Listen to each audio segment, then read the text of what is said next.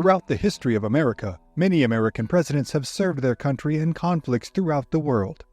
And, of course, all of them have held great influence over the wars fought during their administrations, bearing both the brunt of defeats and the glory of victories. Tonight, History at the OK Corral takes a look at some of the most little-known, some of the most famous, and some of the most infamous battles involving American presidents. Of all of America's founding fathers, perhaps none has had as profound an impact on the nation's history as its first president, George Washington. But, while Washington is now regarded in popular lore as a masterful general and a reverent head of state, his beginnings on the brutal battlefields of the 18th century were anything but glorious or glamorous.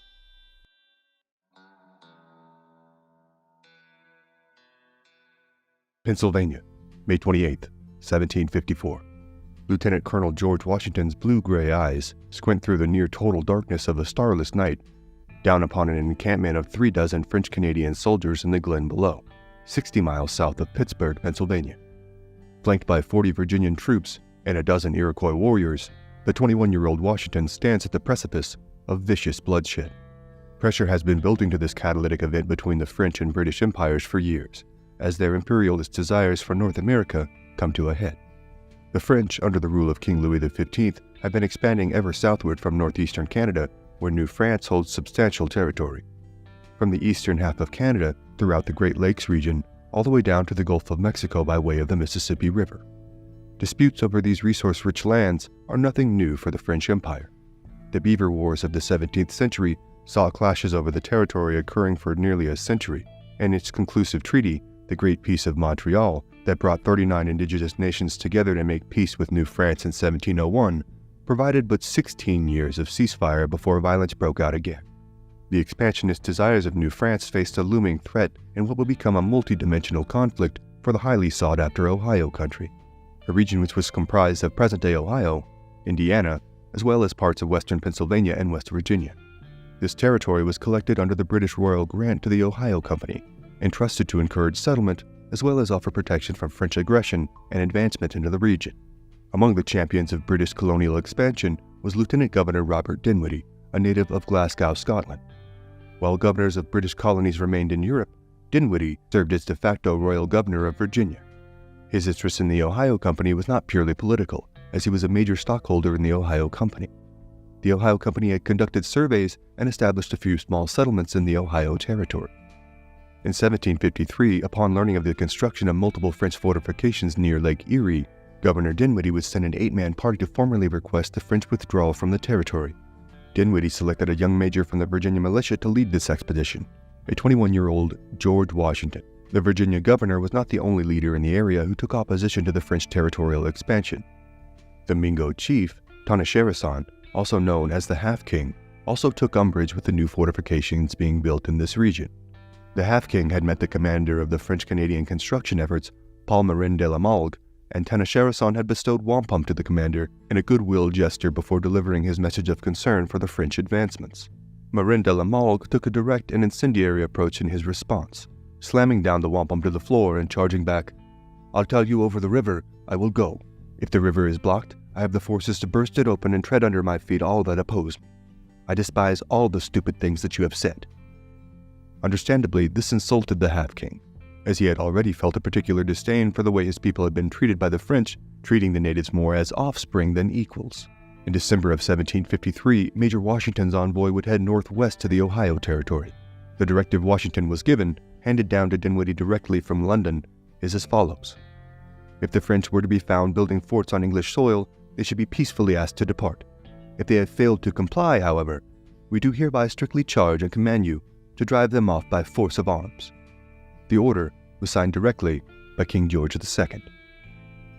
Washington's selection for this mission at such a young age was in part because of his experience as a land surveyor, giving him an understanding of the terrain of which he was about to traverse. Upon their arrival at Logstown, Major Washington requested a conference with Seneca tribal leader Tanacharison. Washington handed the Half-King's associate a string of wampum and some tobacco to his deputy upon delivering the request. On November 25th, the Half-King arrived to meet Washington, and made a point to intimate to the young major many horrid tales of the French, that they had killed, cooked, and then cannibalized his father, that they viewed he and his people as more mosquitoes and flies than humans. The native leader said he viewed the British as trading peers, while their French counterparts were coming to conquer and displace them. The half-king adorned George Washington with the nickname Canatacarius that was likewise bestowed upon George Washington's great-grandfather, John Washington. The name means town taker and destroyer of villages, and while the literal translation may seem a slight of him, George Washington contentedly accepted the moniker, and would even write about it fondly later in life, noting that it was not given to him from Tanasharshan as a pejorative. Washington's request for the half-king to provide an escort to the French fort to deliver his diplomatic message was granted, after a few days' delay for the natives to ceremonially bestow wampum to their new young ally. The escort offered was comprised of only 4 men, including the half-king, and the journey consisted of 5 days of trudging through near-freezing rains, through bitter winds, and thick mud from the ground that had not yet solidified under a proper winter's freeze.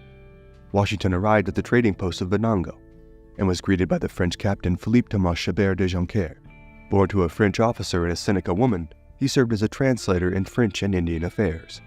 The wine flowed freely that night, and while Washington kept his wits about him, he listened keenly as the French began to disclose their ambitious design to take possession of the Ohio, and revealed the location of their forts amidst their drunken negligence. After a few days' delay at Venango, the young Major Washington's party, now accompanied by both a native as well as a French escort, headed off for Fort Le Boeuf. The 40-mile journey consisted of some of the most difficult conditions he had faced, with many mires and swamps needing to be covered. With the temperature plummeting below freezing, Washington rode on ahead of his party with Christopher Gist. Gist was a frontiersman from North Carolina cut from the same cloth as Daniel Boone, a man who Gist would call his neighbor while living on the Pennsylvania frontier. Gist had been hired by the Ohio Company for £150, a meager salary Washington would have been willing to pay him innumerable times over had he had the requisite funds himself. The arduous journey to Fort Le Boeuf would come to a close on the night of December 11th, as Washington and Gist would arrive at the makeshift compound consisting of 4 buildings put together with haste using bark and plank. Captain Jacques Legaudieu de Champierre, a gray-haired, one-eyed commander who remained hospitable even after learning of Washington's message calling for the withdrawal of the French Canadians from the Ohio Valley. Saint-Pierre informed Washington he did not feel obliged to obey the directive he had been delivered, and stated that the French had every right to kill and capture British traders within the Ohio country. Colonial Britain's concerns about French expansion had now been proven accurate, and Washington took great care while at the fort to compile extensive notes on the hundreds of canoes and extensive armaments the French had stockpiled. Before heading back, Washington would come to find that Saint-Pierre had offered liquor, guns, and provisions to the half-king and his men in an attempt to get them to stay at Fort Le Boeuf and forego returning as guides with Washington. Upon learning of this plot, an irate Washington confronted the half-king and accused him of betraying his agreement and confidence. The Seneca leader then refused Washington's request to lead him back to their home base. While Washington had a zealous ambition to return to Williamsburg with news of the belligerent actions of the French and their non-compliant response to his delivered message, the journey home would put the young major's life in precarious circumstances on multiple occasions. The horses that they had brought along on the journey were in such poor condition that it was decided better to abandon them. Washington and Gist, with a couple of natives as their guides, headed forth on their own as they endeavored to promptly bring the French response to Governor Dinwiddie. As Gist and Washington navigated their canoe through icy waters, nearly being upended on multiple occasions and plunged into the frigid current, they arrived at their first rest stop, and when their Indian guides would not continue on with them, they made the trek on their own. Along the way, they met a party of French Indians who agreed to be their guides, taking them the shortest way to the Ohio River. Washington was suffering from exhaustion so severe, he let one of his guides carry his backpack along the route. After trekking a substantial distance, the French Indian guide suddenly raced out ahead of them and turned around just 10 yards away to fire directly at Washington and Gist. Christopher Gist rushed forward and took the native to the ground, preparing to slay their would-be killer, when Washington cried out for him to stop. Washington spared the hostile guide's life, instead opting to bind him until dusk and then release him into the woods. Washington and Gist traveled until dawn in the opposite direction, all the while fearing a reprisal attack. They would spend an entire day crafting a makeshift raft to cross the Allegheny River. Once they launched the watercraft, they became aware of how swift and violent the current truly was, and the canoe struck a chunk of ice racing downstream. Washington was thrown into the freezing waters. He fought his way to the surface and latched onto a chunk of wood from the canoe that was floating past him. Gist would manage to stay on board the craft, steering it towards a small island. From here, he would fish the soaking Washington out of the river, and the two would promptly find themselves trapped there until daybreak would afford them enough visibility to continue on. They would shiver the whole night through. Washington's remarkable constitution was on display, as he would survive relatively unscathed. Gist would be the one to suffer frostbite, the icy plague present on his fingers and his toes, even though Washington had been the one to plunge into the wintry stream. At dawn, they were relieved to see the river had frozen over during the night, and they crossed the remainder of it with relative ease. On January 16, 1754, Washington arrived in Williamsburg to hand-deliver the sealed letter from the French commandant to Royal Governor Dinwiddie. At this meeting, Washington would outline much of the details he had observed and recorded in his journals about the French fortifications and capabilities. Dinwiddie asked Washington to compile his notes into a concise report which he could deliver to the council the next day. Washington spent the night arranging the report, and its impact would be far greater than the young major could have ever expected. The report was published across colonies as far north as Massachusetts, and it would be printed as a pamphlet in London as The Journal of Major George Washington, thrusting his name into the spotlight for the first time. For this expedition, Washington was paid £50, a figure he had found unfavorable, but he managed to parlay the event into a promotion to the rank of lieutenant colonel just around the time of his 22nd birthday. Dinwiddie ordered the construction of a fort on the forks of the Ohio. The location had been suggested to him by Washington, and he brought on William Trent of the Ohio Company as captain, with instructions to commence building the fort at once. Washington was ordered to cobble together what forces he could and to march them to the forks of the Ohio that spring to secure the area for the fort's construction. That February also saw 800 French-Canadian militia troops depart from Montreal, heading for the Ohio Valley. Washington's forces were paltry in comparison, a truly ragtag bunch, numbering just 160 at the time of departure. The Virginian wrote of his men that they were, quote, loose, idle persons that were quite destitute of house and home, and quite many of them of clothes. Washington sought red uniforms for his men, of the kind worn by His Majesty's troops, as he felt as though the colonial regiments were looked upon as second-class citizens, a feeling that would linger throughout his British colonial military career. When word came down to Dinwiddie of a French raiding party charting a path towards the forks of the Ohio, Washington was ordered to take what troops he had and head out at once. He was instructed to maintain a defensive posture, but was authorized to use deadly force were the French to obstruct any of their settlements or fortifications. On April 2nd, Washington headed out with his green recruits. 3 weeks of traveling had passed when Washington received unsettling intelligence about French activity in the Ohio country. Over 1,000 French troops had overtaken British forces at the forks of the Ohio River, and the fort had fallen into French hands, being renamed Fort Duquesne. On the night of May 24th, Washington received word from his scouts that a French platoon had crossed the river and was staying just 18 miles away. Washington took up a defensive position at the Great Meadows, near present-day Uniontown, Pennsylvania. Christopher Gist reported to Washington that French soldiers had invaded his cabin and threatened to kill his livestock and pillage his home. The Half-King, having joined forces with Washington once more, confirmed the existence of this rogue band of French Canadians and informed him that they had set up camp just 7 miles from their location. Upon hearing this, Washington altered course from his defensive mindset, not wanting to toil through yet another night of waiting to be stumbled upon, or worse yet, ambushed. Washington and the Half-King set out with their 40 men, a dozen of which were natives, and voyaged out into a rainy, moonless night, hunting for the French encampment. The night was so dark that the men continuously stumbled into one another as they marched single file. 7 soldiers went astray into the woods, losing step with those in front of them and unwilling to decry the missteps, as a break in the silence would give away their position to enemies who may be nearby. In the pre-dawn hours of May 28th, under the navigation of the Half-King, Washington now leads the men to the crest of a hollow surrounded by rocks. From the high ground above the sleeping French encampment, the natives slip through the trees to encircle them and block any escape from Washington and his men. Upon hearing the rustling around them, the French grasp for their arms, and shots ring out towards the colonials. Washington's men fire off 2 quick volleys that leave at least 10 French soldiers lying dead, while the rest throw their arms down and surrender. Now, as they descend upon the forfeiting side to capture the remaining men, this course of events takes a dark and unsettling turn. From the woods behind the encampment, the Half-King walks towards the wounded French officer, Joseph Coulon de Jumonville, and speaks in French, "Thou art not yet dead." my father."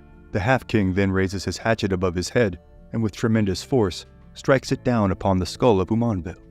He repeats this 3 more times as a stunned Washington looks on silently. The half-king now reaches his hand into the cracked skull of Jumonville, removing a portion of his brain matter, then ritualistically kneads it through his fingers as though he were washing his hands with it. Washington, having suffered 1 man killed and 3 others wounded, finds himself in a precarious circumstance. He knows that admonishing the half-king could create an unwanted divide between them, and he seeks the most diplomatic way to make his position a sympathetic one. In his reporting of the events to Governor Dinwiddie, Washington emphasizes the French's aggression in the prelude to the firefight, as well as the clandestine way they had spied on their party's activities, whereas Washington had delivered his diplomatic message the prior December with a statesmanlike dignity. The French account is markedly different from that of the British, and will even be used to propagandize Washington as a murderer and inflame the diplomatic relations of the 2 empires in precursor to war. Washington, however, does not have time to ruminate on the empirical effects of his actions, as he knows a French counterattack will be on its way. The Virginian commands his men to dig a circular fortification for the coming onslaught. This fort will come to be known as Fort Necessity, and the battle that follows will see the young lieutenant colonel captured by his newfound enemies. But the tales of heroism and sacrifice in the coming years and decades are too numerous to cover in one episode. For tonight, those are other stories for other times.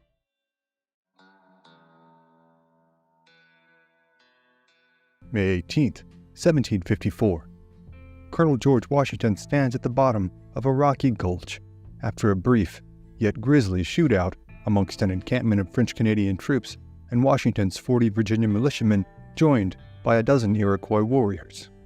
The clash would end as a resounding victory for young George Washington, with over a dozen killed for the French and the rest surrendering. After the final shots had rang out in the early morning hours of the battle, Tanacharishon, known as the Half-King, a Mingo chief, had viciously killed the French officer Joseph Couillon.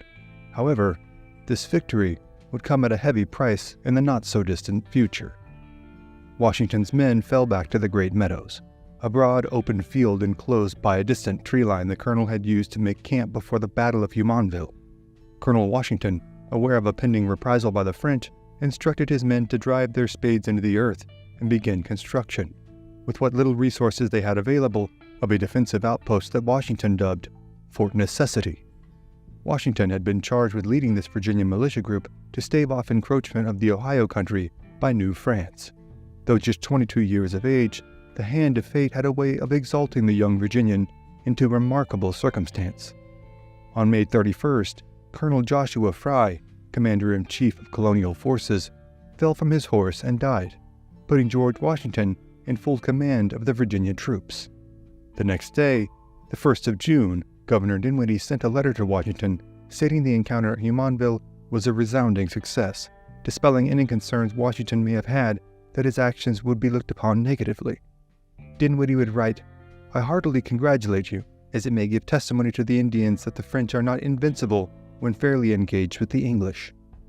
Dinwiddie would address his superiors abroad with a different tone, stating that Washington's forces had been merely auxiliary to the Half-King, and that the natives were the aggressors in the skirmish, given that the colonials were purely on a defensive assignment.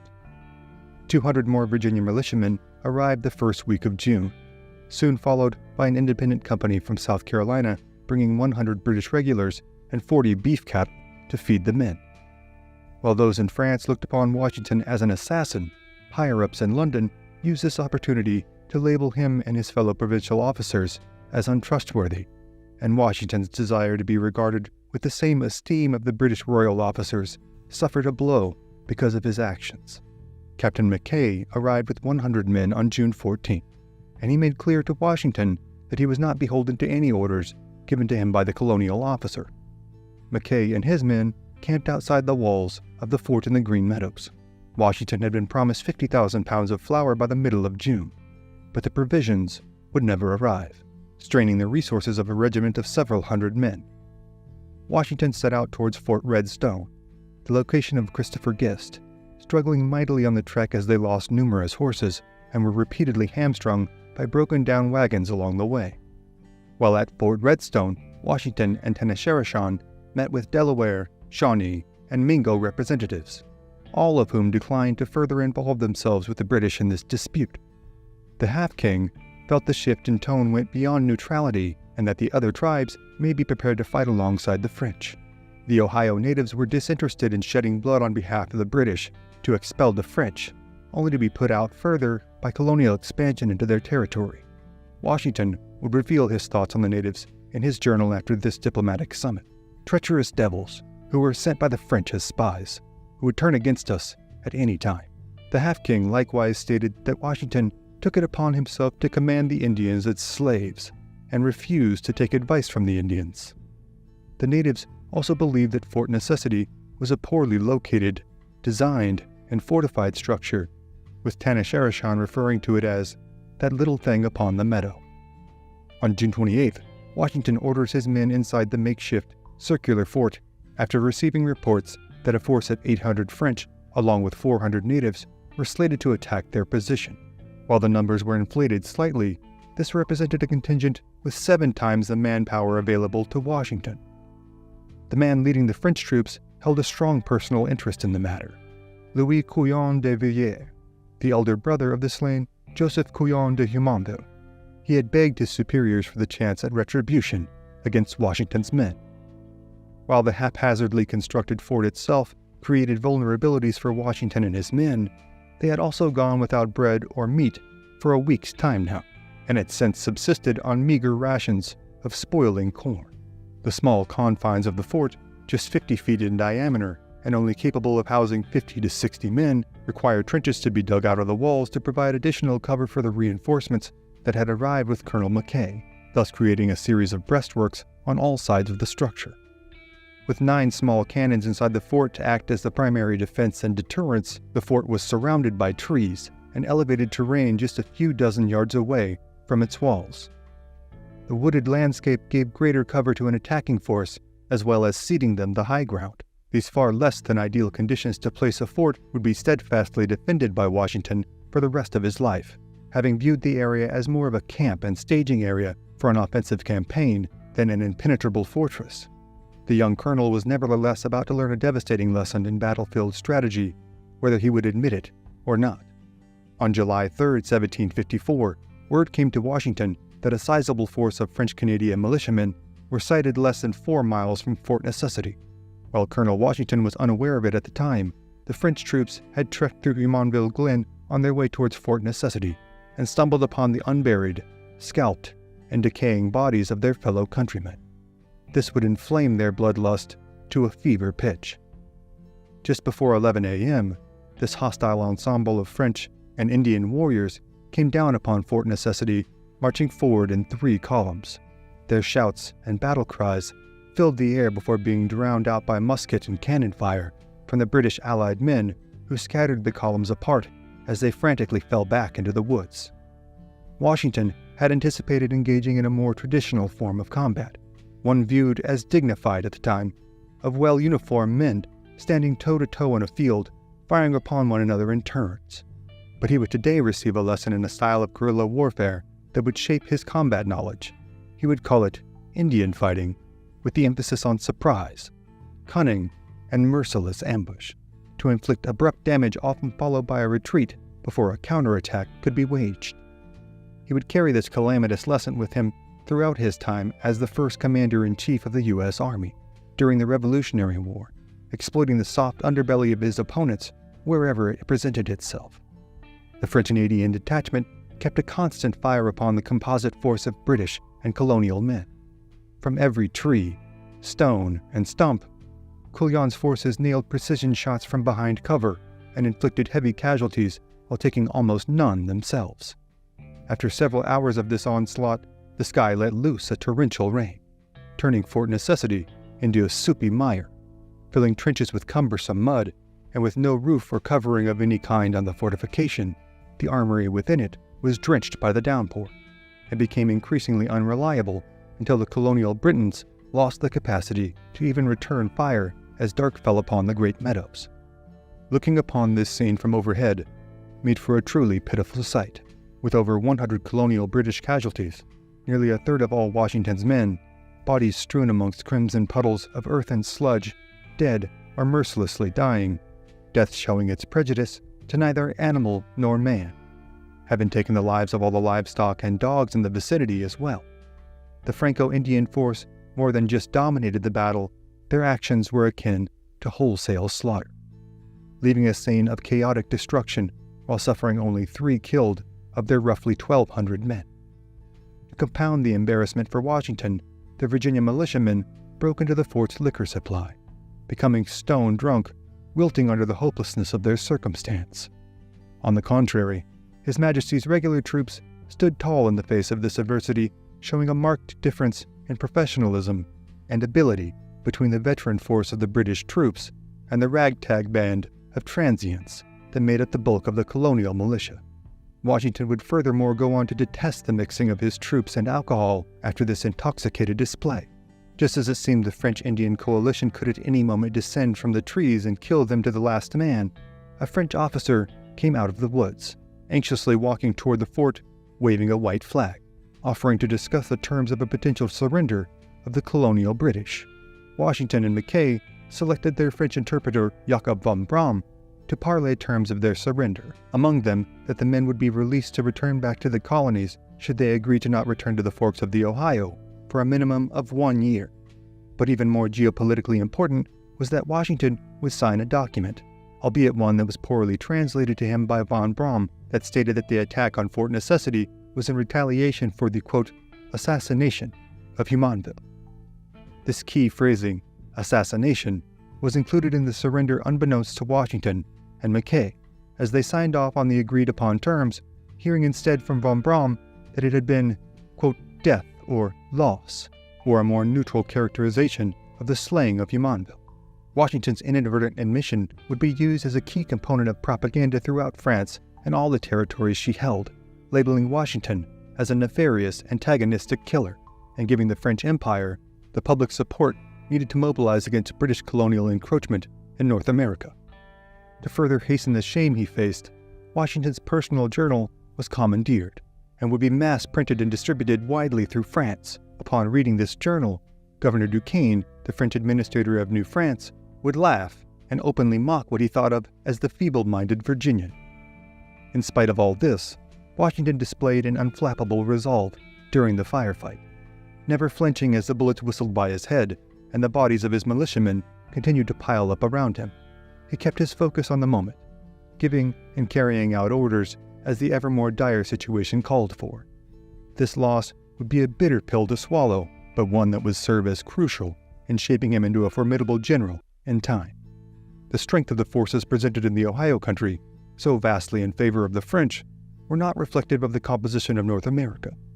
The whole of New France had a mere 75,000 inhabitants, while the British colonies were home to a population of 1.1 million, as well as 300,000 black slaves.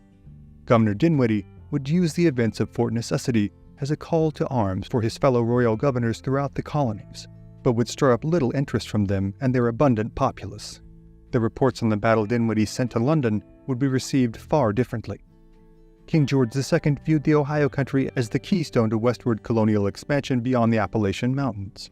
He would commission Major General Braddock to sail to the shores of Virginia with 2 regiments the following year to unite with the colonial forces and wage a campaign of aggression on multiple fronts to ruthlessly drive out the French incursion.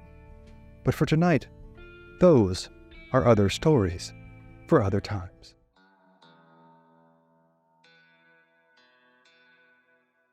July 3rd, 1754. George Washington signs off on the surrender of Fort Necessity after a relentless assault by a contingent of French and native forces. The official tally for the British would be 31 killed, 70 wounded, and 369 captured, including Colonel George Washington himself. The Franco-Indian force only lost 3 men, with 19 wounded.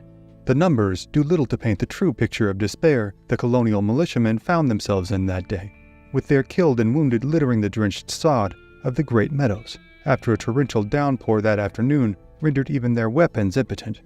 Perhaps even Washington himself would have found it hard to believe that in just 1 year's time, he would be back in the Ohio country just 50 miles north, facing levels of atrocities that would outshine the defeat at Fort Necessity tenfold. On July 4th, Washington headed out from Fort Necessity with his men, having agreed to not return for a period of 1 year under the conditions of his surrender and release. 2 colonial officers were to be held captive by the French for this period to ensure the terms were observed. Washington prioritized getting the wounded to medical care as quickly as possible, hoping to save as many men as they could, with many requiring amputations from the onset of infections in their wounds. Along the way, the natives continued to loot and raid the militiamen, but Washington ordered them to stand down, not wanting to suffer another violent confrontation that would almost certainly end in the other side's favor. During the Battle of Fort Necessity, the Congress of Albany was underway, taking place from mid-June through mid-July 1754. The Congress saw representatives of 7 British colonies convene to discuss how to improve relations with native tribes and defend themselves against the encroachment of New France in their territorial interests. At the Congress, Benjamin Franklin attempted to get the colonies to agree to a plan of union, forming together under a president appointed by the British Crown. The popular Join or Die political cartoon was born from Franklin's idea. While this plan was voted down by the representatives, it would become the basis of the Articles of Confederation and the U.S. Constitution adopted 2 decades later, the foundation of the independent United States government. After the disappointing defeat at Fort Necessity, Washington resigned his post when the Virginia Regiment was divided into 10 independent companies. This realignment would have brought with it a demotion from the rank of colonel. Washington knew the early retirement would be temporary, writing that his stepping aside was, quote, "not to gratify any desire I had to leave the military. My inclinations are strongly bent to arms." After the death of his father, Lawrence Washington, a series of events would lead to his coming into power as the Lord of Mount Vernon. Lawrence's widow Anne remarried and moved to Westmoreland County, and then on December 10, 1754, her daughter Sarah passed away. George, who was not a wealthy man by his own means whatsoever at the time, would lease the estate from Anne, as well as its 18 slaves, under the condition that each Christmas, George would ship 15,000 pounds of tobacco to Anne as payment. This agreement would bring George Washington considerable stress, but would also, in time, make him one of the wealthiest men in the Virginia Commonwealth. Major General Edward Braddock was sent to the British colonies to lead an aggressive, multi-pronged campaign to rebuke New France from their territory. Braddock arrived in Hampton, Virginia on February 20, 1755, with 2 regiments of British regular troops. His comprehensive strategy included Admiral Edward Boscawen sailing a fleet to the Gulf of St. Lawrence to prevent French reinforcements from reaching Canada. Braddock's 2 regiments were sent to Wills Creek to embark on an expedition to Fort Duquesne. The 50th and 51st Regiments had been dormant since King George's War and were to head out from Albany to the French fort of Niagara under the command of William Shirley. After Braddock took Fort Duquesne, he would continue up the Allegheny River, one by one taking every French fort along the way until uniting with Shirley in Niagara that fall. Major General Braddock requested that George Washington join his staff. While he had reservations about the young colonel's conduct at Fort Necessity, Braddock learned that Washington possessed an intimate knowledge of the landscape of the Ohio country that would prove invaluable.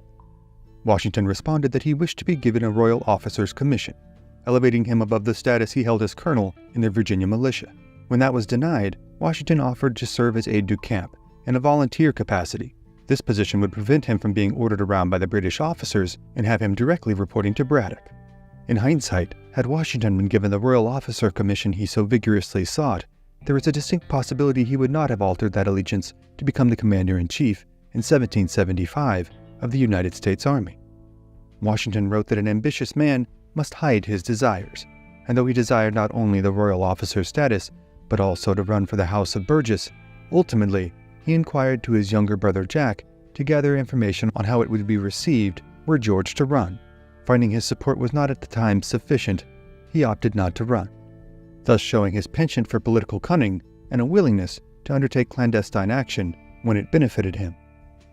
After appointing Jack Washington to take over as Lord of Mount Vernon in his absence, George would join Braddock in May of 1755 in Frederick, Maryland. Colonel Washington disputed Major General Braddock's plan for an assault through traditional means, informing him of the fighting style of the natives. Their desire was to inflict damage on a larger force and flee before suffering casualties, stressing an asymmetrical approach to warfare. Braddock maintained an air of superiority towards every colonial he interacted with, even at his own peril. Upon these forewarnings of the natives' penchant for hostile ambush, he demurred, These savages may be a formidable enemy to your raw American militia, but upon the king's regular and disciplined troops, it is impossible that they would make any impression. In early June, Braddock and his force of 3,000 men headed out for the forks of the Ohio. With dozens of cattle in tow, as well as 50 women who had agreed to assist the procession, the pace of their advance was at times 2 miles a day. Braddock had rebuked Washington's suggestion to travel lightly through the Appalachian range they were to traverse. Taking only pack horses and bare essentials, Braddock, however, opted for an overloaded caravan of carriages and cannons. Braddock, who was unfamiliar with the physical geography, also struggled to make headway, as much of the trails and roads they needed to use had to be widened and worked on as they advanced. Washington would call for them to split into 2 columns, one with the majority of the fighting men to charge ahead, and the other column to construct the pathway, bringing it up with the women, cattle, and wagons. Braddock would agree on the adoption of this strategy and lead the column charge forth at a great pace, the general so emboldened by the lack of resistance they faced along the way that he would end up several miles ahead of the supply column. Washington was afflicted with dysentery that gave him fits of diarrhea and vomiting that severely depleted his energy. He also suffered from an agonizing case of hemorrhoids that caused him to have to travel lying flat in the back of a wagon much of the time, unable to sit upon a saddle. Braddock gave Washington a bottle of Dr. James's medical powder, a combination of phosphate of lime and antimony, to treat his hemorrhoids. Washington would call it the finest medicine in the world. Just after crossing the Monongahela en route to Fort Duquesne, the progress would come to an abrupt halt. On the morning of July 9th, a majority native coalition force led by French Captain Daniel Léonard de Beaujeu arrived too late to the river to ambush the British and colonial forces. The French captain's forces number roughly 800 men under his command, about half the number of men stationed to defend Fort Duquesne, composed of officers, regulars, as well as Canadian militia alongside 600 native warriors. Among the tribes present are the Ottawa, the Mississauga, the Delaware, the Shawnee, the Wyandot, and the Potawatomi. The native forces hid amongst the trees on either side of the road towards Fort Duquesne, with the majority of the French Canadians stationed further up the road along the path to the fort. Around 1 o'clock that afternoon, the advance guard of the British, commanded by Lieutenant Colonel Thomas Gage, spotted the enemy lying in wait in the trees just after crossing the river, and ordered his men to fire upon them. The opening volley of the battle did little damage to the Franco-native forces as a whole, but as luck would have it, Captain Beaujeu was caught in the line of fire and killed in the opening salvo of the Battle of Monongahela, which would also be referred to, for good reason, as the Battle of the Wilderness. The native forces, as they had done at Fort Necessity, took cover amongst the trees, stones, and brush, raining down an ongoing fire upon the redcoats.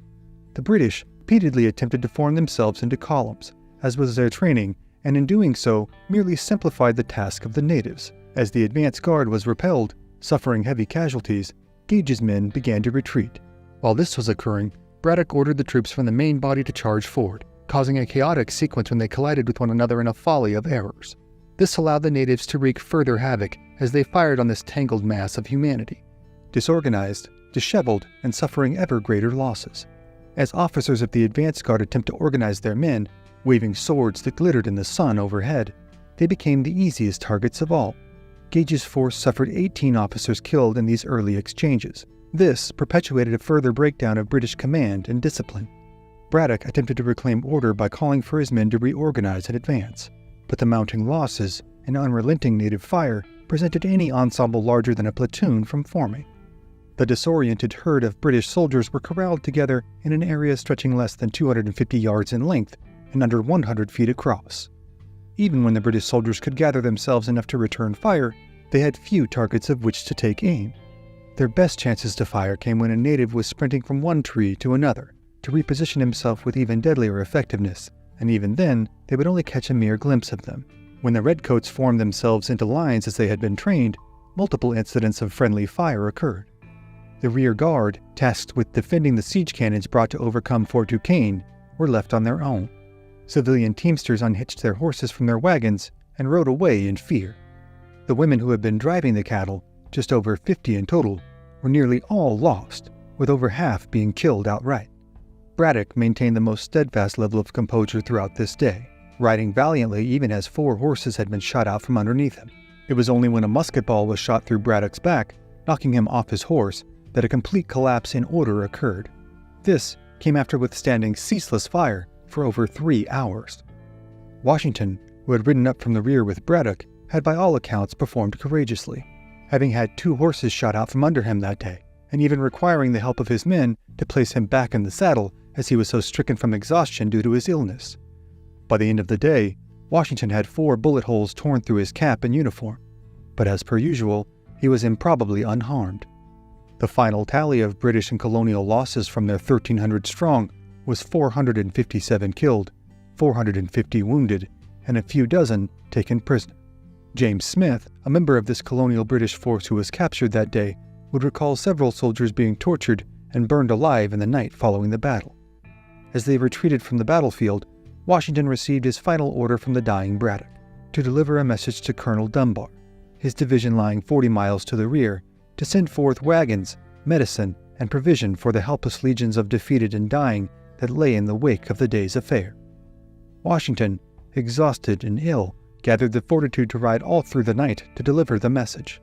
During the retreat back from the Monongahela, Braddock succumbed to his wounds, and Washington had him buried on the road passing through the Great Meadows near Fort Necessity. After his burial, Washington had the wagons and men traverse over the top of his freshly dug grave, packing the earth back together tightly to prevent it from being discovered by natives and saving his body from desecration. Colonel Dunbar led the defeated force back to the east. He ordered 150 wagons to be burned and the cannons destroyed, preventing these supplies and armaments from falling into enemy hands. The dejected survivors then carried on towards Philadelphia. Captain Bugeaud was buried on July 12th at Fort Duquesne, the victor in a battle that saw both commanders lose their lives.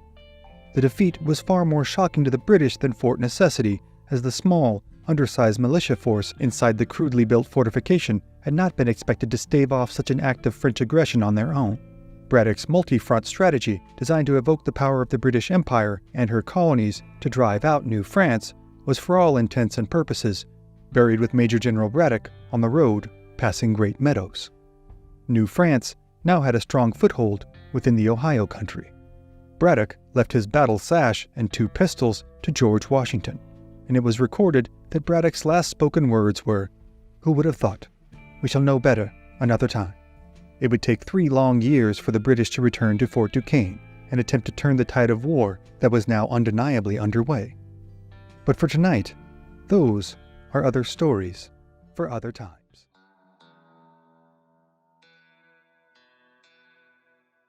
August 27th, 1776, New York, New York. The American War for Independence is at long last underway. The siege of Boston had lasted for nearly a year, as American and British forces, under their tactful generals, endeavored for control of the peninsular city. Ultimately, the British, unable to move beyond the city by land and cut off from supplies except as delivered by British ships which were constantly under varying degrees of harassment from American vessels, retreated from the Jewel of Massachusetts, sailing north to the friendly shores of Nova Scotia on St. Patrick's Day, March 17, 1776. A seminal moment that is still celebrated by the heavily Irish city today. After the withdrawal of British forces to the north, General George Washington, Commander-in-Chief of the Continental Army, marched his troops south to New York City, to the southern tip of the fast-developing island of Manhattan. The natural geography of New York City presented a multitude of opportunities for the Royal Navy, and Washington anticipated the British would value the vast harbor and waterways surrounding the city. Washington ascertained that if the British controlled the Hudson River, they could bifurcate the northern and southern colonies, and with innumerable loyalists populating the Empire State, it could spell disaster for the hopes of the young nation. He stated, "The Tories can only wait for a favorable opportunity to declare themselves openly." General Lee had preceded Washington's arrival in the Big Apple, having spent many sleepless nights trying to solve the tactical intricacies of the strategic Rubik's Cube that was New York's many waterways, harbors, islands, and land formations. He was so overwrought with anxiety and worry, as well as afflicted with an incapacitating case of gout, that Lee would be carried into the city on a stretcher. From there, he ordered artillery installations to be made at Governor's Island, Brooklyn's Red Hook, and Jersey City's Paulus Hook to defend against a British maritime invasion. Lee would profess the difficulties in defending New York to Washington in a letter. "What to do with the city I own puzzles me. It is so encircled with deep navigable water that whoever commands the sea must command the town. Both generals felt the city was indefensible should it be faced with the full might of the British Royal Navy. Yet Washington believed it would be utterly demoralizing to the troops as well as the citizens to simply surrender it without a fight. Prior to Washington's arrival in New York City on April 13th, the beleaguered General Lee was reassigned to Charleston, South Carolina, elevating Israel Putnam to Washington's second-in-command. As Washington toiled away in his office, maneuvering regiments, staffing officers, and delineating chains of command, he grew agitated with the administrative duties that kept him from being out in the field. He had stationed 121 cannons by early June upon Manhattan, Jersey Shore, Governor's Island, and Brooklyn, all angled to bombard approaching British vessels. The commander-in-chief also ordered the sinking of hulks into the offshore pathways and waterways the British were most likely to navigate, designed to tear into their hulls and make the other ships' approach to the city as undesirable as possible. Additionally, Washington ordered the construction of a series of strategically placed fortifications, namely Fort Washington and Fort Lee, positioned further up the Hudson with a desire to negate the British from creating a maritime passage to Canada upon the river. Fort Putnam, Fort Greene, and Fort Box were all constructed on the eastern side of the East River. These forts were enveloped by large trenches that connected them and brandished together a combined 36 cannons. While these defensive arrangements were being made, the city was gripped with a palpable sense of impending doom. Citizens attempted to go about their lives, but this dark cloud dampened their spirits and consumed their conversations.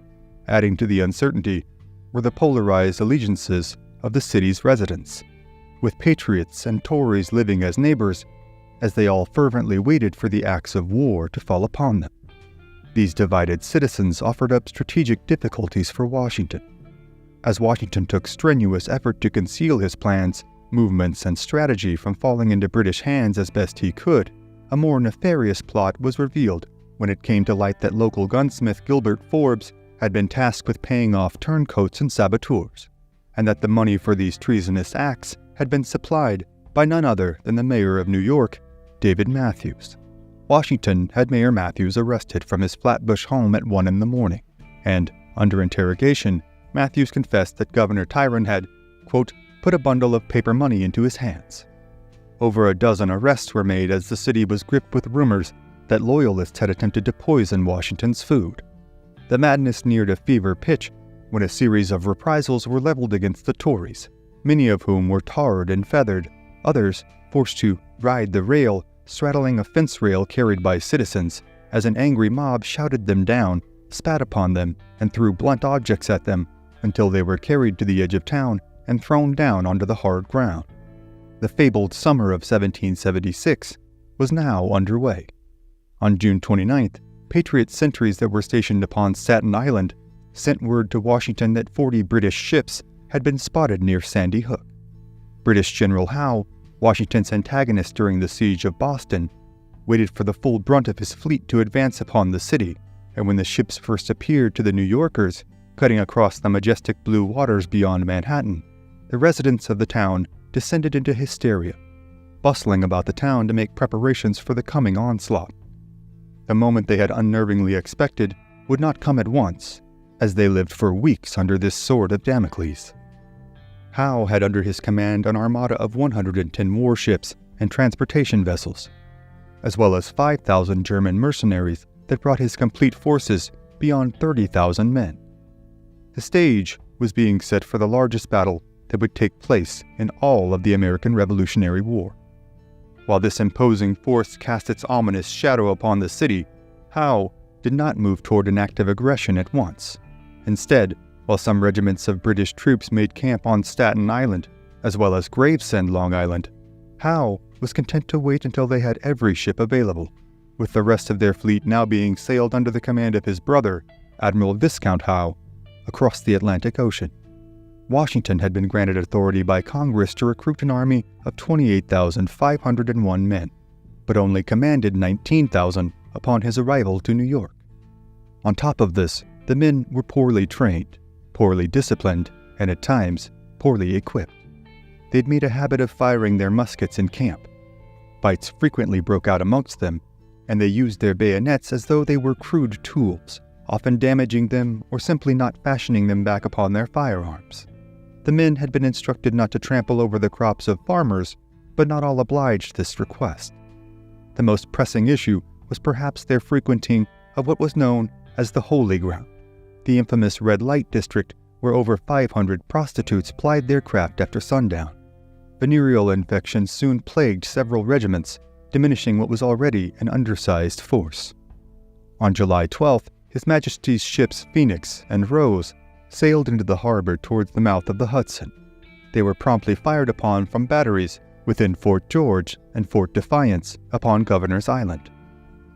The following day, Howe attempted to make an alternative approach, sending a diplomatic envoy with a message for Washington.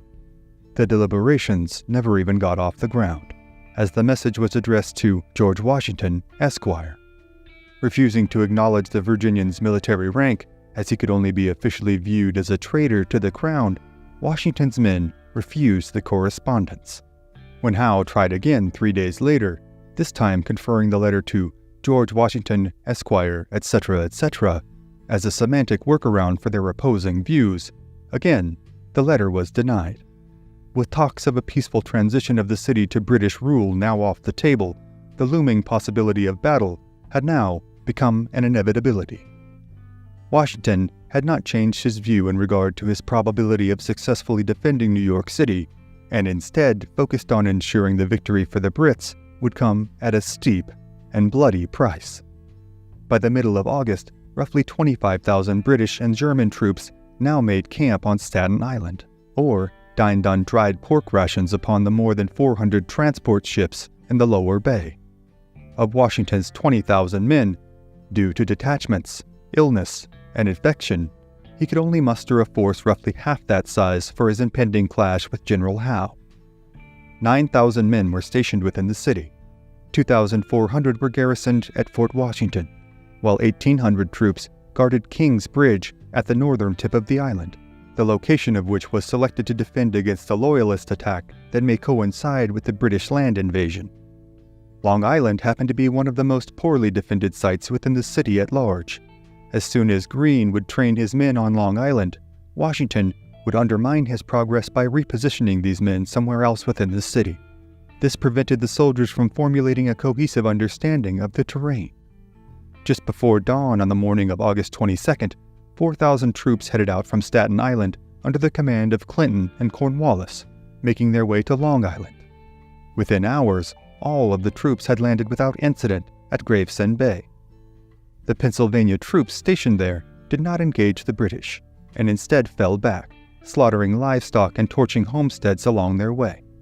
When the sun had reached high noon that day, there were over 15,000 troops ashore, and with them, 40 cannons. They made their camp 6 miles in at Flatbush, as General Howe ordered they press on no further than that. When Washington received news of this landing, he was incorrectly told that the British force that landed numbered roughly 8,000 men. Washington believed this was a feint, designed to draw his forces away from the heart of the city, and he responded by sending just 1,500 additional reinforcements. The American forces on Long Island now numbered roughly 6,000, but the force they were set to oppose had not yet reached its full capacity. The following day, 5,000 German mercenaries joined their British counterparts, bringing the total size of this staunch detachment to over 20,000 men. Israel Putnam had been placed in charge of the American forces on Long Island. He was to command the force from Brooklyn Heights, while Sullivan and Sterling would lead the troops into battle just ahead from Guan Heights.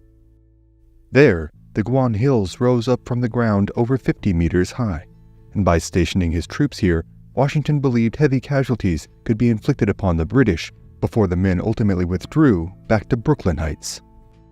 There were 3 main routes that led to the Heights: Gowanus to the west, Flatbush Road to the east, and Bedford Pass beyond that.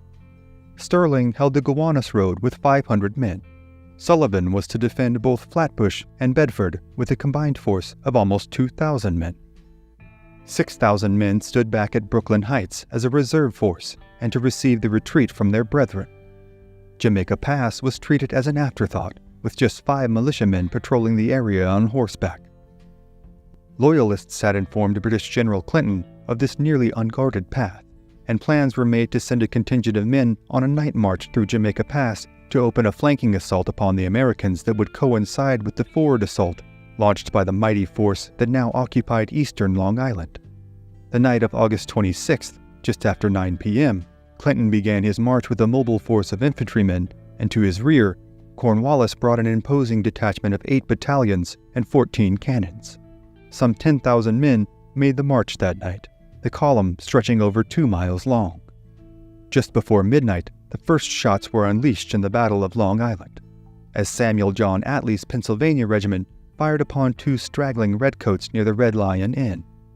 Clinton's movement was part of a devastating 3-pronged attack conjured by the British command to deceive, envelop, and then destroy the Continental Army. Major General James Grant would lead his Highlanders through Gowanus Road in a diversionary assault to the west of Brooklyn.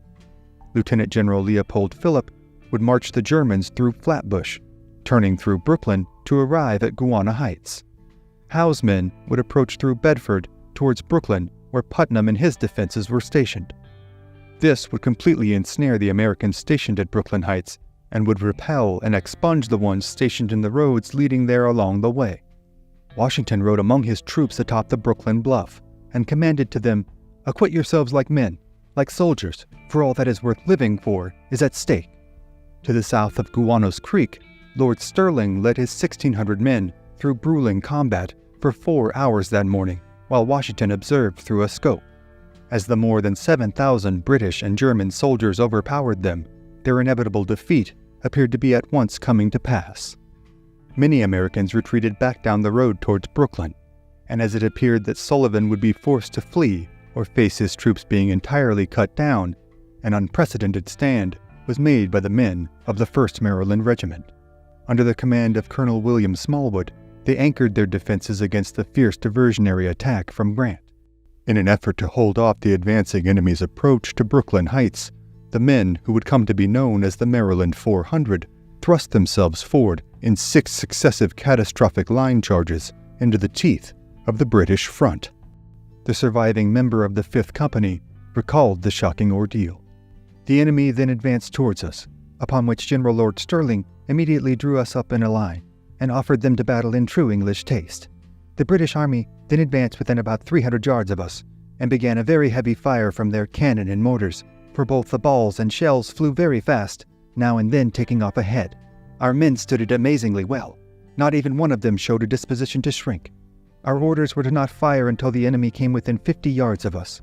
When the British perceived we stood their fire so coolly and resolutely, they declined to come any nearer, although triple our number. In this situation, we stood from sunrise to 12 o'clock, the enemy firing upon us the chief part of the time. The heroic stand came at a heavy price.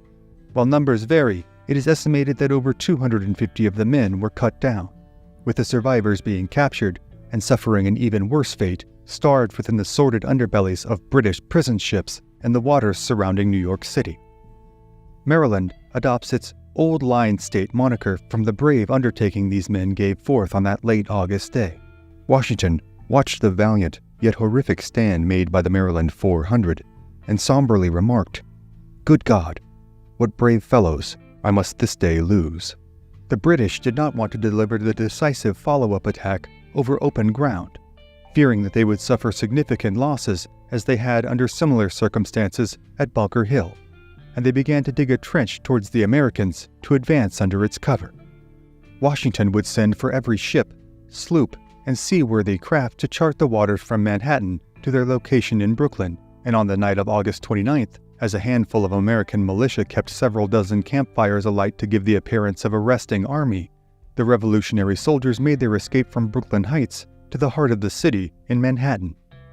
The operation was blessed with a dense fog that settled into the harbor, concealing the evacuation from the British patrols. As their forward scouts noticed there were no American pickets present, they investigated further, only to discover that the standing American army had vanished from Brooklyn Heights overnight. Just as they were discovering this shocking news, General George Washington was stepping onto the final Brooklyn ferry as the last American to do so. By 7 o'clock on the morning of August 30th, all 9,000 men arrived safely to Manhattan, without a single loss of life in the exfiltration mission. Although Washington had decisively lost the Battle of Long Island due to the stout-hearted effort of the Maryland 400 and the surviving men's daring, clandestine retreat across the New York harbor, it was assured that the upstart army of the newly independent United States of America would live to fight another day.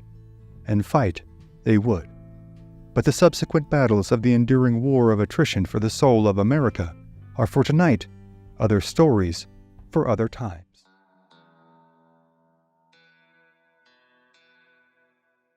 August 29, 1776, Brooklyn, New York. General George Washington and 9,000 of his men are trapped in Brooklyn. During the Battle of Long Island, just 2 days prior, the American lines were cut through by German Hessian mercenaries and British redcoats numbering more than 20,000, executing a perfectly staged pincer movement to ensnare the undersized force of less than 10,000 American troops traveling with columns at night on scarcely guarded roads to attack the Americans on the morning of the 27th from 3 sides. The Continental Army incurred heavy casualties during the battle, but a brave stand by the men of the Maryland 400 that featured them delivering 6 consecutive charges to the lines of the British and their mercenaries would salvage the day, and the war, for General Washington and his young army. The Maryland 400 would suffer over 250 deaths, with the remaining men captured and left to die in the hulls of prisoner ships in New York Harbor. In all, the Americans lost 2,200 men that day, killed, captured, and significantly wounded. With nearly half of the men of the standing army of the American forces trapped in Brooklyn, General Washington had to devise a way to get his men to safety, or the American cause could be lost before it ever truly began. Washington had been outwitted by the British generals.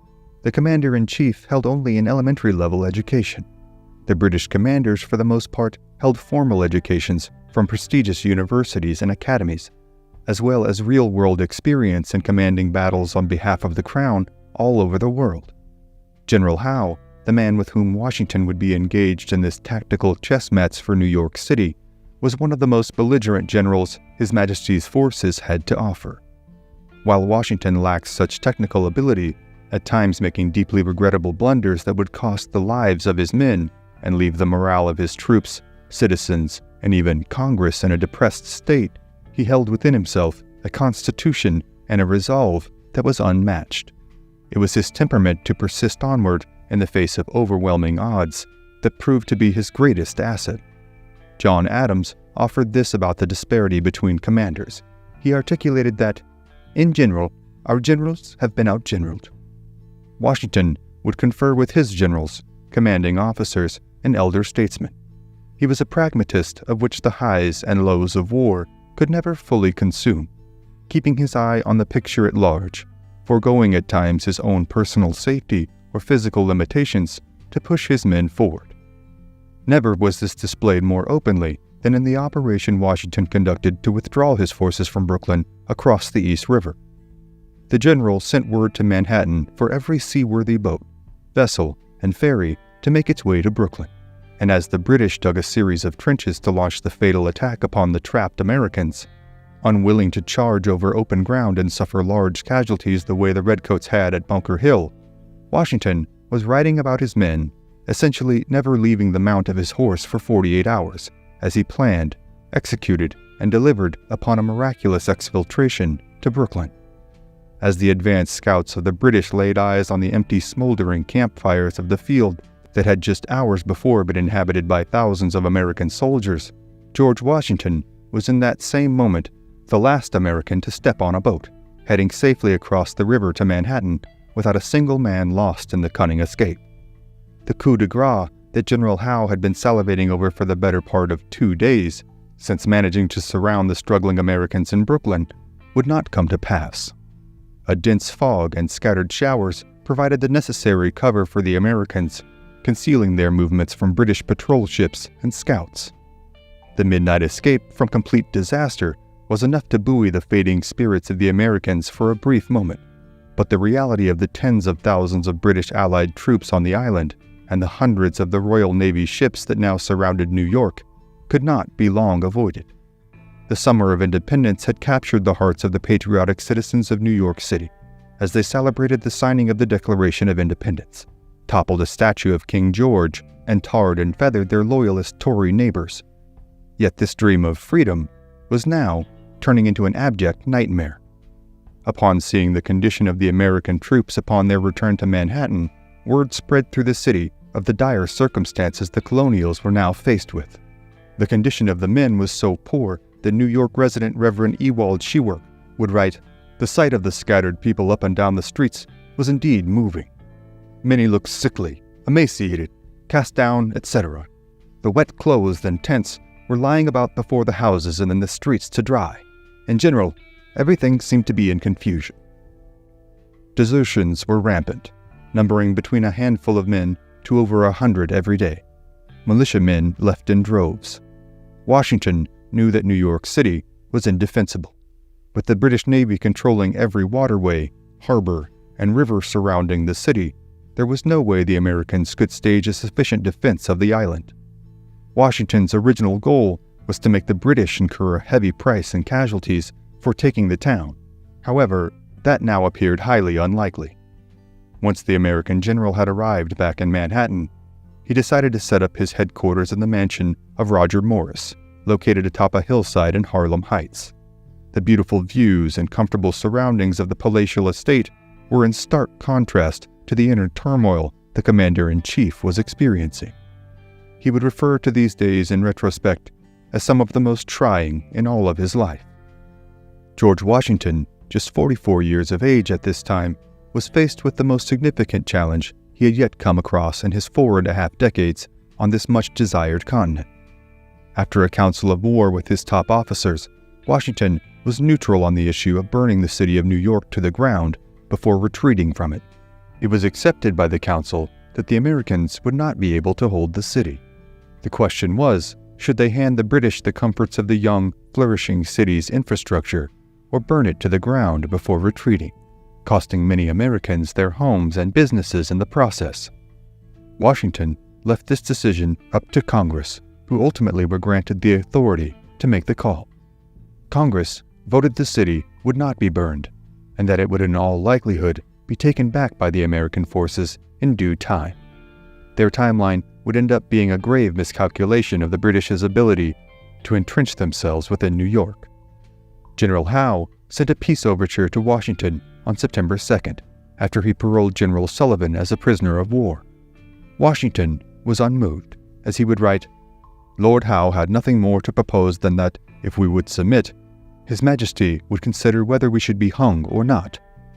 The commander-in-chief knew that he was not merely fighting for the independence of his young nation, but for his life, perhaps his family's lives, and for the fertile grounds that had become home to him in Mount Vernon.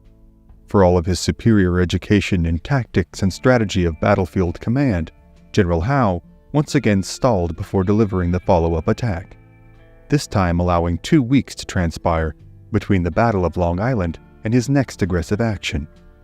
Washington's willingness to listen to peace offerings from the British may have been the reason for this extended pause, as well as the fact that the British were unaware of just how dire the circumstances were for their colonial contemporaries. On September 13th, 4 British warships sailed up the East River. As they did so without a single cannon shot being fired upon them, Washington could only watch and consider what their official plans were. The ships arrived outside Kips Bay, a small inlet on the eastern shores of Manhattan, and on the morning of the 15th, flatboats left off Long Island and began rowing towards the inlet under the covering fire of a cannonade from the warships. For the next hour, an unrelenting fire rained down upon Kips Bay from the 5 ships that now surrounded it.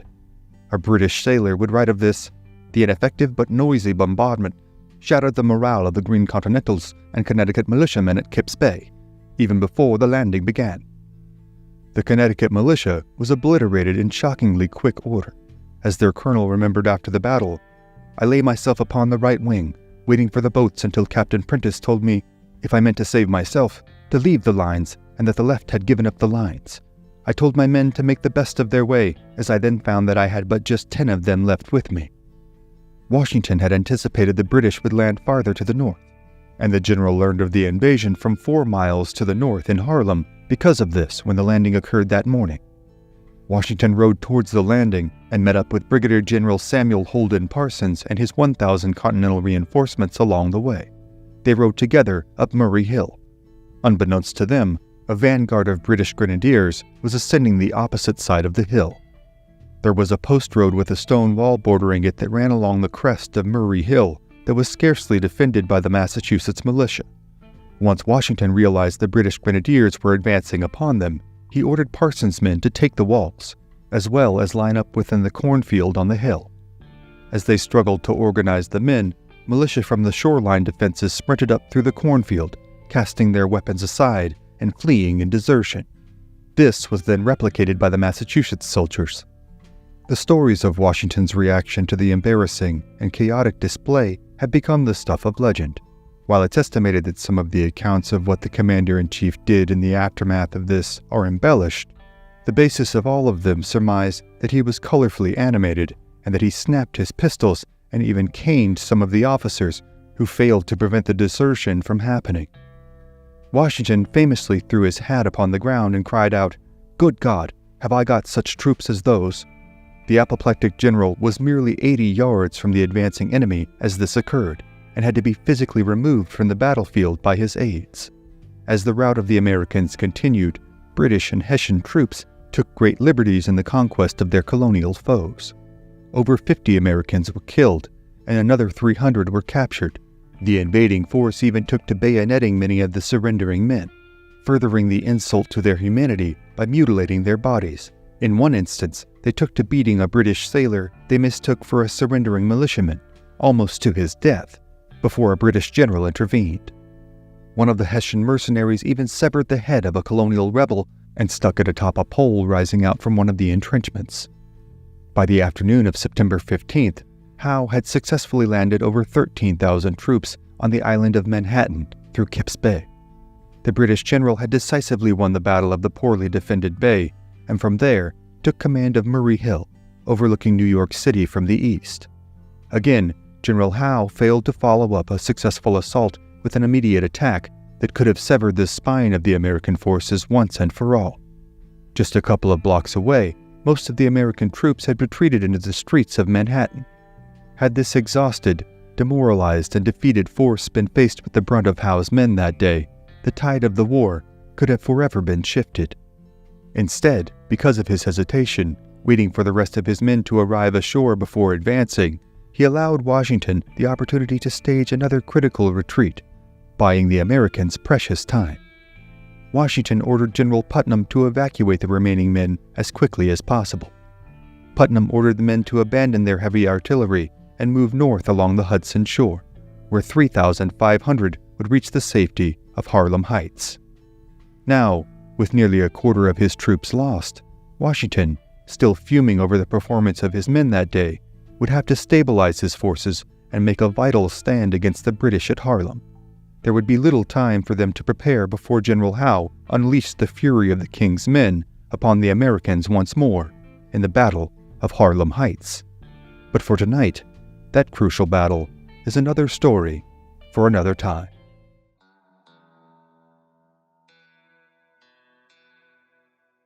September 16th, 1776, Harlem Heights, New York. A fiery General George Washington wrestles with the inner turmoil that has been brought about following successive defeats to the invading British in the Battle of Long Island and the follow-up attack by the British at the landing at Kips Bay just the day before. Redcoats, accompanied by their Hessian mercenaries, stormed ashore after Crown ships bombarded the defenses at Kips Bay with a relentless naval cannonade. The result was an abject defeat for the fledgling Americans. As men broke from their lines and retreated, many were killed or forced to quickly surrender. The British took little mercy upon these unfortunate souls who gave up their arms, with the King's men and their Hessian brethren bayoneting, bludgeoning, and even beheading their capitulating foe. Private Joseph Plum Martin, serving with his Connecticut regiment, joined the retreat that day and offered simply that the demons of fear and disorder seemed to take full possession of all and everything that day. For all intents and purposes, it appeared as though the American forces would suffer a crushing defeat that would cut short their quest for independence. As the militiamen and Continentals retreated to the confines of Lower Manhattan in their squalid and dejected condition, General Howe had the opportunity to advance upon them, trap them on the tip of Lower Manhattan, and drive them into the river with tens of thousands of Royal soldiers. General Washington commanded his Major General Israel Putnam to gather the men in Manhattan and retreat north to Harlem, using the eastern side of the island near Hudson River to deliver them from this fatal follow-up attack. He flew on his horse, covered with foam, commanding the men to leave their camps, leaving their cannons and heavy equipment. 3,500 Continentals left Manhattan at 4 in the afternoon and arrived in Harlem by nightfall on the 15th of September. The exhausted, demoralized, and yet still persisting American soldiers made their camp that night at Harlem Heights, often with little but the shirts on their back as they had left their baggage and cargo behind in their hastily made march from the city, their clothes soaking wet from thunderous evening showers that rained down upon the last leg of their journey. Loyalists celebrated as the Americans withdrew from the city, some even exacting revenge upon their patriot neighbors, and raised the Union Jack over the governor's fort, crying out, "God save the King." They then trampled underfoot and burned the Grand Union flag.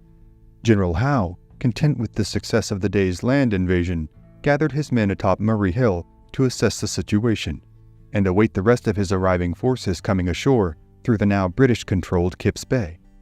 Washington had struggled internally with the poor execution of duty of many of his men during the struggle of New York City. This is not to say the Continental Army wasn't replete with individual acts of selfless bravery and units such as the Maryland 400, who sacrificed their lives to the Americans' cause of liberty, but the composition of the American military during this time was one that guaranteed that a constant rotation of green troops would employ the bulk of the rank and file. With most enlistments lasting only 12 months and desertions high, just as Washington had trained his men and they had achieved significant battlefield experience, their tour of duty would come to an end, and thus a new batch of recruits would be brought in, starting the cycle over. Washington had written a wordy composition of these precarious circumstances to Congress on September 8th. The broad letter can be best summarized with this single sentence held within it. On every side, there is a choice of difficulties, and every measure on our part to be formed with some apprehension that all our troops will not do their duty. The Commander-in-Chief would be even more forthcoming about his sentiments during this time in a letter penned to his cousin, Lund Washington, now the caretaker of Mount Vernon. In short, such is my situation that if I were to wish the bitterest curse to an enemy on this side of the grave, I should put him instead with my feelings. And yet, I do not know what plan of conduct to pursue. I see the impossibility of serving with reputation or doing any essential service to the cause by continuing in command. And yet, I am told that if I quit the command, inevitable ruin will follow from the distraction that will ensue.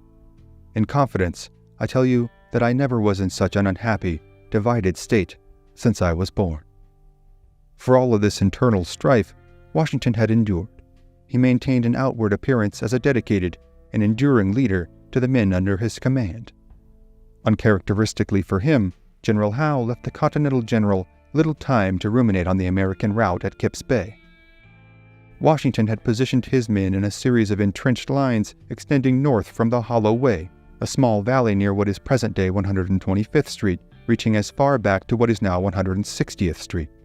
The first line was commanded by General Greene, where he had with him 3,300 troops. The fatigued men of General Putnam's brigades lay a half-mile behind them, and the rest were positioned further to the north, near Fort Washington and King's Bridge. Just before daybreak the morning following the disaster at Kips Bay, on September 16th, George Washington sent Lieutenant Colonel Thomas Knowlton and his New England Rangers south through Hollow Way to scout the British positions, which were expected to be near Bloomingdale, next to the Hudson River. After sending this detachment, Washington began a report to Congress that articulated the disastrous events of the previous day. As succinctly and optimistically as he could, he then detailed his position within Harlem Heights, confidently asserting, "The enemy would be met with a defeat in case of attack, if the generality of our troops would behave with tolerable resolution." He then went on to temper any expectations by adding, "Experience, to my extreme affliction, has convinced me that this is rather to be wished than expected." Washington had not offered the last stroke of his pen upon the parchment when he was interrupted with news that the British were moving on the American positions in 3 columns. Washington ordered Major General Joseph Reed to investigate at once. As Reed rode out past the American lines, he discovered that the sizable British force described in earlier reports was misguided, and that the actual numbers were far fewer. Then, he witnessed Knowlton's Rangers exchanging fire with the enemy. The Rangers had made it just a mile south that morning before coming into contact with British pickets, where the Crown soldiers opened fire on the New Englanders, which alerted a small contingent of light infantry redcoats to come forward and reinforce the pickets. As the number of men in the skirmish tipped in the redcoats' favor, Knowlton executed a fighting withdrawal and fell back behind a stone wall, where they poured a continuous fire upon the British. The British would continue to advance, forcing the Rangers to give up their position and dash back towards the American lines. They had gone toe-to-toe with some of General Howe's most revered troops, including the notorious Black Watch of the Royal Highlanders 42nd Regiment. While the Rangers had engaged their foe admirably that morning, the sight of Americans in retreat was becoming a rather familiar one for the newly arrived British soldiers. As Knowlton's men made their exit, the pursuing British light infantry sounded their bugle horns just as they would customarily do after a fox chase. The audacious act had roused the proud yet demoralized Americans. Eager to show they were not just a tepid animal to be scattered about, Washington had designs on exactly how to claw back some respect from the antagonistic British and elevate the dwindling spirits of his men. The redcoats had advanced upon the Americans in a way that had overextended their lines, leaving them vulnerable to counterattack, and Washington had every intention of making them pay for their hubris. The American general ordered 150 volunteers from the Brigade of Massachusetts and Rhode Island troops to attack straight at the advancing British. This movement was designed as a feint to keep the redcoats fixed in place. While this exchange was taking place, Washington ordered Knowlton's Rangers and 3 rifle companies from Major Leitch's 3rd Virginia to swing around the British, then attack them from the rear. Washington stated of this bold endeavor, "I formed the design of cutting off such of them as had, or might, advance to the extremity of the wood." The commander-in-chief's plan would ensnare the highly regarded British regiments, cutting them down to a man as they closed ranks upon them. As the Americans of the forward feint passed into the hollow way, the redcoats took the bait and moved further into the open. The British ran to and fro, from fences and rocks, positioning themselves to receive the colonial assault. But once the American column surprisingly came to a halt, the British began to advance on them in small parties. Under strict orders, the Americans were to hold their fire, but when the Crown troops were just 250 yards from their line, a young, green officer nervously let off a shot from his musket. Colonel Whedon of the 3rd Virginia cried out for the men to hold their fire, but his words were muffled by the sounds of the rest of the American troops following suit, and they unleashed a scattered volley upon the various bands of British troops. The effect was such that it preoccupied the British for the better part of the next hour, and allowed Knowlton's Rangers to circle around the redcoats on their right, but their trajectory delivered the force not to the direct rear of the British, but to their immediate flank.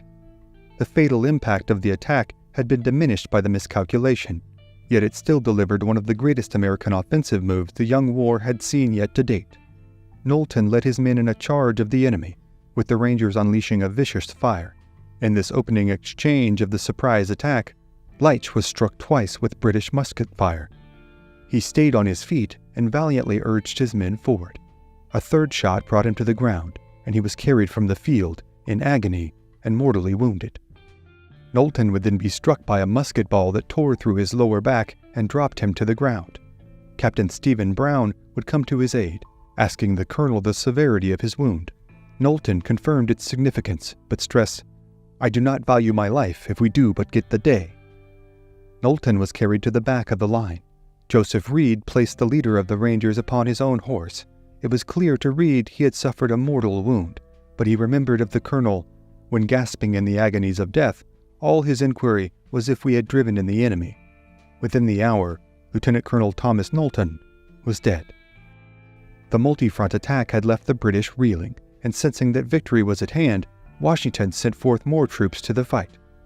Regiments from Maryland and Connecticut arrived to the front lines, then at once delivered a ferocious attack upon their cross-Atlantic adversaries.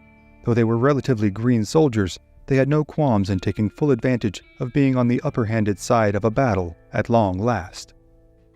The increased pressure began to drive some of the British into the woods.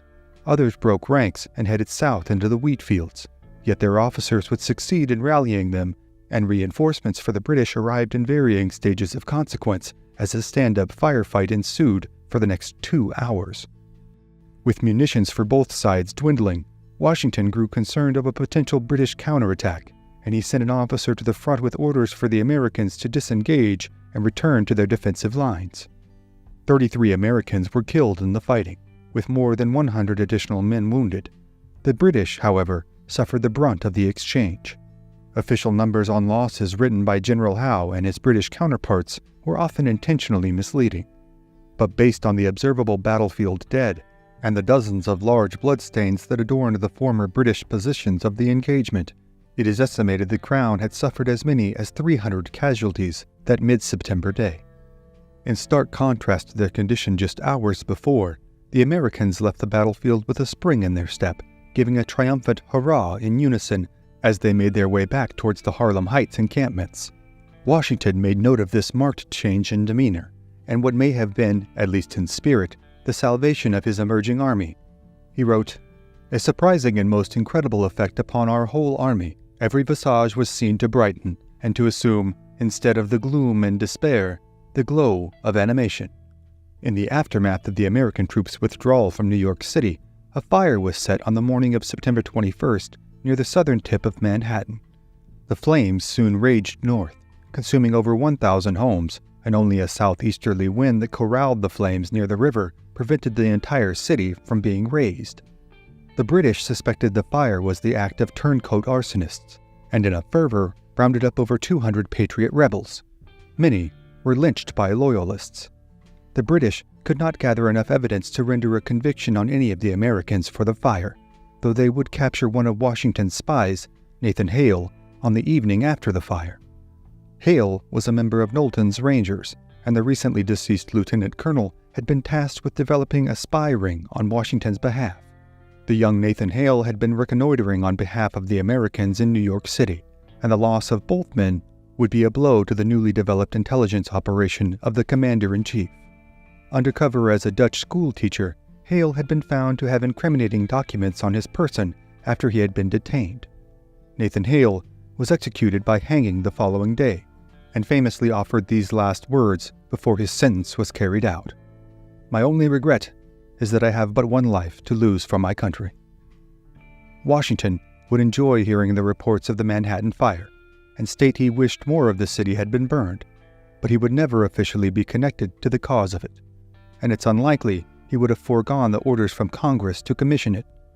Nevertheless, Washington had salvaged something of his plans to make the British pay a bloody toll for their acquisition of what now truly was the Empire City. The victory, albeit small, in the Battle of Harlem Heights, buoyed the spirits of his men, but it also hardened the resolve of General Howe and his staunch force to purge their rebellious desires from the face of the continent for good. But the impending clashes between the mighty British Empire and her defiant former subjects are, for tonight, other stories for other times.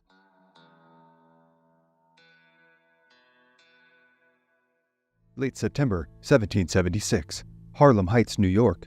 Commander-in-Chief George Washington of the upstart Continental Army has just secured a critical battlefield victory in a clash against the notoriously stout Black Watch Highlanders and their redcoat compatriots. It was a much-needed reprieve from the successive losses the Americans had suffered against the British Empire that summer. With significant losses at the Battle of Long Island and Kips Bay, control of New York City had fallen into the hands of King George III once more. As Washington miraculously managed to elude total defeat in the twilight of both battles, General Howe marched his troops north to Harlem Heights to expel the rebel colonists from New York City proper for good.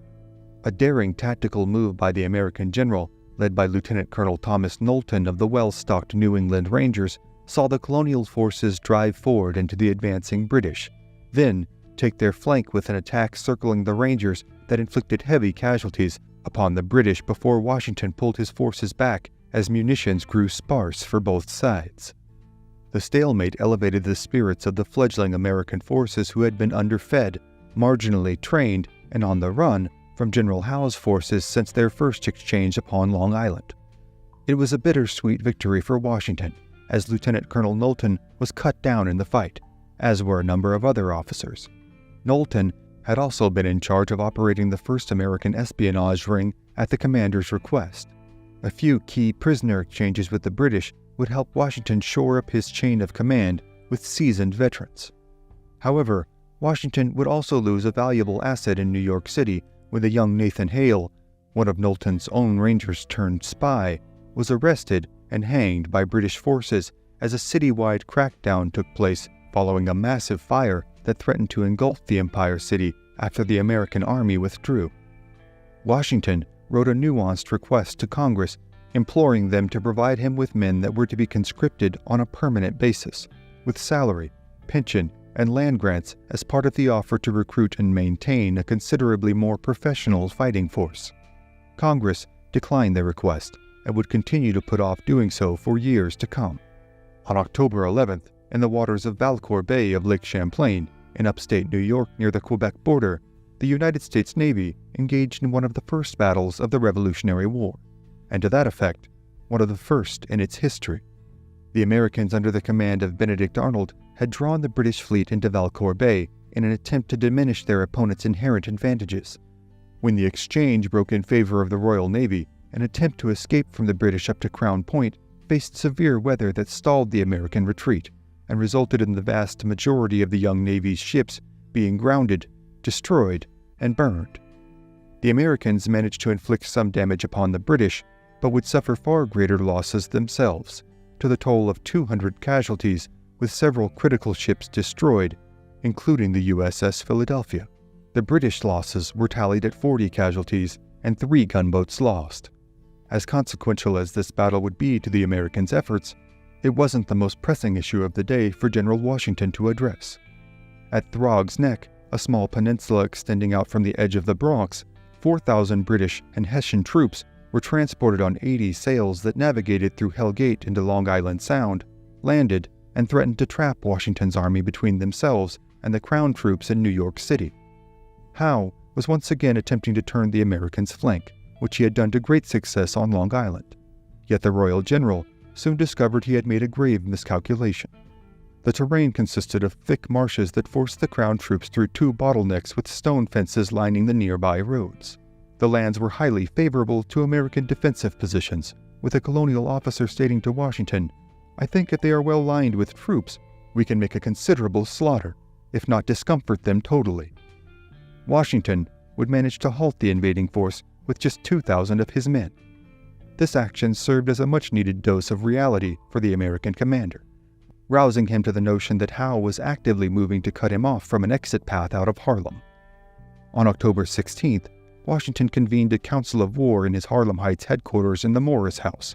The main army would head out the next day for White Plains to the north, with a meager garrison of 1,200 men left behind to man Fort Washington upon the Hudson River, with the tall task of holding the fort while preventing the passage of British ships. On the 18th, 3 miles north of Throg's Neck, thousands of British soldiers came ashore. Had Washington waited just 2 days longer, he would have been enveloped by the British. Now that he had escaped once again, however, General Howe did not give chase. Then, on the 21st of October, the Crown troops advanced into New Rochelle, in Westchester County. The main contingent of the Continental Army arrived in White Plains on the 22nd, with Washington setting his headquarters at the Elijah Miller House, a 600-acre farm located 2 miles north of town. Washington set his defensive lines at White Plains extending out across a 3-mile line, bookended by a lake on the left and Chatterton Hill on the right. This 1-mile ridge held the key to the entire American entrenchment. Dense trees lined the southern end of it, and the Bronx River ran just below. Washington, by some glaring lack of foresight or tactical misstep, did not put any fortifications upon the hill, instead stationing several hundred militia upon it, of which he had desired to remove from the main body of troops due to behavioral concerns brought upon by their juvenile predispositions, and then had neglected it thereafter. The commander-in-chief had failed to even explore the grounds at large of White Plains until the morning of the battle. As Washington finally engaged in an eyes-on inspection of the lines on October 28th, the House vanguard were spotted by his skirmishes. The general rode atop Chatterton Hill. His second, Charles Lee, pointed to the north, stating that was the preferred ground they should be positioning themselves within. As Washington and Lee began to trek towards the site, they were called after by a light horseman. "The British are on the camp, sir." Washington turned about and said, "We've now other business than reconnoitering," then dashed off towards camp at full gallop. Upon arriving at the center of the line, he informed his officers in a cold and direct manner to take their respective posts and do the best they could. The general then took priority in reinforcing the small militia assembled atop the hill with a few pieces of artillery and 1,000 Continental troops who took up their arms behind stone walls that lined the crest of the hill. Then the militia moved to the lower edge of the hill on the right. Howe arrived at the American lines that day with just 13,000 men in tow, most of whom were grizzled German Hessian mercenaries known for their penchant of taking sadistic liberties when their foe was finally prepared to acquiesce. The British commander saw at once the crucial placement of Chatterton Hill and attacked it directly with 2 columns. The first, the Hessian Brigade, under the direction of Johann Gottlieb Rahl. They held their fire and charged upon the militia lining the extreme right of the hill. They expelled the colonists from their position with relative ease, then carried on for the crest of the hill. The second column, another Hessian denomination, attacked the front of the hill, but were bogged down as they struggled across the Bronx River and absorbed heavy fire from the Americans.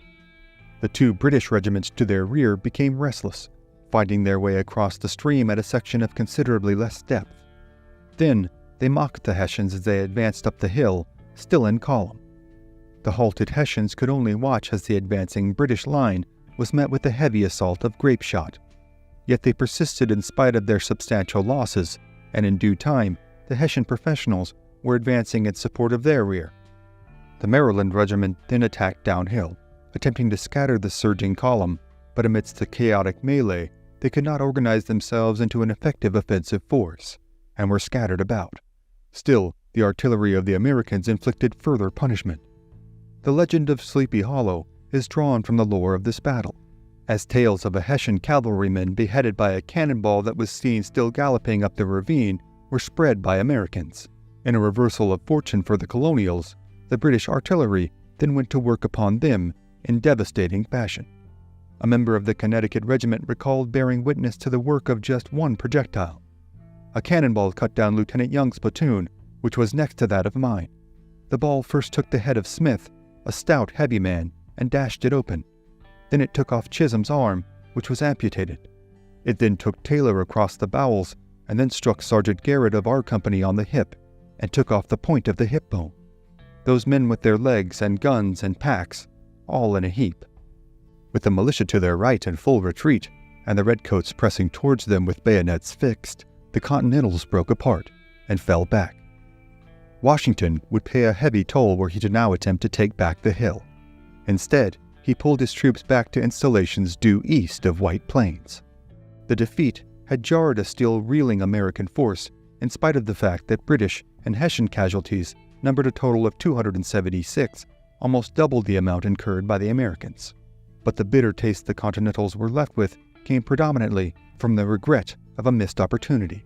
Having begun with such an advantageous position atop Chatterton Hill, and a doggedly determined foe willing to shed substantial blood to dispossess it from the Americans, they had failed to capitalize on the chance to inflict significant carnage upon their pursuers, and more importantly, to secure a psychological victory over what had proven to be, at this stage, a superior adversary. Perhaps the greatest missed opportunity belonged, yet again, to General Howe, who once more deferred the chance to pursue after a retreating Washington. Instead, Howe spent the next 3 days considering his options before deciding to attack on the morning of October 31st. Amidst word of the British movements, and under cover of night and heavy rainfall, Washington disappeared into the ether once again, dispatching with his troops to the north and raising everything they could within White Plains as they made their exit, burning barns, slaughtering livestock, and leaving many Americans homeless in their wake. The apprehension General Howe displayed in his lethargic pursuit of the Continental Army garnered him the nickname Granny Howe from his men. This set, of course, in jest and only around specific company. A former officer of Howe would write, "Sir William seemed to have calculated just the amount of time needed for the enemy to make their escape." A range of theories have been floated by scholars and historians as to what brought on the British commander's predisposition for such complacency. Howe would even be questioned directly after the war by his own government as to why he had not pursued Washington more aggressively when given the chance at White Plains. The general could only muster the laconic retort, "For political reasons." Attempting to ascertain what he meant by this, historians have debated several possibilities. In all likelihood, it stemmed from a gentlemanly desire to negotiate a surrender without having to procure a complete annihilation of the Continental Army. Yet, the floated possibilities span from his not wanting to expose a loyalist spy who had been feeding him intelligence on Washington's plans and locations, to a powerful influence above him within the government that had handed down an edict to guide his actions beyond what is understood about the British designs on war, and lastly, and perhaps most glaringly, that the mistress he had taken in Boston during the months-long siege of the city, the wife of British naval officer Joshua Loring, had preoccupied his mind and usurped his better instincts. Judge Thomas Jones, a loyalist historian, compared Howe to Mark Antony, declaring, "Sir William sacrificed an empire for the charms of his Boston Cleopatra." In early November, Howe would abandon White Plains and head back to Manhattan, where he stated he had unfinished business to attend to. Nevertheless, after another defeat, the outlook for the Continental Army heading into the winter was beyond bleak. It would take bold and cunning action from General George Washington to reinvigorate his men's purpose and claw the young nation back into this epic fight. And he would devise a plan to do just that in 2 short months' time, on the night of Christmas, 1776. But Washington's fabled crossing of the Delaware is, for tonight, another story for another time.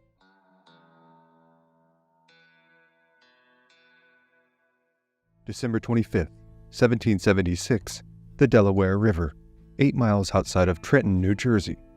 General George Washington, fraught with a terrible consternation not only about the treacherous night mission he was now undertaking, but with the whole of the revolutionary desires of the young nation whose future he had been entrusted with preserving. The commander-in-chief and 2,400 of his men set across the icy rivers of the Delaware on that momentous Christmas night in flat ferries and Durham boats, small, well-built vessels designed to bring ore downriver to Philadelphia.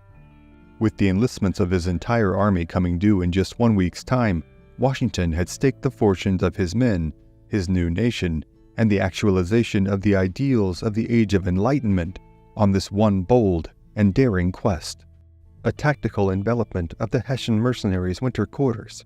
If it worked, the American cause could find new life in this bitter war. The iconic Virginian had boiled down the whole of everything riding upon his shoulders that night into 3 simple yet unforgettable words: victory or death. Just 2 months prior, Commander-in-Chief George Washington had arrived with his forces in White Plains, positioning them in a broad defensive line spanning 3 miles. A critical error was made by the American general in placing an inexperienced and undisciplined militia detachment upon Chatterton Hill, the key to the American line. It wasn't until Washington finally decided to examine his entrenchments on the morning of October 28th that he would be informed that the British were advancing upon them. With little time to make adjustments, the Virginian ordered more regiments to the hill with a few pieces of field artillery. When Hessian and British forces moved on the hill, they paid a heavy toll thanks to the American cannonade, but they would quickly turn the tide of the battle and impose their own devastating artillery assault upon the Americans. Then, take their critical high ground position, thus forcing Washington to abandon his lines entirely prior to consuming White Plains and strategically set fires before ceding the town to the Brits and heading north away from the reach of General Howe's forces once again. Because the enlistments of American soldiers in the Continental Army were set for just 12 months, on January 1st, 1777, Washington faced the prospect of losing his entire army, devastating any hope of success for the American cause. Washington would write another of what were becoming his voluminous pleas to Congress, petitioning them in as persuasive a manner as he possibly could to delegate further funds towards the recruitment, enlistment, and compensation of a permanent military force that would serve for the duration of the war. The general asked for additional powers to be granted to him, that he have the ability to offer re-enlistment bonuses to current troops, as well as the use of land grants for completed terms of services. Washington penned in his letter that Congress had put far too much stock in patriotism, stating that they feared paying them well would turn them into mercenaries. He professed, "When men are irritated and passions inflamed, they fly hastily and cheerfully to arms, but after the first emotions are over, to expect that they are influenced by any other principles than those of interest is to look for what never did, and I fear never will, happen. The few, therefore, that act upon the principles of disinterestedness are, comparatively speaking, no more than a drop in the ocean. Placing any depends upon such militia is akin to resting upon a broken staff." The commander-in-chief gave an itemized outline of the specific dollar amount, acreage of land, and materials provided that he would require to achieve the necessary army to achieve victory. The disposition of Congress was that the general was bordering on the cusp of securing what could easily become despotic powers. They feared that they would be trading one king for another if they were to grant Washington such singular authority, but they were also aware of what their bleak reality would become were they to lose this fight with the British Empire. They settled on adorning the Virginian with some of his requested powers, including the ability to offer bounties to encourage re-enlistments to selected men, but the abilities were given for terms of just 6 months. Congress also agreed to enlist a new army beginning with the dissolution of the current force, but failed to recognize the inherent difficulties with undertaking such a task for the American military high command and the inexperienced nature of the troops, who would much prefer a 6-week enlistment in the militia over the paltry salary offered by the Continental Army. General Howe would choose not to pursue the Americans further into northern New York after their victory at White Plains, but would instead turn his attention towards the last remaining American stronghold on the island of Manhattan, Fort Washington. The fortification would have been burned and abandoned by the Americans during their retreat from New York City, but Congress demanded it be held as long as possible to prevent British ships from using the Hudson River as a passage north to Lake George. This gave them command of the waterways that could effectively sever New England off from the rest of the nation. The twin forts of Washington and Lee, set across from one another on either side of the Hudson, had been designed to keep this disastrous possibility from coming to fruition. Yet their inability to prevent 3 British ships from passing to the north proved how ineffectual they truly were. Washington would write to Greene on November 8th, "If we cannot prevent vessels from passing up, and the enemy are possessed of the surrounding country, what valuable purpose can it answer to attempt to hold a post which the expected benefit cannot be had?" Washington did not order Greene to evacuate his position at the fort, and Greene would dismiss the concerns the commander-in-chief had expressed, citing a failed attempt to overtake the barriers of the fort on October 27th. The American general arrived to inspect the fort of his namesake on November 12th, and spent 3 days analyzing the men, the structure, and the readiness they held for what would be an inevitable siege attempt by the British. Washington would cross the river and stay at Fort Lee on November 14th, and while he slept, 30 British boats rowed north up the Hudson, past the American fortifications undetected, then entered the Harlem River to the north of Fort Washington. The British general had delivered a message to Greene from King's Bridge. With an incendiary tone, he ordered immediate and total surrender, or face every man being put to the sword. Greene was given just 2 hours to give his answer. He would tell Washington that the troops are in high spirits and they would make a good defense. The attack began on November 16th just after 10 o'clock that morning. A coalition of more than 5,000 British and Hessian troops converged upon the fort from 3 directions.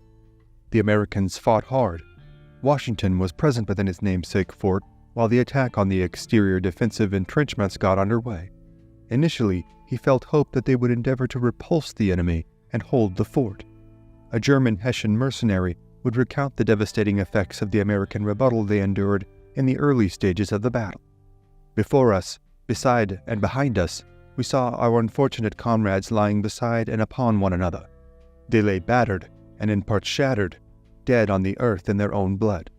Some whimpering, looked at us, pleading in one way or another that we would ease their suffering and unbearable pain." In spite of these heavy casualties, the British and German men pressed on until they had driven the Americans back into the walls of Fort Washington.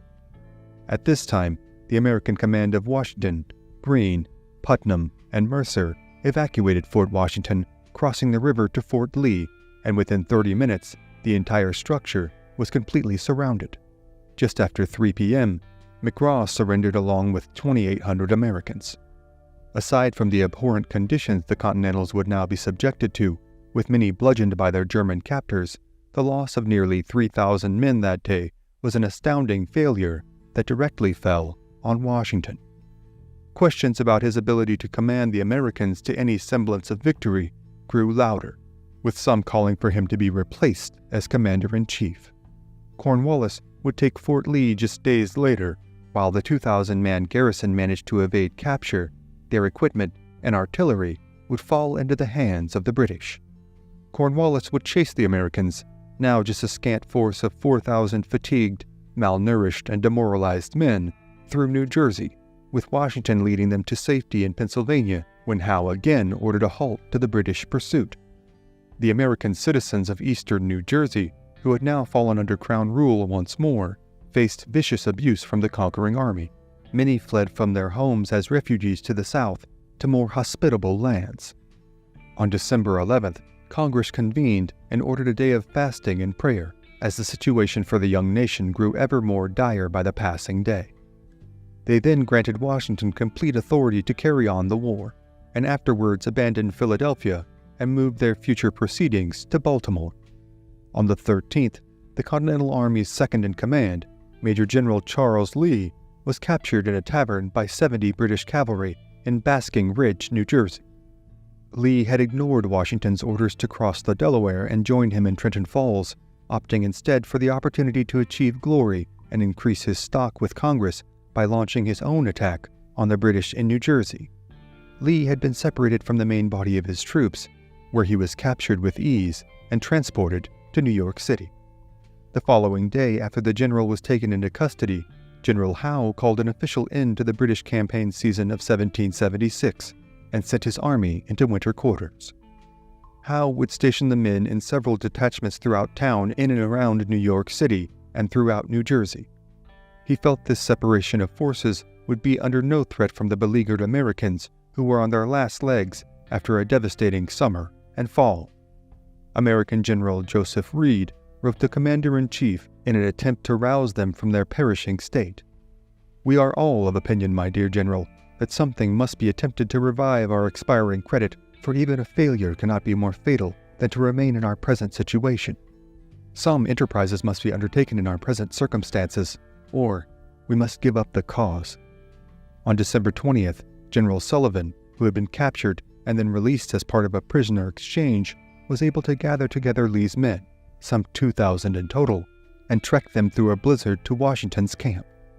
With this detachment, as well as Horatio Gates' 600 Continentals and 1,000 Philadelphia militia, Washington had under his immediate command a force of over 6,000 men, with little time to make use of them.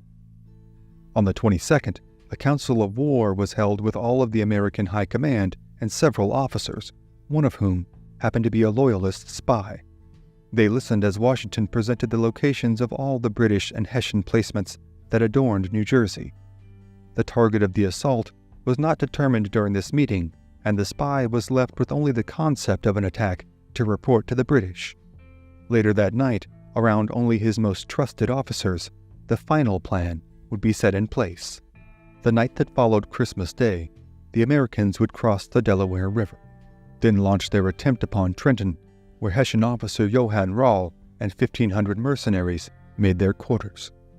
Washington would cross the Delaware 8 miles north of Trenton at McConkey's Ferry, then turn right, marching through the night to position themselves to the north and east of the Germans. At Trenton, Brigadier General James Ewing would take 600 militia and capture the Assunpink Bridge on the south side of town, preventing the Germans from retreating across it. Colonel John Cadwallader would attack Bristol with 2,400 New England and Pennsylvania militia, undercutting Denope and his men stationed there from reinforcing Rall in Trenton. Washington would then ask General Putnam to gather his militia and follow behind Cadwallader, acting as reserves. Once the orders were given, Washington felt the weight of the daring plan fall heavily upon him as he sat passing the hours on the morning of Christmas Eve in his headquarters. Benjamin Rush would enter his office and see a parchment that the tobacco baron turned commander-in-chief had penned, lying on the floor. It held the Virginians' summation of their shared condition. Rush stared upon the paper and read some of the general's most famous words: victory or death. On Christmas Day, the American troops equipped themselves with muskets, cartridges, and flints, some even wrapping their bare feet with ripped cloth, with no shoes or boots to traverse the snow-covered landscape in. They made their way to the Delaware River, where thick blocks of ice had formed as the temperature sank below freezing. A bright moon was muted by the heavy snowfall of the nor'easter that brought with it piercing, howling winds. Colonel Knox was placed in charge of the river crossing, and the hulking, near 300-pound officer was credited with carrying it out under these dire conditions. He oversaw the transport of 18 pieces of artillery and a cavalcade of nervous horses. As the infantrymen made the voyage, some were plunged into the icy stream, but no man was lost amidst the crossing. Washington's chief concern became the extended length of time it took to complete it, with the operation now 3 hours behind schedule. He feared the element of surprise in the nighttime raid could be lost. Once they arrived on the opposite shore, Washington allowed the men to build bonfires to warm themselves, feeling the snowstorm would prevent them from being spotted by the Hessian outposts. A long and toiling march would then get underway, with the Americans trudging through the snow-covered terrain. A scouting party of 40 men, under the command of William Washington, a cousin of the American commander, ran point on the expedition, with orders to catch anyone who crossed their path, be it civilian or soldier. The different American detachments under Roche-Vermont, Sullivan, and Greene blocked every route of escape to the north. Just before daybreak, after 7 o'clock in the morning, after a sleepless night charting a path through the dark and cold, the American line came to a halt. Upon his horse, traveling towards the front of the column, Washington gave a terse, yet measured instruction to his men. "Keep by your officers, for God's sake. Keep by your officers." One loyalist farmer would see the movement of the American troops and head to the Hessians' location.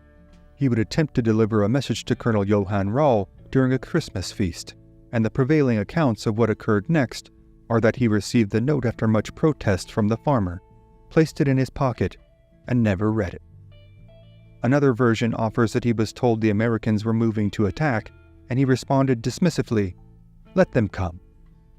The tension amongst the Patriot troops was palpable, as an uncertain yet determined air permeated their ranks. The snow had turned into a driving sleet and rain as the sun rose on Trenton on the morning of December 26th. The battle that held within it the destiny of the upstart American nation would commence when Greene's division launched an attack on the Hessian outposts, followed immediately with an advance by Sullivan's men, repulsing the German pickets as they fell upon Trenton in concert. The Hessian outposts assumed that these were just loosely assembled American forces coming forth to pester them, as had been the case the last several nights.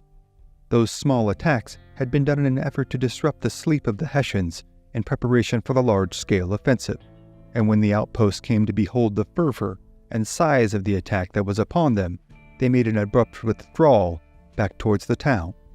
Washington rode to the front of the Virginia Brigade, then led them into the heart of the town, where the Hessians had hastily formed into defensive positions, still attempting to gain their bearings. The Hessians manned their artillery and began offering a heavy fire upon the Americans. Then, the massive Colonel Knox brought an American cannon forward, unleashing a furious bombardment into the concentrated column of German mercenaries. In just minutes, the Europeans began to break ranks and flee into the side streets and fields near the town, as the American cannonade continued to devastate their lines without remorse.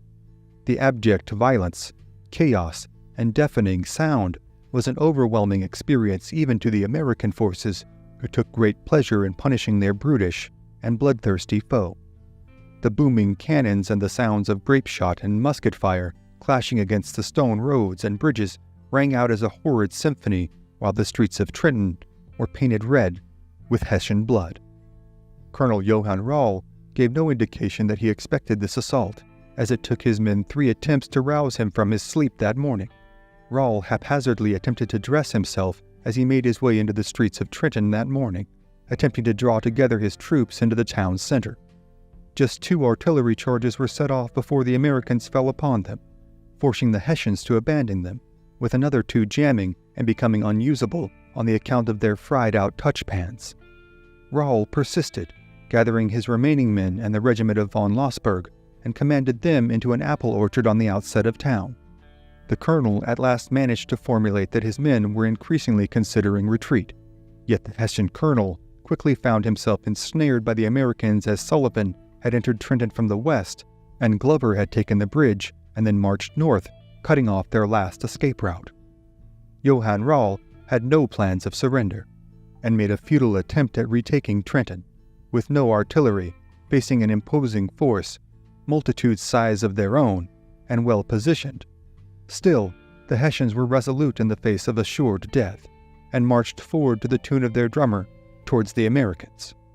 The final insult in the comedy of errors that was the Hessian rebuttal to the Americans was the driving rains rendering their flint cartridges useless, preventing them from even returning fire. Rawle, now upon his horse, was then struck with 2 lethal shots from American muskets, and he slooped forward in his saddle. Upon his demise, his men fled from the battlefield in disorganized desperation.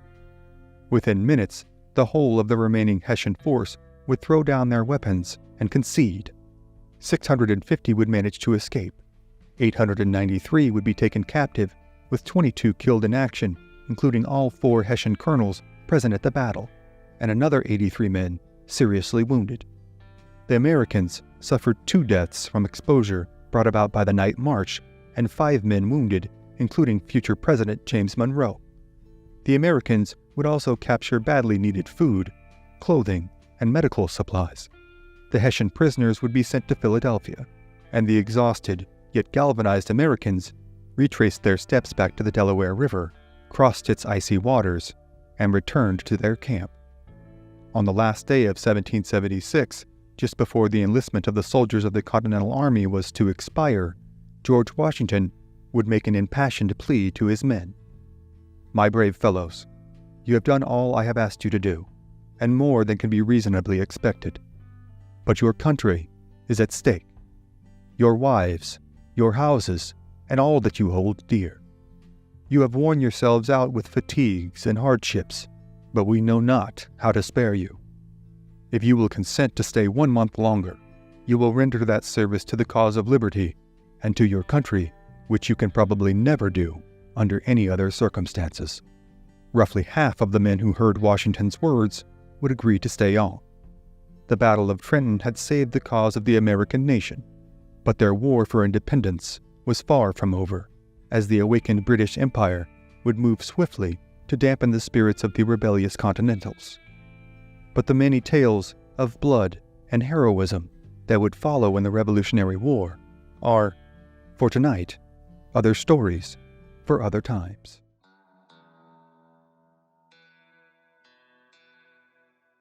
January 17, 1781, Cherokee County, South Carolina.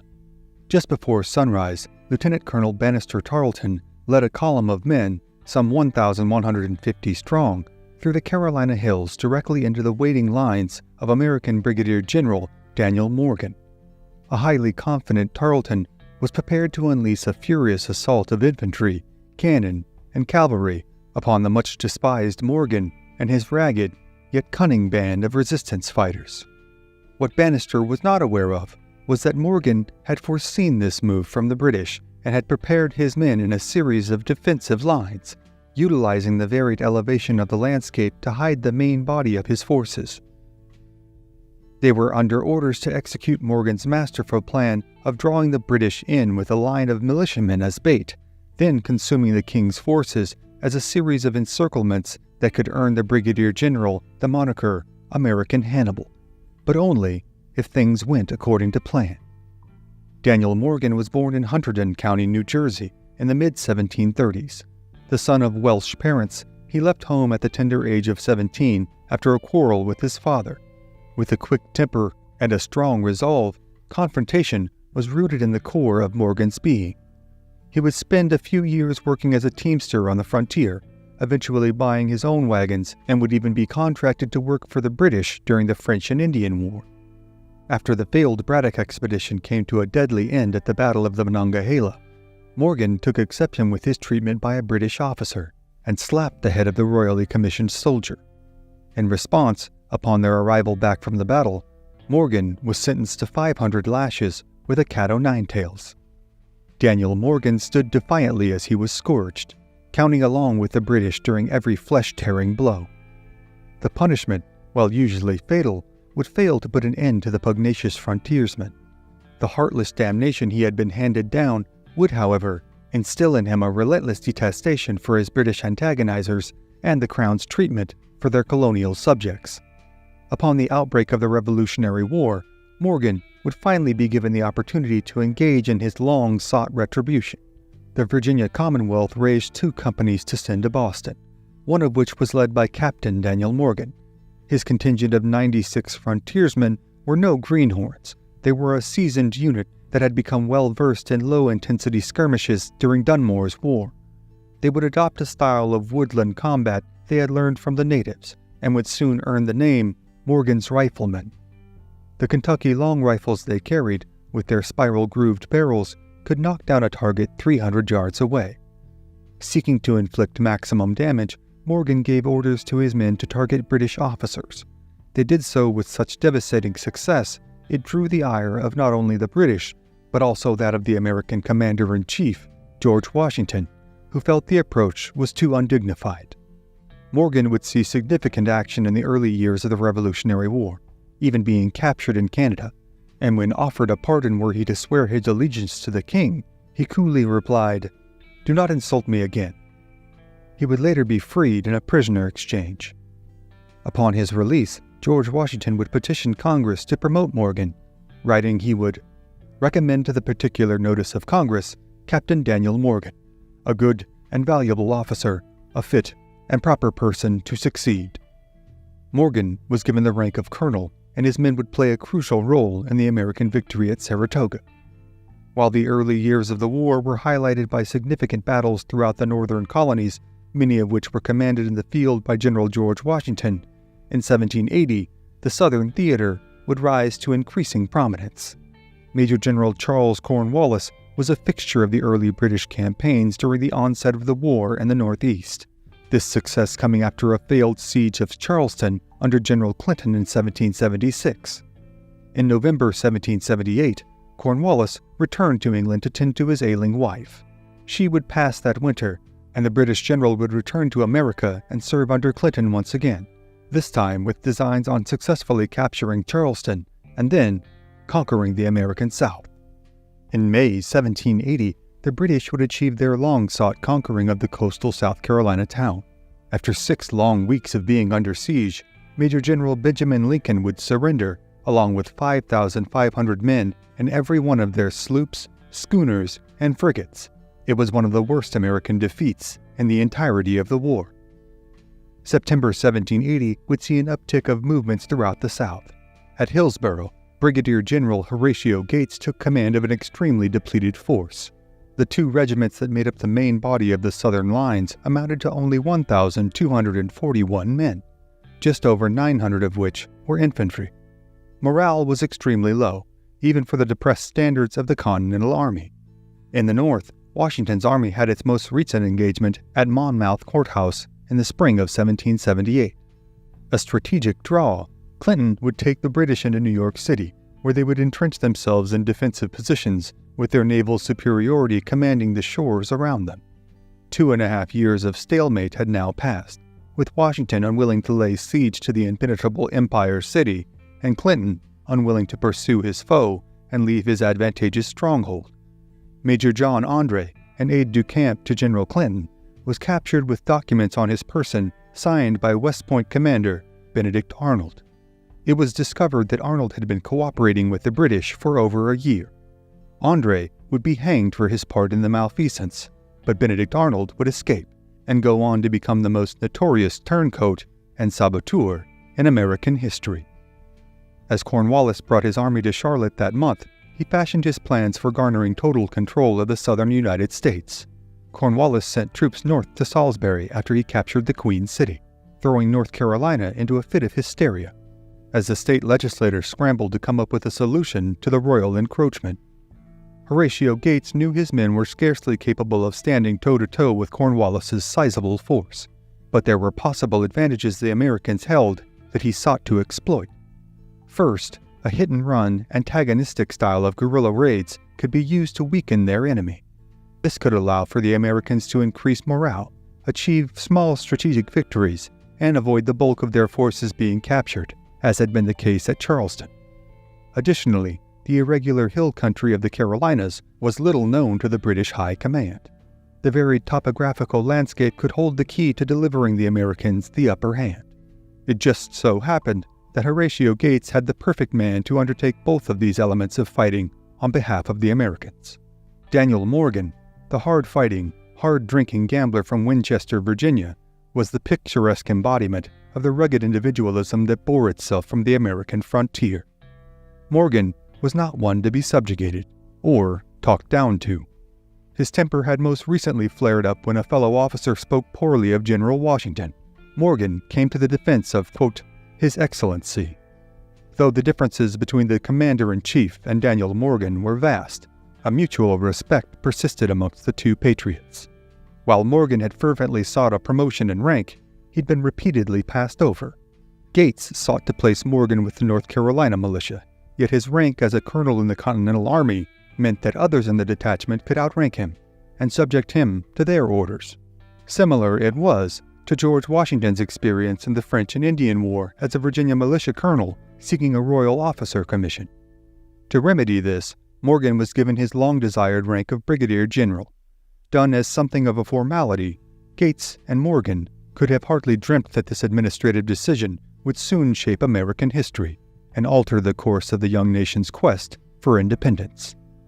Morgan was then given his own detachment to carry out his asymmetrical operation. 3 companies of Continental Infantry, 60 Virginia riflemen, and 70 cavalry that included the small body of dragoons led by William Washington, cousin to the top American general. The British had gone into their winter quarters in Winnsboro, South Carolina, allowing Morgan's brigade valuable time to organize and provision themselves, but their task would not wait until the spring to be carried out. Among the harassment offered to the British by Morgan's men that winter would be perhaps the most unlikely and comical victory for their unorthodox crusade. Colonel William Washington had left the sick in his camp, with tents up and campfires alight, to give the illusion that they still occupied it should any British pickets scout it out. Then he took his cavalry regiment, using an indirect backwoods path, to the garrison of Henry Rugeley. Washington secured the surrender of Rugeley and his men using only a pine knot and a brilliant bit of posturing. Otho Williams recounted the farcical success in his journal. It seems that Colonel Washington humorously ordered his men to plant the trunk of an old pine tree in the manner of a field piece, pointing towards the garrison, at the same time dismounting some of his men to appear as an infantry. Displaying his cavalry to the best advantage, he sent a corporal of dragoons to summon the commanding officer to an immediate surrender, no doubt insisting that once the American artillery opened fire, Mr. Rugeley's fort would be reduced to little more than splinters and the garrison flattened. 103 British surrendered to Colonel Washington without a single shot fired. Nathaniel Greene was selected by George Washington to be the commander of the Southern Department of the Continental Forces. Greene chose to divide his army, placing part of them under the command of Morgan. Additions to his detachment now included 400 soldiers from Delaware and Maryland, as well as several from the Virginia militia. Militia from South Carolina would be added to his forces before New Year's. Greene had tasked Morgan with guarding a territory to the southwest of Charlotte to protect its citizens and to forage the area. Cornwallis received word of Morgan's location and feared it threatened his men. He ordered Lieutenant Colonel Bannister Tarleton to attack their position and prevent the nearby British Fort 96 from falling under siege by the Americans. Tarleton, the spry 26-year-old officer, would head out on the night of January 16th, with a single column reinforced by the men of the 96. American scouts delivered word to Morgan of the British advance, and Morgan retreated to the north with his men. He selected his desired battlefield location for strategic and psychological benefit. The grass-covered knolls of the locale known as Hannah's Cowpens, and its placement between the Pacalote River to their front and the Broad River to their rear, would ensure that the quick-to-retreat militiamen would have no easy exit, forcing them to stand and fight. Positioning his men between the two streams was not the only adjustment Morgan would make regarding the inexperienced segment of his forces. His plan would face his militia front and center, suspecting that the British would attack them head-on. This front line of novice troops would invariably break and begin to fall back. Morgan had designs on just that happening. The American general had placed his Continentals on the hill that the militia would retreat up, out of sight of the British. Colonel Washington's dragoons would be laying in wait behind the second line, with a detachment of pickets placed on the American right. The night before the battle, Daniel Morgan gave an impassioned speech to his men. He removed his shirt and showed the grisly, spiderweb scars that canvassed the flesh of his back and shoulders from his lashing. The ruthless and unforgiving nature of the British was emphasized, and the troops were implored to follow their orders to a letter, and that if they did so, a great victory for the Americans would be won. Before dawn on January 17th, Daniel Morgan watched from atop a hill the movements of Bannister Tarleton and his British column. Morgan bellowed out in his deep, booming voice, "Get up! Banny's coming!" The men grabbed their rifles and took their positions, then waited for the oncoming storm. Morgan rode down to the militia that comprised the front line, giving specific orders to the men not to fall back to the hill until they had delivered 2 volleys to the British at close range.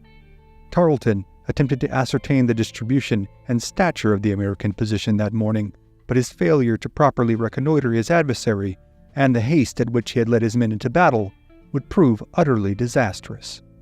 Lieutenant Roderick Mackenzie of the 71st Regiment would recount the failures of Tarleton. Without the delay of a single moment, and despite of extreme fatigue, the Light Legion infantry and fusiliers were ordered to form in line. Before this order was put into execution, Major Newmar, who commanded the latter corps, posting his officers, the line far from incomplete, was led to the attack by Lieutenant Colonel Tarleton himself. Impatient and overconfident, Tarleton could not even await the proper deployment of his infantry before leading them forward into what, for virtually all of them, very soon amounted to death, injury, or capture. Once the British advance was within shooting range of the American front line, the South Carolina militia let loose a devastating opening salvo. Several British officers were targeted by the militia and were killed just as the battle had begun. The British then answered back with their own round of fire. The Crown muskets aimed high and did little damage to the militia. While Morgan had explicitly ordered the front line to fire 2 volleys before falling back to the position of the hidden Continentals, most began to retreat after the British offered their retort, with the cavalry covering for their withdrawal. The British light infantry made their charge, with bayonets fixed. The militia who had not fallen back then delivered their second shot, stunning the British advance and stopping them cold. The American Continentals took staggered steps between their lines to facilitate absorbing the retreating militia into their ranks. This nuance was put in place ahead of time by Morgan, who had exhaustively planned his vision for the battle down to every conceivable detail. The British, emboldened by the sight of their fleeing enemy, disregarded protocol and gave chase, breaking from their usually disciplined formation. As they crested the hill, salivating at the prospect of a day soon to be won, they locked eyes on the main body of the Continental Army that stood waiting to receive them. The stunned British had little time to react, as a torrential fire was opened upon them from just yards away. They were cut down wholesale, with staggering numbers of casualties inflicted. The third line of the Americans could only listen as the agonizing cries of their foe and the blistering sound of the musket fire consumed the air as they waited. Tarleton, aghast at what he had delivered his troops into, quickly attempted to course-correct and sent his dragoons to hunt down the fleeing militia that had not fallen back to the Continentals' position, and the British cavalry soon fell upon them as their sabers glittered above their heads in the cold winter's sun. The British cavalry had become separated in their overconfident pursuit of the isolated Americans. Colonel William Washington's dragoons stormed down into the British horsemen, cutting through them before they even realized the error they'd committed. On the main line, the British and Americans traded hellacious blows. The calamitous fighting stimulated Tarleton to send the 71st Highlanders and the reserve cavalry to the American right flank, thinking this would serve as the coup de grace. The Scottish Highlanders marched upon the right flank of the Continentals. As their bagpipes pierced through the roar of the rifle fire, the order was given to reposition the American flank and face the Highlanders head-on, but the command became interpreted as a call for retreat. Company by company, the entire Continental line followed suit as they observed their peers falling back.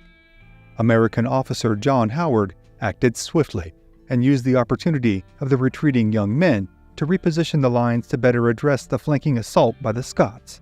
The quick-thinking Howard had saved the battle from disaster. The sight of the American retreat had given one final shot of adrenaline to the exhausted British infantry, who had been ensconced in a firefight after marching 30 miles through the night. As they charged forward in disorganized negligence, the reformed American line held their fire until some of the charging British were just yards away, and then the order was given for the Continentals to unleash their muskets in unison. A chorus fire, smoke, and lead rang out. The British took the brunt of the discharge head-on. John Howard felt the seismic shift in the battle brought upon by this measured and furious folly, and consumed with the palpable essence of victory at hand, cried out to his men, "Charge! Bayonets!" The battle that once appeared to be a toss-up had suddenly turned into an all-out massacre. The Americans gave chase, butchering the stunned redcoats as they stumbled across the sloped terrain, others falling to their knees, begging for mercy and offering their surrender. Tarleton had witnessed this astounding devolution and rode to his last remaining intact unit, the British Legion Cavalry, and ordered them to charge into the pursuing Americans, but they disregarded his command and fled from the battlefield. Colonel Washington's cavalry had fallen upon the British dragoons, and then the American commander-in-chief's young cousin found Tarleton and called out to him, "Where is now the boasting Tarleton?" A British cavalryman rode up to attack Washington, but was shot down by an American trumpeter. Washington managed to slash Tarleton's right hand with his saber, and Tarleton shot back towards Washington as he fled, grazing the American colonel's knee and wounding his horse. Washington gave Tarleton a tenacious pursuit, following him for 16 miles. Yet Tarleton managed to escape into a plantation. In the battle's immediate aftermath, Morgan had taken 712 British prisoners and had killed over 100 redcoats, wounding an additional 200 more. Continental and militia forces suffered 25 killed and over 100 wounded. Daniel Morgan may not have his face carved into Mount Rushmore or adorned on a dollar bill. He was, aside from a single term in the House of Representatives, apolitical for most of his life. Yet Daniel Morgan was the perfect embodiment of the fiercely individual, doggedly determined, red-blooded colonial American that through unwavering persistence wrested free his own nation from the empire on which the sun never set. The American victory on that cold January morning, deep in the heart of the Carolinas, would set the stage for the final year of battle in the American Revolution. Their stunning defeat at the Battle of Cowpens had left Cornwallis and the British reeling, but it would take the Americans calling upon one of the United Kingdom's oldest foes to finally purge King George's men from their young nation. However, these final campaigns for American independence in 1781 are, for tonight, other stories for other times.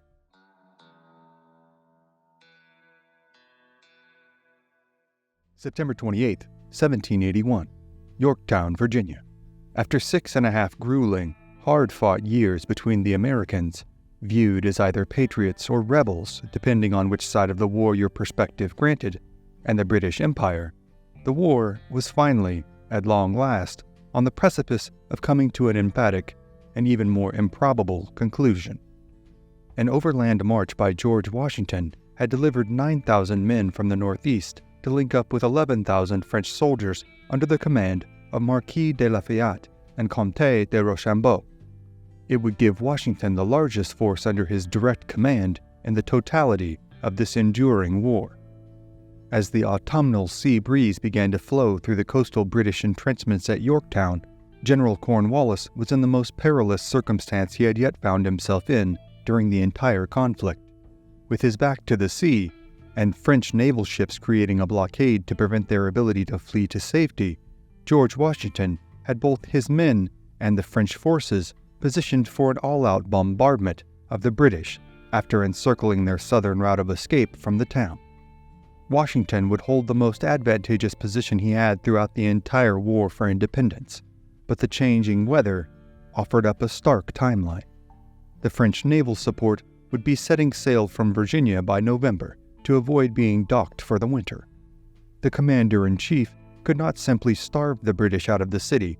He would have to unleash a torrential storm of steel that the British could certainly not hesitate in attempting to return upon the Franco-American forces in kind.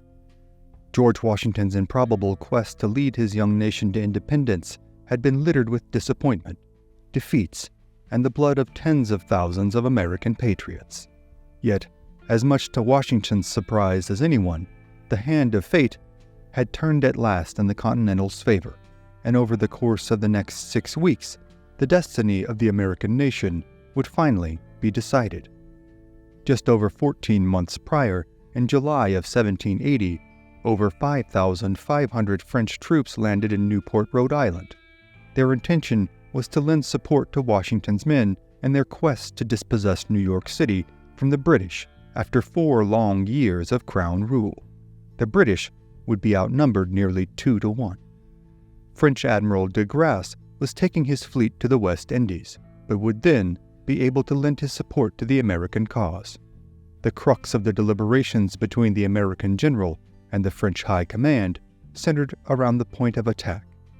Washington felt the best way to defend his beloved Virginia, now overrun with the British, was by delivering a comprehensive campaign upon New York City, forcing Clinton to disregard his southern interests and march his men north to the Empire City in an attempt to repel the Americans. Rochambeau agreed to Washington's plan, but the question of where de Grasse's fleet should be utilized when it arrived from the West Indies would become a point of contention between this new Franco-American coalition.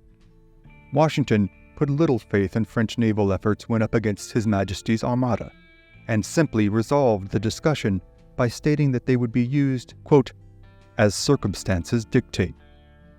Rochambeau thought little of Washington's plans for New York, and felt the Chesapeake Bay would be the far more advantageous position for de Grasse's fleet, with the focus on the British fortifications within the Old Dominion. On July 6, 1781, at White Plains, New York, the French and American armies came together, then paraded before the commander-in-chief for his inspection. Washington had maintained that taking New York City remained the primary objective of the joint forces. On August 14th, the decision would, however, essentially be made for Washington, when word came from de Grasse that he was heading for the Chesapeake Bay with 29 warships and 3,200 troops. He stated that Washington and Rochambeau, quote, should have everything in the most perfect readiness in the moment of his arrival. Washington had less than a month to march his army over 400 miles south to Virginia, then wait for a fleet of French reinforcements that he was not entirely confident would arrive as promised.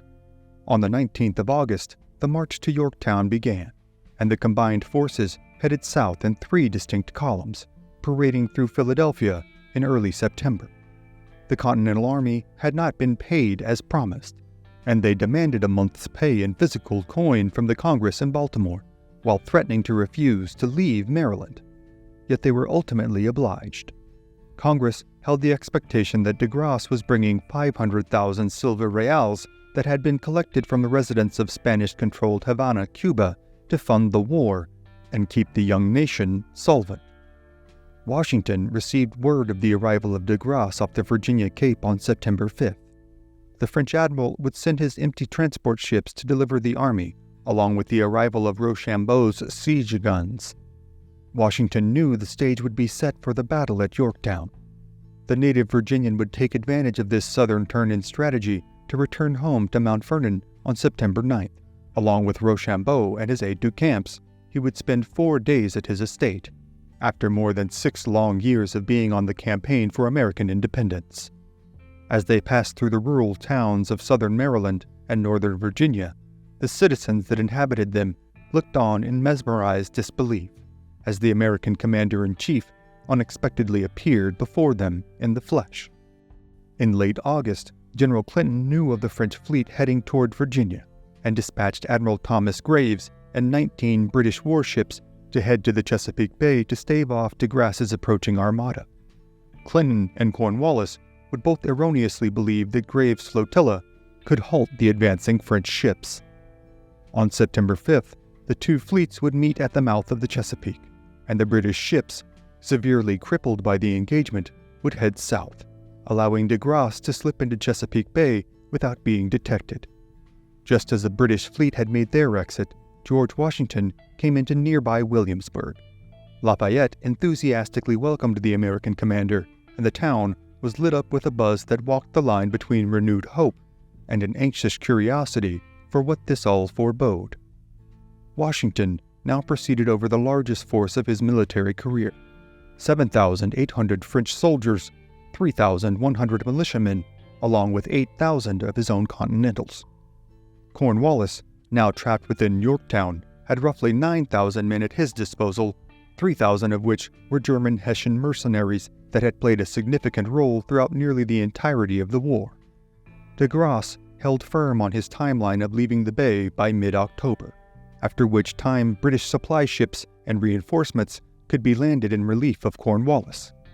On the 28th of September, Washington would mobilize his forces, with the French on the left and the Americans on the right, flush against the shoreline in a 6-mile-long arc surrounding the British entrenchment. Cornwallis had 7 redoubts and batteries that were linked with earthworks, as well as a battery of heavy guns. Between the Franco-American lines and the British defenses lay hundreds of yards of open terrain. An overland assault by Washington's infantry would see innumerable of his men cut down as they advanced over this vast landscape. To circumvent this, trenches were dug, in zigzagging fashion, with shelters provided by redoubts within them. At the end of September, Cornwallis received a report that Clinton would be sending reinforcements, and thus Cornwallis withdrew from the exterior works and repositioned his forces deeper within the town in preparation for the arriving friendlies. Graves had sailed back to New York City, yet the promised reinforcements he was to deliver to Yorktown wouldn't hit the open sea until October 19th, far too late to be of use to Cornwallis. On September 30th, a French assault upon the British Fusiliers commenced. A bloody exchange carried on for 2 hours, after which the French were finally driven back, having suffered heavy casualties. By October 1st, the British had slaughtered many of their horses in an attempt to preserve their food rations. On the 2nd, the British opened a vicious cannonade to run as cover for cavalry and infantry who had been sent upon a foraging party. By October 6th, the first parallel trench dug by the Americans to put the coalition forces within musket range of the British was nearly complete. They labored through the night to dig, and over the next 3 days would have all of the gun placements completed. The arsenal boasted 3 32-pounders, 3 18-pounders, 2 8-inch howitzers, and 6 mortars.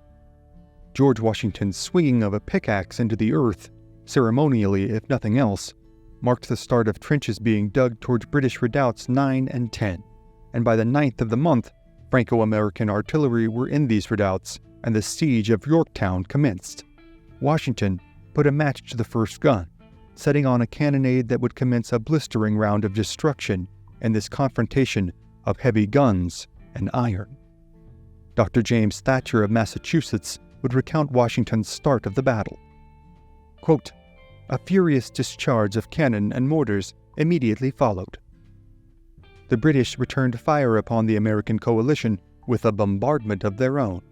The once serene seaside settlement was now consumed with a blistering concert of steel and gunpowder.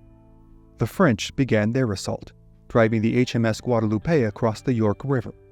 The Americans then followed suit 2 hours later, once again with Washington firing the first shot. The British defenses were ruthlessly targeted and destroyed. Vast numbers of British desertions occurred. A large house that was assumed to be Cornwallis's headquarters was dialed up and leveled with cannon fire. British ships that attempted to come to the aid of Cornwallis's men were sunk to the tune of more than a dozen, and the rest repulsed. Yorktown was nearly leveled. On the 11th, Washington ordered the digging of a second parallel trench. the British targeted the first parallel trench through the night, but by the next morning, the second parallel trench had become operational. On the 14th, Washington ordered all guns to begin targeting redoubts 9 and 10 that were held by just 70 and 120 British and German soldiers respectively. A diversionary attack was delivered to the north of Yorktown at 6:30 p.m. to give the illusion the town itself was being stormed. Lieutenant Colonel Alexander Hamilton's detachment of 400 light infantry then assaulted Redoubt No. 10, their bayonets fixed and their muskets unloaded to prevent the sound of troops loading their weapons and thus giving away their position. The Americans slashed away at the abatis, alerting the British to their nearby location and the designs of the attack. The British sentries fired upon the Americans, and the assault upon the fortifications kicked into high gear at once as the Continentals climbed over the parapets and descended into the redoubt. Fierce and bloody close-quarters combat ensued, and the British were in time overwhelmed by their unrelenting volume of Americans that poured into the confined space. At the same time this was occurring, the French were launching their own raid upon Redoubt No. 9. The hand-to-hand fighting matching the intensity of the American assault, the French captured the redoubt, placing Cornwallis in an utterly compromising position. The British officer is surrounded on 3 sides by Franco-American artillery. He orders a counterattack out of desperation on October 15th. As Colonel Robert Abercrombie and 350 British troops charged upon the nearest Allied position, Cornwallis had all of his guns fixed upon the single location. The assault was initially successful, with many American and French guns being spiked by the invading force, but the arrival of French reinforcements thrust back the Crown soldiers. Overnight, the spiked guns had all been restored to working order, and a friendly game commenced between the American and French artillery as they attempted to see which cannonade could inflict the greatest damage upon the beleaguered British lines. Cornwallis attempted to escape across the York River, hoping to break through the American line and head south into Virginia, but a squall hit, making the route untenable. All the while, the relentless shelling never slowed its pace, at times just increasing in scope and intensity as more American guns came online. With all of his last-ditch efforts proving futile, his forces in tatters, and the town he inhabited in complete ruin, Charles Cornwallis made the decision to send a drummer playing Parley upon his percussion, followed by an officer waving a white handkerchief tied to the end of his saber to negotiate his surrender. After 2 days of deliberations, arrangements were set between the two parties in a field just outside Yorktown, Virginia, and it was then made official. The British had capitulated to Washington and the Americans. The British had sought for honorable terms of surrender, but Washington at once denied even the possibility of this, citing British actions throughout the war. American Private Joseph Plum Martin would recount the British surrender. Quote, "Before night we were informed that the British had surrendered, and the siege was ended. The English felt their honor wounded. The Germans did not greatly care whose hands they were in. The British paid the Americans little attention as they passed them, but they eyed the French with considerable malice depicted in their countenances. They marched to the place appointed and stacked their arms. They returned to the town in the same manner they had marched out, except being divested of their arms. After the prisoners were marched off into the country, our army separated, the French remaining where they then were, and the Americans marching for the Hudson. When word arrived to London of Cornwallis's defeat and surrender, the Prime Minister cried out, 'O God, it is all over, it is all over.' While a euphoric exhale flowed from the American soldiers and citizenry that broke out into nationwide celebrations, Washington fought to temper his joy in the aftermath of his and the young nation's greatest victory. After sending his troops to winter quarters, Washington worked with Congress on further army reforms and the stabilization of the American economy, which subsisted in large part upon French loans. The American Revolutionary War would officially come to a close on September 3, 1783, with the signing of the Treaty of Paris. The disdain of the king's representatives was palpable, as the British officials were unwilling to stay and pose for the painting being made to commemorate the event. The United States had secured their independence in an epic war against the British Empire. But the work of the young state to survive with its original principles was far from over, as were the many battles and wars they would engage in throughout their tumultuous history.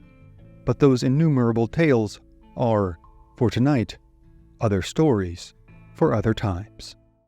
Few men in American history have left as impactful or as controversial a mark as Andrew Jakson. Though he is now remembered for his time as president, his legacy began while serving in the military, eventually commanding campaigns in the War of 1812. But one of the most little-known and under-examined aspects of his story is his role in the bloody, incredibly brutal Seminole Wars that began under his administration in 1816. Here now are some of the most brutal examples of those stories. July 27, 1816.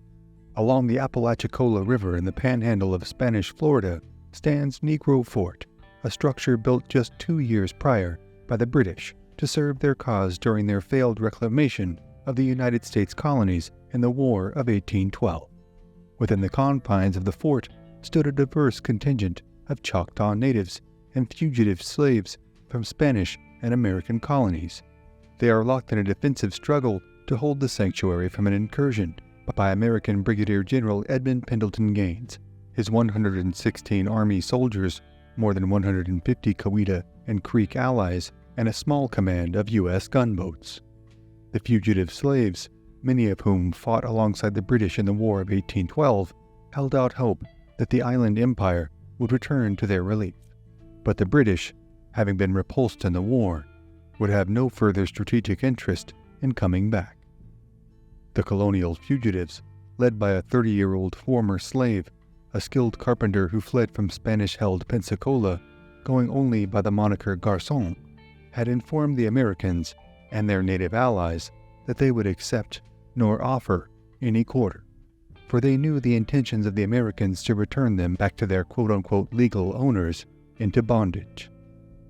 After weeks of preparation, skirmishing, and terse deliberations, the Battle of Negro Fort would come to a catastrophic and horrifying end, as several hundred lives of the men, women, and children within the timber walls of the fortification would at once come to a furious and fiery end, stamped out in an instant with a single emphatic explosion of powder and iron that would scarce be seen in this era of human combat. The demographic landscape of the territory now encompassing the current American state of Florida had undergone a series of drastic alterations in the 3 centuries preceding this battle. Beginning in the early 1500s, the Spanish Empire would undertake the first major European land claim within North America. They would establish a small number of forts and settlements at St. Mark's, St. Augustine, and, in the west, Pensacola, but would not establish considerable settlements beyond the trifecta of territorial anchors. The Florida mainland had once been a thriving, interwoven network of native peoples, but, along with the Spanish expeditionary missions, came a host of infectious diseases that devastated these indigenous populations, rendering much of La Florida sparsely populated for years to come. To the north of Florida, in territory that now largely belongs to the states of Georgia, Alabama, and Mississippi, were the still thriving Creek people. The Creeks did not have a traditional hierarchical structure. Instead, they had an interwoven confederacy of clans, tracing their lineage all the way back to a single maternal ancestor. The various clans would, by principle, intermarry with one another, creating an enduring bond and tying them all together in what has been described as, quote, the rope of sand. Yet, the multi-generational tapestry these native clans had long enjoyed would face a civilizational crisis that came not from the European settlers' diseases, but rather their way of life.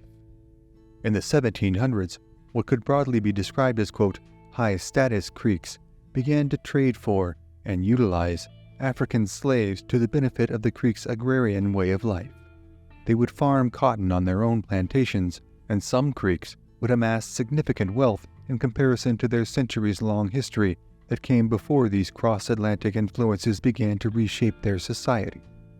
While the, quote, rope of sand had connected the clans together and given them a shared interest of which to defend against attacks by settlers and rival tribes alike, it was without a truly authoritative figure atop the tribal structure. With no way to rule for or against this use of human chattel, a schism occurred within the various clans, and several creeks would relocate to South Florida. Due to the depopulationary events of the prior Spanish plagues that ravaged the local native peoples, land for these withdrawing creeks was readily abundant. The Spanish would refer to the newly arrived natives as cimarron, meaning runaways or wild ones. This would, over time, evolve into the name they are known by to this day, Seminole. They would establish communities that implemented European-style farms and ranching, and, informed in part by their divergence from the Creeks, they would grow in size as a haven for escaped black slaves, whether they were, quote, owned by American, Spanish, or even Creek entities.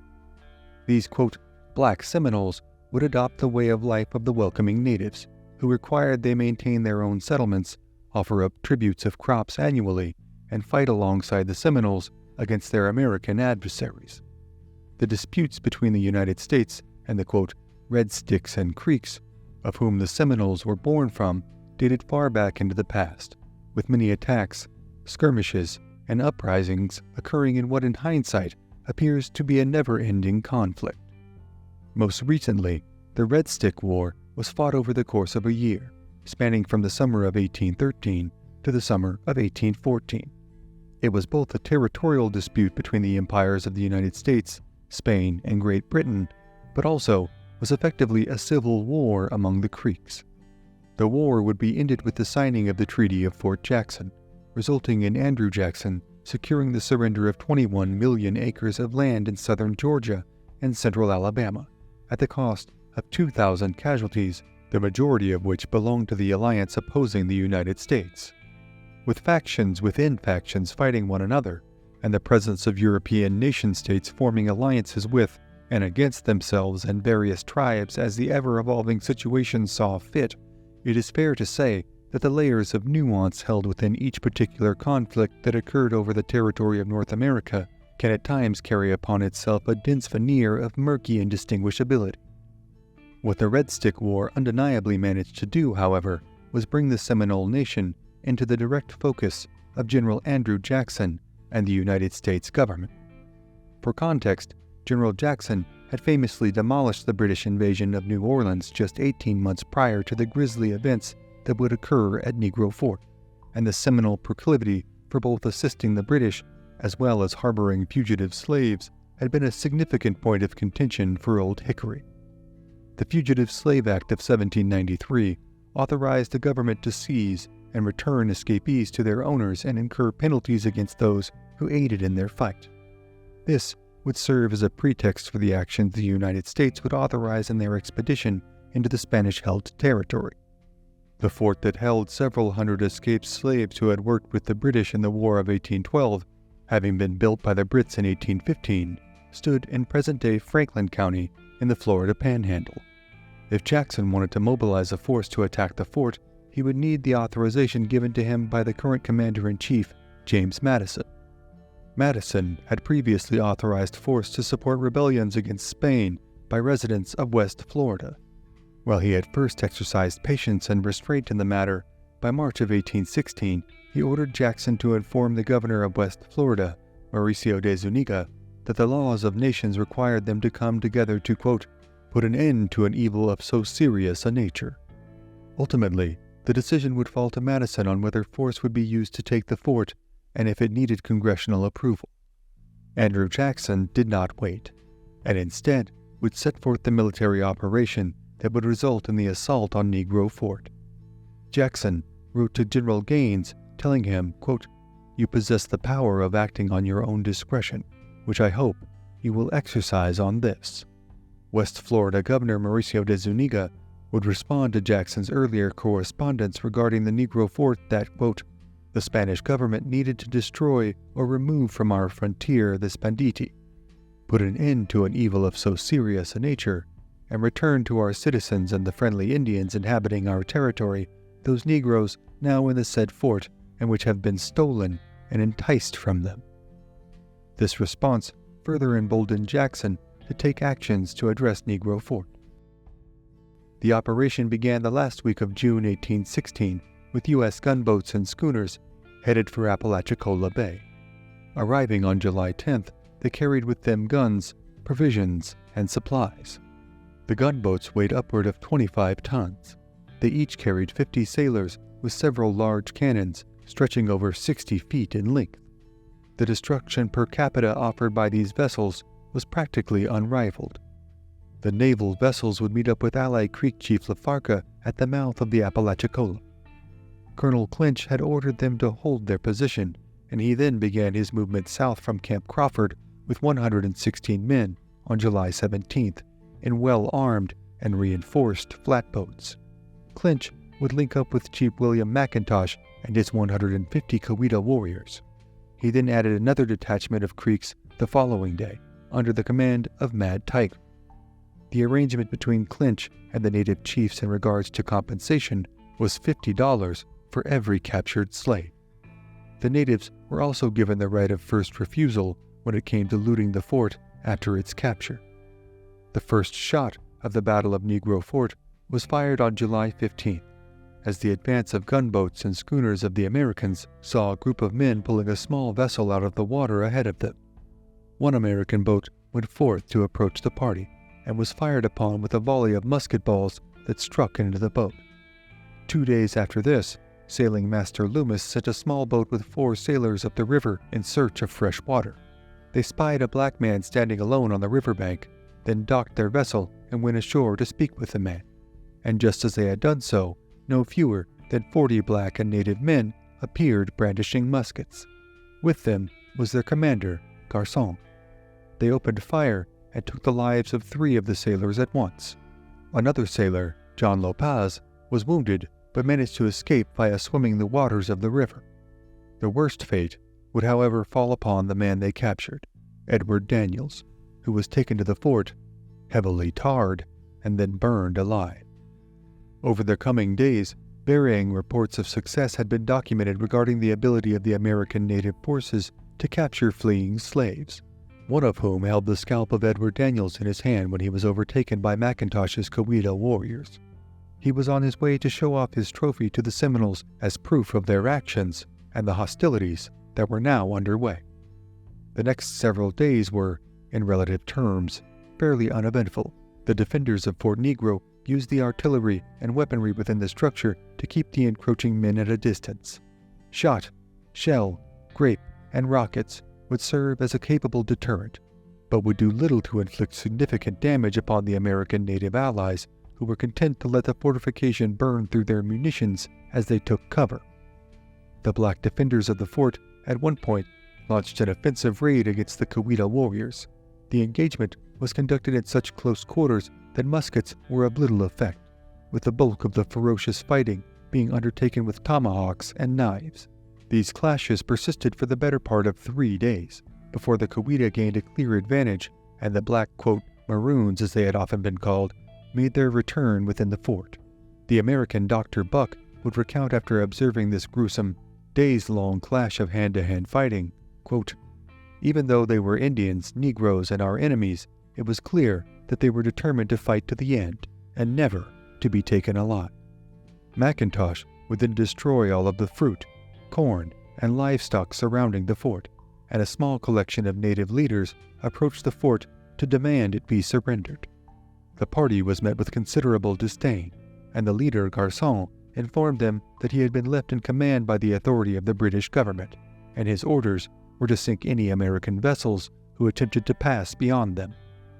Though it had been over a year since the British had abandoned the fort and the War of 1812 ended, they still held out hope that they would be reinforced and relieved by the British in time. Surrendering was of little incentive, as they were aware of the objective of the American native forces to return them to their, quote, legal slaveholders. On the 26th of July, Clinch's army and Loomis's navy would finally be joined together several miles below Prospect Bluff. Then, a detachment of soldiers was sent to the rear of the fort to join the Cowetas under McIntosh.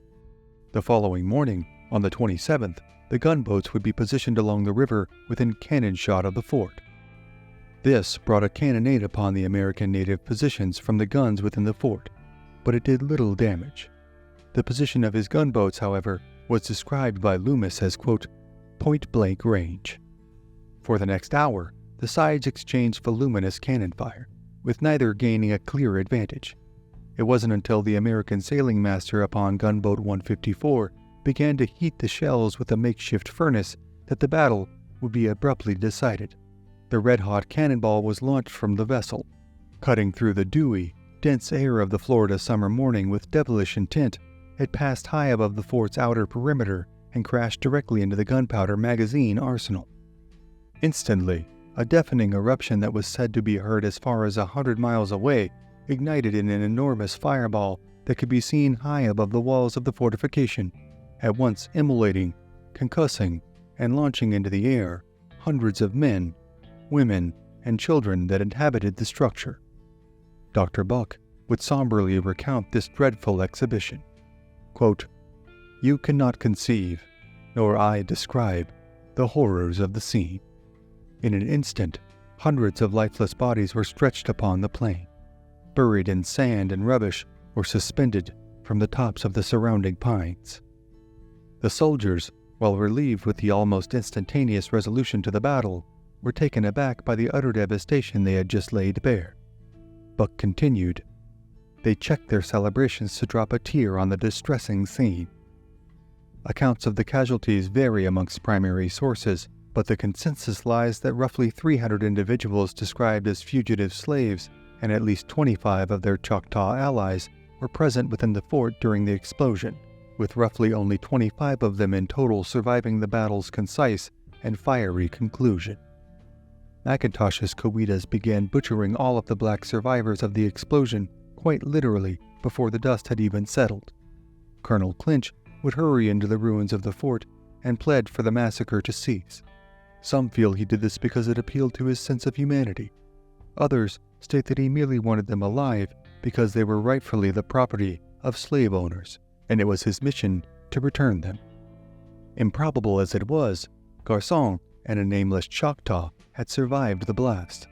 Immediately upon their apprehension, they were tried for the murder of the 4 sailors at the outset of the battle. In their final act of defiance, they took responsibility for the killings and were promptly scalped and shot. Seminole leader Neamathla was angered by the destruction of the fort that caused the death of the members of his people. He would send a warning to General Gaines that should his forces cross the Flint River, they would come under attack by the Seminoles. General Gaines would respond by sending a detachment to arrest Neamathla, which would erupt in a barbarous confrontation. After the Battle of Negro Fort, all of the pieces were finally in place for the First Seminole War, and what would follow would invoke a series of utterly jarring acts of violence. But the tales of depredation and destruction in the First Seminole War are, for tonight, other stories for other times.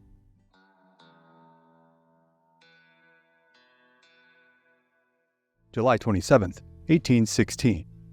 On the Apalachicola River, in the panhandle of Spanish Florida, stands Fort Negro, a former British-held enclave during the War of 1812, that is now inhabited by nearly 400 escaped slaves and their Choctaw allies.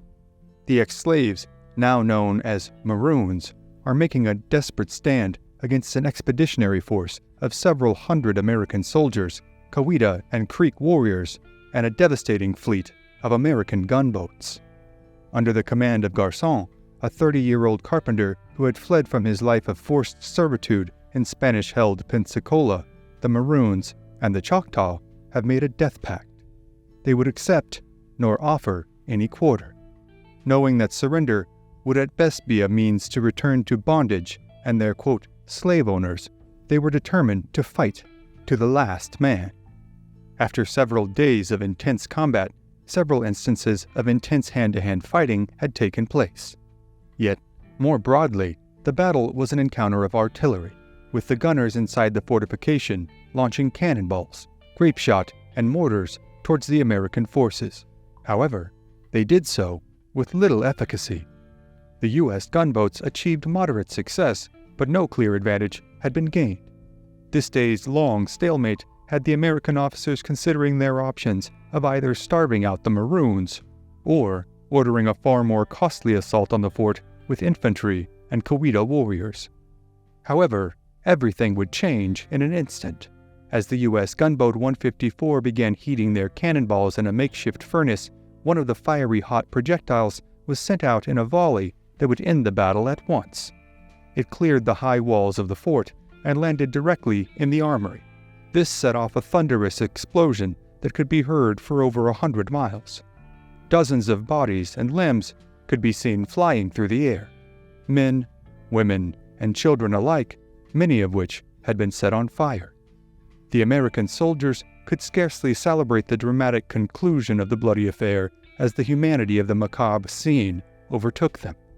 It has been known as the single deadliest shot in American history. More than 250 people died instantly. The U.S. executed Carson, who had survived the blast, and then withdrew from Spanish Florida. News of the catastrophic battle quickly spread through American, Spanish, and native territories. Neamathla, the mighty Seminole leader, was furious at the destruction of the fort, and sent word to General Gaines that should his soldiers be found to have crossed the Flint River, they would face brutal attacks by the Seminole warriors. This would set in motion a series of violent escalations that came to be known as the First Seminole War, a conflict that would grip the Florida region for nearly 4 decades. Fowltown was a village that had belonged to the Miccosukee Creek people, located in southwestern Georgia, just 15 miles east of Fort Scott. Chief Neamathla had already been angered by the U.S. reoccupation of Fort Scott in June of 1817. Captain Sanders Donahoe had arrived from Charleston in mid-June, and he would be reinforced by Major David E. Twiggs just a month later, arriving with his company of the 7th U.S. Infantry. The men had made an overland march from Fort Crawford in present-day East Bruton, Alabama. Their heavy supplies were shipped on the water by way of Mobile. The movement of the U.S. troops was observed with great interest by the collective chiefs that had inhabited the surrounding area. While many men were unhappy with the encroachment of the Americans, one in particular, William Perryman, of the Lower Creeks, welcomed their arrival. Perryman harbored resentment towards the Red Sticks over the fact that his brother had suffered when the fort had been burned by Tutolosis earlier that year. Perryman asked Twiggs to hold a council so that the chiefs could express their support for the United States. Major Twiggs would learn of Perryman's true motives just after the council had been held on August 4th and express his new understanding as such. Quote, "The objects of the chiefs and warriors who attended that meeting was to have a talk with the commanding officer, for the purpose of expressing their friendship to the United States and their intention of remaining at peace with the United States. I understand from another source, which at the time I deemed to be conclusive evidence of the fact, that one object of the chiefs and warriors who attended the meeting had in view was to flog in my presence the chief of Fowltown, Neamathla, for his permitting his warriors to commit depredations on the inhabitants of the Georgia frontier, and afterwards stating those outrages committed by his own people to have been committed by the people of their own towns." Twiggs was surprised to be used as a vehicle for political posturing amongst tribal chiefs, but the move by Perryman was an astute, if not also dangerous one, as he so openly attempted to draw himself into the graces of the Americans. By so openly moving against Neamathla, he risked drawing himself into the Seminole leader's crosshairs. Twiggs would also discover that Perryman was not alone in his desire to admonish the Seminole, as Neamathla had also upset the first and second chiefs of Ekanachate, Ochisitalofa, and Choconicla. The meeting was delayed until 4 in the afternoon, but Neamathla would not show up for the council, blunting Perryman's desire to publicly reprimand him. Major General Edmund Gaines was reassured by the attending chiefs of a desire to live in peace with the Americans, but the tribal leaders stated they did not believe the towns of natives to the east of Flint and Apalachicola rivers felt the same. This included Neamathla's Fowltown. Gaines demanded that Miccosukee surrender the warriors responsible for killing white settlers along the St. Mary's River. Major Twiggs responded to Gaines, tempering the expectations for cooperation, quote, "I have not heard a word from the Seminoles that can be relied upon, but in my opinion, they will never give up a murderer to the whites. In fact, the chief of Fowltown, who is frequently among the Seminoles, told me 8 days ago that the Flint River was the line between us, and I must not cut a single stick of timber on the opposite side." General Gaines had reached the same conclusion as Twiggs, that conflict with Neamathla was inevitable, but he would make one final demand for the surrender of the warriors responsible for the killings. Capachamico said he would respond within 10 days, and the message he would end up conveying addressed the changes that had occurred in the prior years, with their cattle being driven off by the whites, 3 natives having been killed, and the displacement to their side of the river. As it pertained to the Americans' desire to capture escaped slaves, he would state, "We have nothing to do with them. They were put here by the English, and to them you ought to apply to anything about them. We do not wish our country desolated by an army passing through it for the concern of other people. The Indians have slaves here also, a great many of them. When we have an opportunity, we shall apply to the English for them, but we cannot get them now." The chief was referring to the, quote, "freedom papers" given to any slave that was willing to take up arms on behalf of the British during the War of 1812. Major General Gaines would forward this response to Major General Andrew Jakson at the end of September 1817. Gaines would send a second letter to Jakson on October 1st, as well as one almost identical to it that he forwarded to the Secretary of War, explaining in detail that no other recourse besides the use of force remained. However, Gaines still requested that a survey of lands be conducted to distinguish borders of the territories that had been ceded to the Treaty of Fort Jackson that ended the Creek War in 1814. The Secretary of War authorized Gaines to remove natives from lands now claimed by the United States, so long as they did not cross into the Spanish-held territory. General Gaines and his columns of soldiers from the 4th and 7th Infantry crossed from Fort Crawford to Fort Gaines upon a military road cut by Major Twiggs. From there, they carried on to Fort Scott. They arrived at Fort Scott on November 18th. The first task upon arrival was to send a runner to Fowltown to request that Neamathla come to the post and meet with Gaines. But based upon the wording of the demand, Neamathla was left with only 2 real options: surrender or fight. Should he and his people attempt to flee, they would still be designated as enemies of the state. After Neamathla refused to surrender, Major Twiggs put together a battalion of 250 men and then set out for Fowltown on November 20th. Gaines told Twiggs not to fire upon women and children should the inevitable skirmishing occur. Twiggs and his men would cross the Flint River by boat and canoe, then turn back to the east to arrive at Fowltown just before dawn. Captain Hugh Young, an Army topographer, had written a description of Fowltown that curated accounts from several officers who had visited. Quote, "Fowltown, the last settlement of these Indians, was 12 miles east of Fort Scott, in a tolerable body of land. They had between 30 and 40 warriors, and their chief, Neamathla, was a man of talents and courage, although, in character, they were perfidious, cowardly, and mischievous."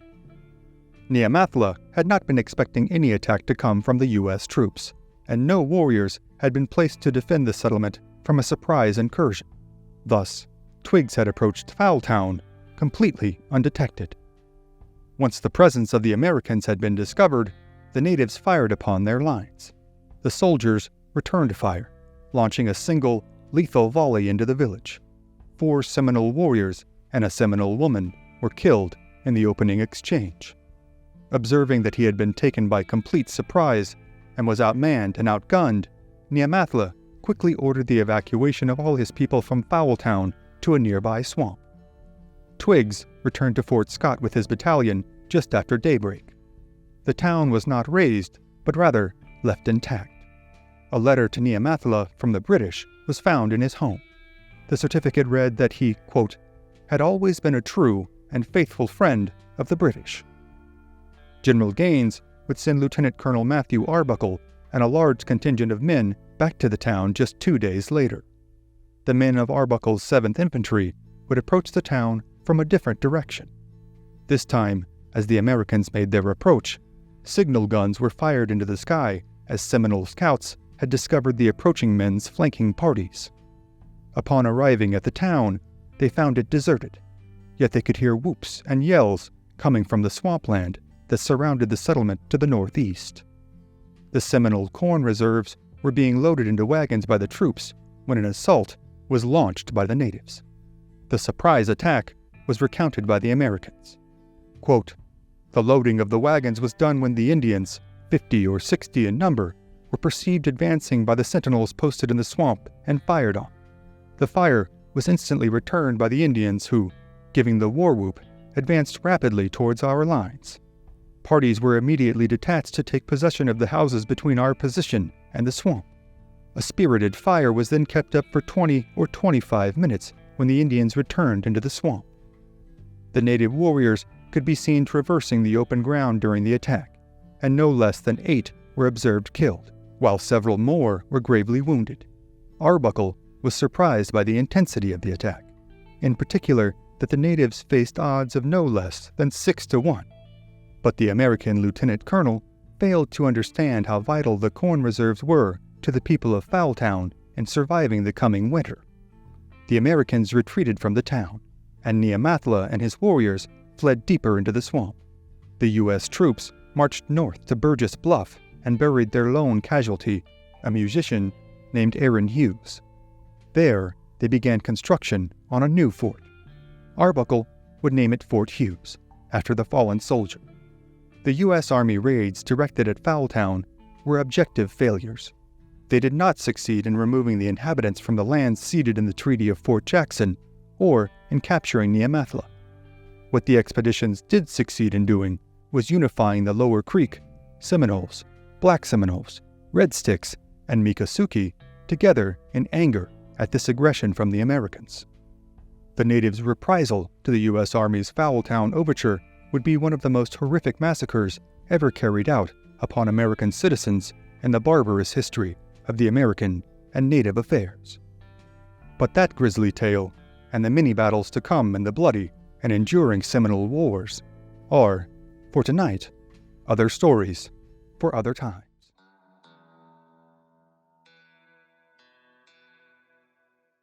Apalachicola River in southwest Georgia, November 30th, 1817.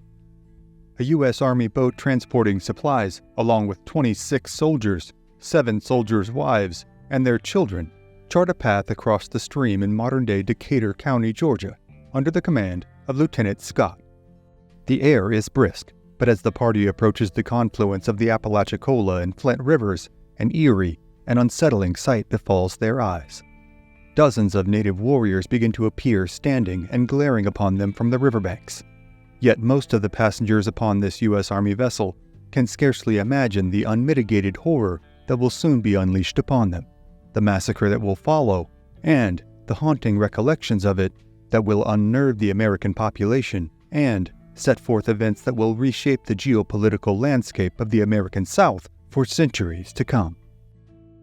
Tensions between the native populations of the South and the empires who laid claim upon their territories, be it France, Spain, Britain, or the newly birthed United States, had been in an ongoing struggle for many years, with various alliances with and against one another. From the recent Patriot War of East Florida that saw President Madison's desire to expand American territorial holdings in Florida from Spain, to the Creek War that saw soon-to-be President Andrew Jakson engaged in fierce combat with the Red Stick people over territories in the Deep South, to involvement by natives in the War of 1812 between the United States and Britain. A bloody tapestry was weaved through the recent history of the land. As periods of factional peace bled into smaller and larger conflicts, it seemed as though the fighting would never cease. The Scott Massacre marked a significant elevation in the hostilities that had been going on between the United States and the Lower Creek peoples, as well as the Creek's offshoot, the Seminole Nation. U.S. forces had sought the arrest of Seminole leader Neamathla, and, after repeated attempts in getting him to present himself were denied, an American expedition to his village of Fowltown was led by Lieutenant Colonel Matthew Arbuckle of the 7th U.S. Infantry Regiment. Neamathla is a name of Creek origin, meaning fat warrior, though the title also meant large and exceedingly brave. And the Creek leader would demonstrate the accuracy of this description throughout the rest of his life. The incursion into Fowltown had taken part in 2 exchanges. First, in a brief firefight that had resulted in a few casualties for the natives, including a woman, after which Neamathla retreated his people to the confines of a swamp, a tactic that would be used repeatedly by the natives throughout the entirety of the Seminole Wars. While the skirmish had certainly elevated tensions between the 2 parties, the return of American forces on the 23rd of November would turn the dispute into a bitter conflict of survival for Neamathla and his people. As the Americans returned to Fowltown to find it abandoned, they discovered the natives' stockpile of corn and began to load it out in wagons. The corn reserves were absolutely critical to their survival of the upcoming winter, and upon learning of this action, Neamathla launched an assault on the Americans that resulted in several of the native warriors being shot down. They felt even though the odds of success in battle were grave, they would be condemned to a bleak and starved existence in the coming months if they did not take swift and decisive action. Whatever hopes there had been for peace between the Americans and the Creek and Red Stick peoples were now dashed. The incidents at Fowltown had enraged thousands of southern natives. Large parties of warriors began moving to reinforce Neamathla and to block off the Apalachicola River to prevent the movement of supplies to Fort Scott. Revenge weighed heavily on their minds, and it would soon manifest itself in an abhorrent and grisly form. Major Peter Muhlenberg held command over supply ships making their way upriver on the Apalachicola. The major was unsettled that General Gaines had failed to deliver him significant help in his endeavor. When Lieutenant Scott reached his flotilla, he had but his single vessel, and only 40 men under his command upon it. Muhlenberg was unaware of the events of Fowltown. He would replace half of Lieutenant Scott's able-bodied men with sick, unarmed soldiers, 7 soldiers' wives, and 4 children. Then load the vessel with as much regimental clothing as he could, and send them on towards Fort Scott. Lieutenant Scott carried with him a message to be delivered upon his arrival to the fort, requesting additional support be sent down to Muhlenberg, but it was a message that Scott would never be able to convey. The lieutenant did not encounter any difficulties upon the first leg of his journey. However, Scott was unnerved by the increased presence of warriors along the riverside. They were still unaware of the events of Fowltown, but would soon learn of it upon their arrival to the Spanish Bluff, where a couple of traders had built their homes. The men had lived among the natives for years, dating back long before the War of 1812. Scott was shocked to hear of the hostilities at Fowltown, and the traders gave him a dire warning that hundreds of Seminole, Maroon, and Red Stick warriors were now descending upon the Apalachicola in support of Neamathla.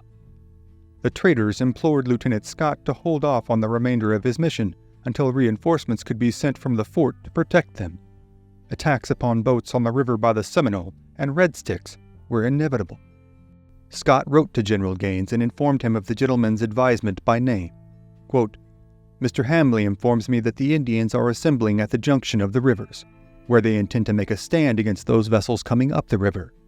Should this be the case, I am not able to make a stand against them. My command does not exceed 40 men, 1/2 of which is sick and without arms. I leave this immediately." There can be no doubt, after reading that letter, that Lieutenant Scott was fully aware of the dire circumstances he now found himself within. Yet, he was unwilling to delay his voyage another moment in spite of these startling revelations. It would take the courier 2 full days to deliver the message to General Gaines. Perhaps Scott had expected the correspondence to arrive much sooner, and for relief to arrive before he reached the dangerous confluence of rivers where an attack was most likely to take place. But whatever the reasoning, Scott had just made a confounding miscalculation that would bear from it dreadful consequences. Lieutenant Scott continued up the Apalachicola River from Spanish Bluff, fully aware of the threats he faced. General Gaines would question the move by Scott in the aftermath of what was soon to follow. Quote, "It appears, however, by a letter from Lieutenant Scott, received about the hour in which he was attacked, that he had been warned of the danger which awaited him. I must therefore conclude that he felt it his duty to proceed. Whether he had received from Major Muhlenberg a positive order to this effect, I have not learned. After leaving the home of the traders upon Spanish Bluff, the depleted men of Scott's vessel rowed hard against the high waters of the river. While very little is known of the construction of the ship, aside from its long oars, its size enough to hold 50 individuals, along with a decent supply of cargo, and that it was uncovered. The primary defenses of the boat, and the only ones of consequence, were the 20 muskets carried by the able-bodied soldiers aboard. Tensions rose within the watercraft as the boat made its slow and perilous journey. Survivors of the attack would recount to General Gaines that they had seen hundreds of warriors along the banks of the river after their departure from Spanish Bluff.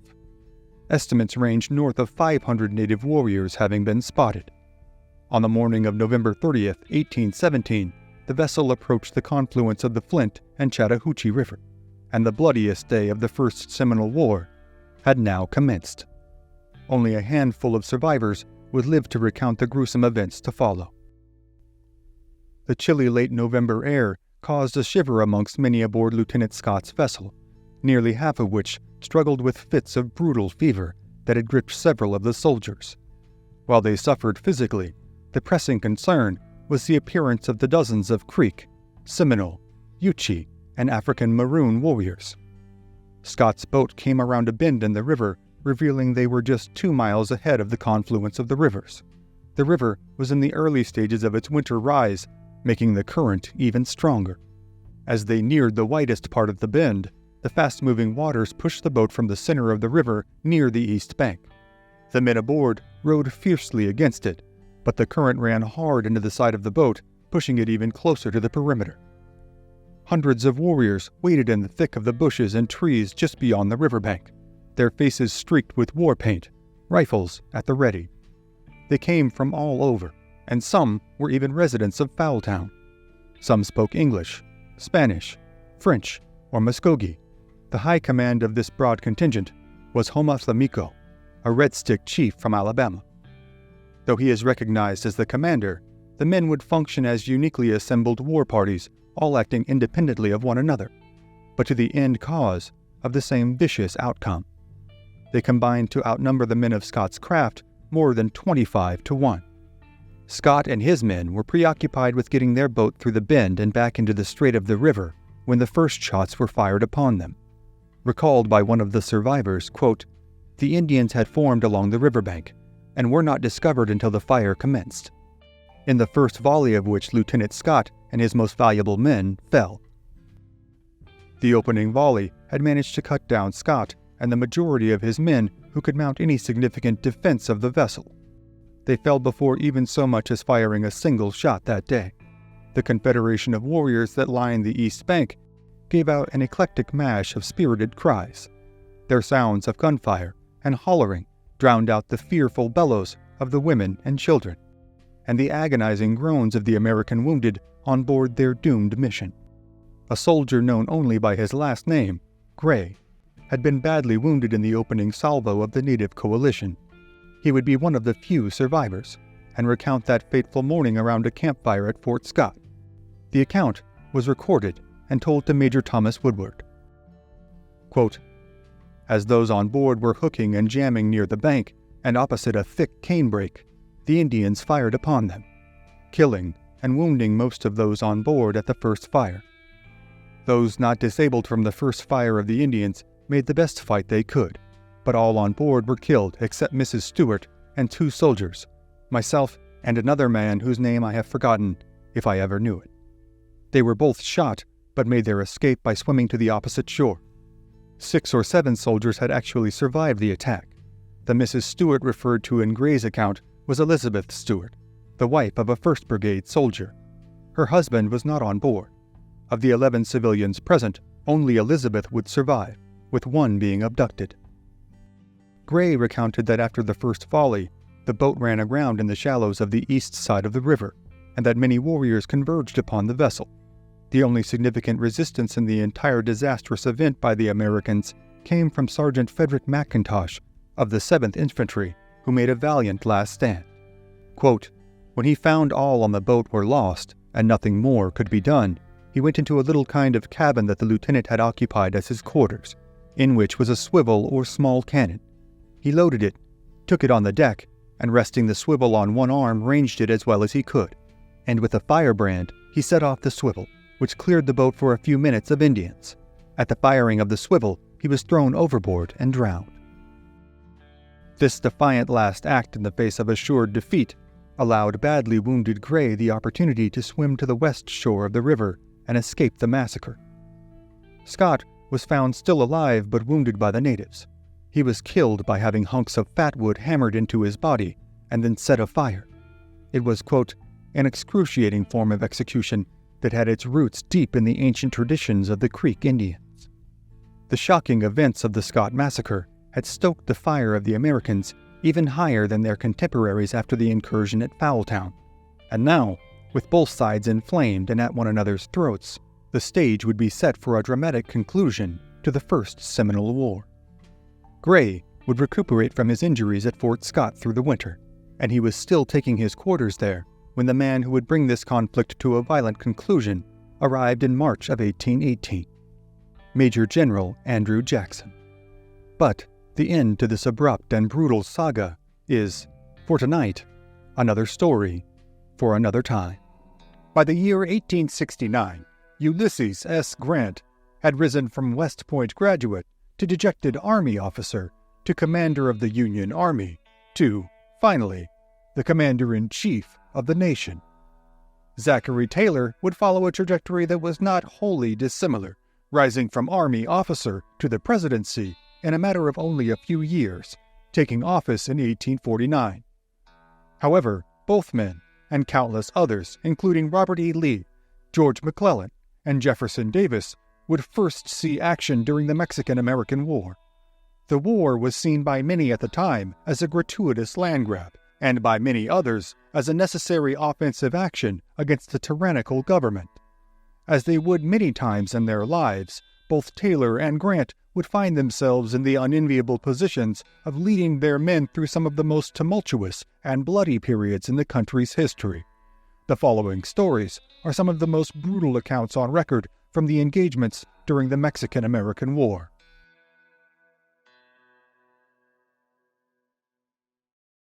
In the years 73 to 71 BC, as Spartacus led his band of rebels through the territory outside of Capua in the south of what is today Italy, the Roman legions were met with a challenge that their training had not prepared them for. The guerrilla tactics of Spartacus and his men wrought havoc on Roman legionnaires not just physically, but psychologically. This rebellion against the world's greatest power by a band of slaves turned gladiators who roamed the hillsides and struck without warning, struck terror into many a neophyte soldier's heart. And this terror began to eat away at the one thing that, in warfare, must be maintained at all cost: discipline. Legions began to break and run in battle, succumbing to their own terror rather than to be cut down at the hands of the rebels. The general in charge, Marcus Licinius Crassus, knew that this behavior could not be allowed to stand. So, he gathered up 500 of those who had fled. Those 500 were separated into groups of 10. In those groups, lots were drawn, with one unlucky man being singled out. He was then marched in front of his comrades, and his friends and cohorts with whom he had trained, traveled, dined, and fought were then made to beat him to death with clubs. One can only imagine the scene as crying young men did their best to muster enough strength to swing their club as hard as possible and thus elicit as much mercy as they could in the situation, all while trying not to make eye contact with the man whose life they were ending, nor the other 8 men around them being forced to endure and exact the same trauma. The Romans were not the only culture to impose this practice, though they did give it its name: decimation, the decim being Latin for 10. Alexander the Great would use it, as would commanders well into the 20th century. But tonight, we're going to talk about when it was used by a famous Mexican general to punish a group of rebellious Texans. This is the story of the Black Bean Incident.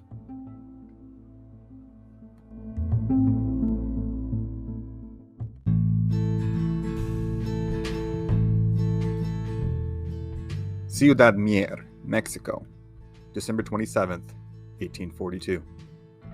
60 Texans lay dead in the streets of the small town on the banks of the Rio Grande.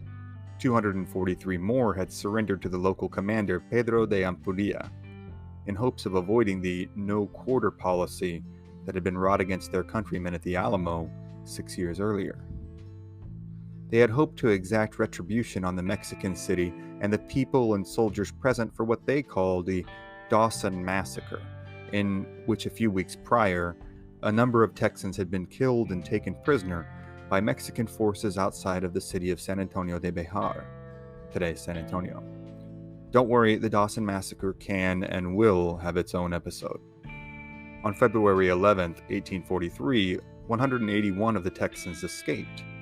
However, by the end of the month, the lack of food and water in the mountainous Mexican desert resulted in 176 of them surrendering or being recaptured near Salado, Tamaulipas. Only 3 of the original escapees managed to make it back to Texas. They were made to continue their march southward until they reached Saltillo, Mexico. Here they were informed that the commander of the Mexican army, Santa Anna, was irate at their attempted flight and demanding that they be executed to a man. He was eventually talked down from the slaughtering of the Texans en masse, and instead settled on subjecting the prisoners, who, not being part of an official government force, were not protected by the rules of war, to a sadistic game of chance, in which some would secure their lives, and others would ensure their deaths. That game would be played on March 25th, 1843. The commanding officer that day was Colonel Domingo Huerta. According to numerous first-hand accounts, a large clay jar was brought out. Huerta ordered the men assembled, and that the large clay jar should be brought to the front of the formation. Into the jar were first placed 159 white beans. Then, 17 black beans were placed into the jar. The men were then informed that they would be made to draw beans from the jar, one man at a time. Anyone who drew a white bean would be allowed to live. Anyone who drew a black bean would be executed by firing squad. The officers were made to draw first, with a substantial number being among the unlucky. This is, by some, attributed to the order in which the beans were placed into the jar. It is asserted that, if this was the case, it would be meant to place the beans closer to the top, and in having the officers draw first, ensure that more of them would perish than their enlisted counterparts. Major James Decatur drew the first black bean. Unflinchingly resigned to his fate, he held the small legume up in between his thumb and forefinger and declared, "Boys, I told you so. I never failed in my life to draw a prize." He said the Mexicans were only robbing him of 40 years. One by one, as they opened their hands to reveal black beans, 16 more Texans came to the cold, hard realization that they would never see home again. They were William Mosby Eastland, Patrick Mahan, James M. Ogden, James N. Torrey, Martin Carroll Wing, John L. Cash, Robert Holmes Dunham, Edward E. Est, Robert Harris, Thomas L. Jones, Christopher Roberts, William N. Rowan, James L. Shepard, J. N. M. Thompson, James Turnbull, and Henry Walling. The men were all given pens and paper and a few minutes to write letters home and reconcile themselves with God. Then they were separated into 2 groups, one of 8 men, the other of 9 men. The first group was marched into the courtyard, blindfolded, and shot dead by a line of Mexican soldiers, with any not killed in the initial volley being finished off with a shot to the head by one of the officers present.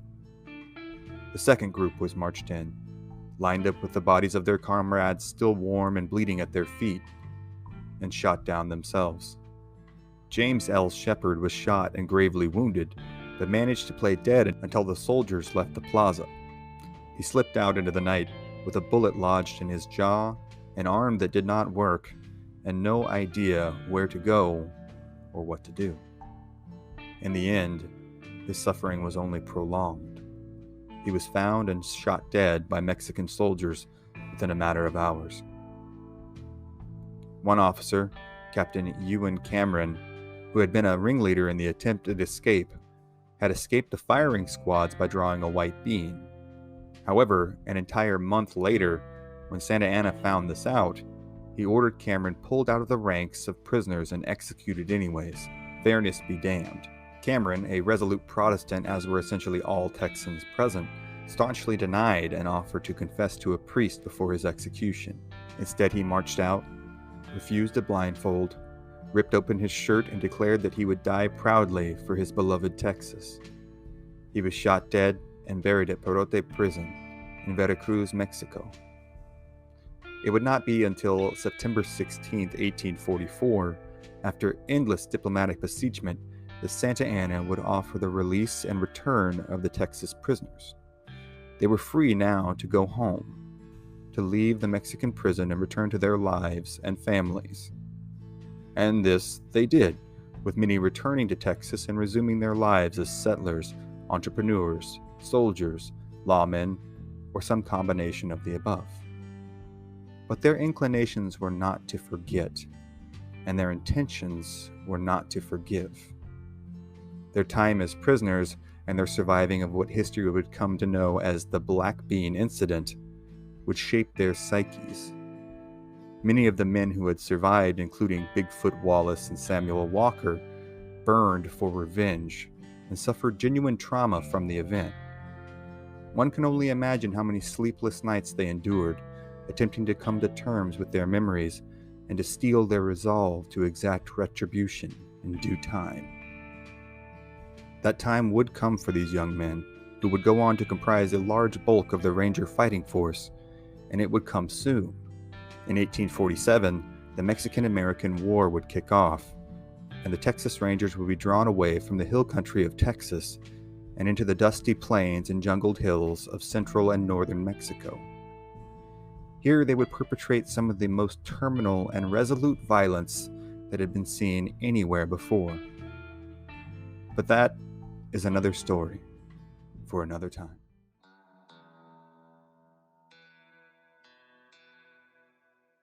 San Diego, California, December 5th, 1846. As a dreary overcast sky looms above them, Captain Archibald Gillespie and his detachment of 40 U.S. Marines ride east from the city into the dry, chaparral-covered desert that looms endlessly before them. They are on their way to join forces with Brigadier General Stephen F. Kearny and his force of 200 troops, who have sent word to the Marines that they are caught in dire straits in the middle of the Southern California desert. General Kearny and his men have traveled to their current location, roughly 30 miles east of the bustling pueblo of San Diego, as part of the United States' efforts during the ongoing Mexican-American War. Though they have endured seemingly endless hardships on their journey from Fort Leavenworth, Kansas, to the city of Santa Fe, and then across the vast expanses of the deserts of present-day New Mexico and Arizona, before finally reaching the deserts of Alta California, most of the men are eager to find and engage their enemy in the Mexican army. However, General Kearny's force is still diminutive in size and thousands of miles away from their closest support to the east. Seeing the increasingly dangerous circumstances, Kearny had seen it necessary to send a rider to San Diego requesting reinforcements. This request reached the headquarters of Captain Archibald Gillespie, where he had hurriedly marshaled the contingent of U.S. Marines he now leads eastward in their effort to reach General Kearny and his men before they are forced to engage with the local forces that are surely reconnoitering the hills around them. These local forces, Gillespie and his men are well aware, are unlike the rest of their counterparts in the Mexican army, whom the U.S. forces have combated in the previous few years. With Alta or Upper California comprising the northernmost reaches of Mexican territory, its inhabitants, Mexican citizens known as Californios, have adapted their country's culture to fit their environs. In the vast expanses of California ranchos, which could comprise thousands of acres, becoming an adept horseman was essential not only for working vaqueros, but also everyday citizens simply wishing to get from one place to another in this expansive land. Throughout the whole of Mexico, the Californios were regarded as unmatched in not only their horsemanship, but their adroitness in wielding their long leather riatas, precursors to the modern-day cowboy's rope. It was said that a Californio would rather climb atop his horse and ride 100 yards rather than walk it, and that any Californio was a better roper with his foot than the average Mexican was with his hand. But these are not the only attributes that separate the Californio soldiers that General Kearny and his men will be facing and the regular Mexican army fighting further to the south. Their most noticeable characteristic, and perhaps their most dangerous, is evident even from afar to the scouts and soldiers watching them from the cover of the dense chaparral brush. Long, steel-tipped lances jut upward several feet from over the heads of each Californio rider, giving them an air of medieval simplicity that seems antiquated even here in the 1840s Southern California desert. But, while many among the Americans find the spectacle to be nearly comical, the damage that these lances can inflict is far from a laughing matter for anyone faced with combating them. Though the Californios are lacking in way of firearms and ammunition, their ability to inflict grievous wounds upon their adversaries before dashing away gives them a capability scarcely seen outside of the mighty tribes of the American plains, like the Cheyenne, the Lakota, and the Comanche. Against a fighting force armed with single-shot carbines, they present a formidable foe. It had been at what history has come to know as the Battle of the Old Woman's Gun, when a detachment of unfortunate U.S. Navy sailors, Marines, and civilian volunteers had attempted to march on the burgeoning city of Los Angeles in an effort to quell an uprising in the area that had been previously conquered by American forces. This detachment, composed of 310 men, had been caught by the Californios just outside of the city and made to pay dearly over the course of a battle that lasted a night and the succeeding day. During the engagement, 4 American sailors had been killed, and 6 additional men gravely wounded at the end of the Californios' lances. Captain Archibald Gillespie, for his part, has spent the previous few months clinging tenuously to any semblance of power over the city of Los Angeles, having been appointed to the post by Robert F. Stockton, with explicit orders to rule over the city with a strict eye and an unforgiving hand. But, after continued unrest from the inhabitants of the city, with some in support of the Americans' efforts and some vehemently opposed, Stockton and Gillespie retreated southward by sailing to San Diego on October 26, 1846. They arrived 5 days later, on October 31st, and were welcomed by the local inhabitants of the besieged city to take part in their celebrations of All Souls' Day. However, despite their warm reception, the men had found San Diego to be all but bereft of usable horses, mules, and cattle. While Stockton had returned north to Monterey, where Commanding Officer John C. Fremont was experiencing similar problems, Captain Gillespie and his men had set about procuring as many animals and supplies as they could while staying within the good graces of the citizens. At this critical juncture in the Mexican-American War, the Americans now found themselves clinging to largely nominal control of the Southern California coastline stretching down from San Francisco. They were running low on men, ammunition, and supplies. However, General John Kearny, on his trek westward from the desert, mistakenly believed his countrymen to have solidified a strong measure of control over nearly the whole of the territory. In the middle of the New Mexico desert, Kearny and his men had happened upon none other than the legendary mountain man Kit Carson, whom John C. Fremont had dispatched to Washington to carry correspondence regarding the Americans' progress in Alta California. After reviewing these dispatches, General Kearny had felt so hopeful as to the state of the Americans' advancement that he sent nearly half of his forces back to Santa Fe. He did, however, enlist the famed Carson to accompany him and his men back to Southern California. Now, Carson, among the most experienced in the group by far in matters of frontier warfare, rides with Kearny's cavalry, dressed in his mountain man trappings and sitting astride his sure-footed mule. He shares Kearny's growing concern with the group's isolation. The men amongst the cavalry, however, are by and large in high spirits, despite the toll taken on themselves and their animals by the months-long journey west. They have come here to fight what they believe to be a markedly inferior enemy, not only lacking in their training and equipment, but in fact relegated to using centuries-old technology in a desperate bid against a superior foe. Still, the obviousness of their predicament is not lost on the men of the cavalry, and all among them welcome the sight of Captain Gillespie and his Marines rumbling towards them in the afternoon, kicking up a sizable cloud of dust and towing with them a small brass cannon to add to the artillery firepower of the soldiers. Kearny and Carson both warmly greet Gillespie, who informs the general, much to his chagrin, that the state of affairs for the Americans in Southern California has deteriorated, even in the time since Carson has skulked out of San Diego with his secret correspondence for President James K. Polk. He also assures them that their suspicions that the Californios might be very close by are likely justified. Unfortunately for the Americans, Gillespie is more correct than he knows, as word of he and his men's departing San Diego has already reached two nearby parties of Californio Lancers. One, commanded by Leonardo Cota and Jose Alipas, is stationed at San Luis Rey to the north. When word reaches their headquarters, a contingent of Lancers immediately heads south to join forces with their brethren in order to mount an attack. Meanwhile, the second contingent of Lancer forces, commanded by Don Andres Pico, brother of the governor Pio Pico, is stationed in San Diego. Don Andres commands virtually the whole of the city outside of the American-held ports. He has now received word that the group of Marines has evaded Mexican security forces and is headed east into the desert. As yet unaware of Kearny's forces, they assume the men are yet again attempting to scour the countryside in search of horses and cattle. The two forces meet at San Luis Rey, where Pico, the senior officer, sees fit to divide their forces in an effort to more effectively scout the vast expanse of desert. Half of the men are sent south to El Cajon, while Pico and his contingent of 78 men make their way east into the desert, scouring the landscape for any sign of intruding American forces. In the late afternoon, the Californios arrive at the small Native American village of San Pasqual.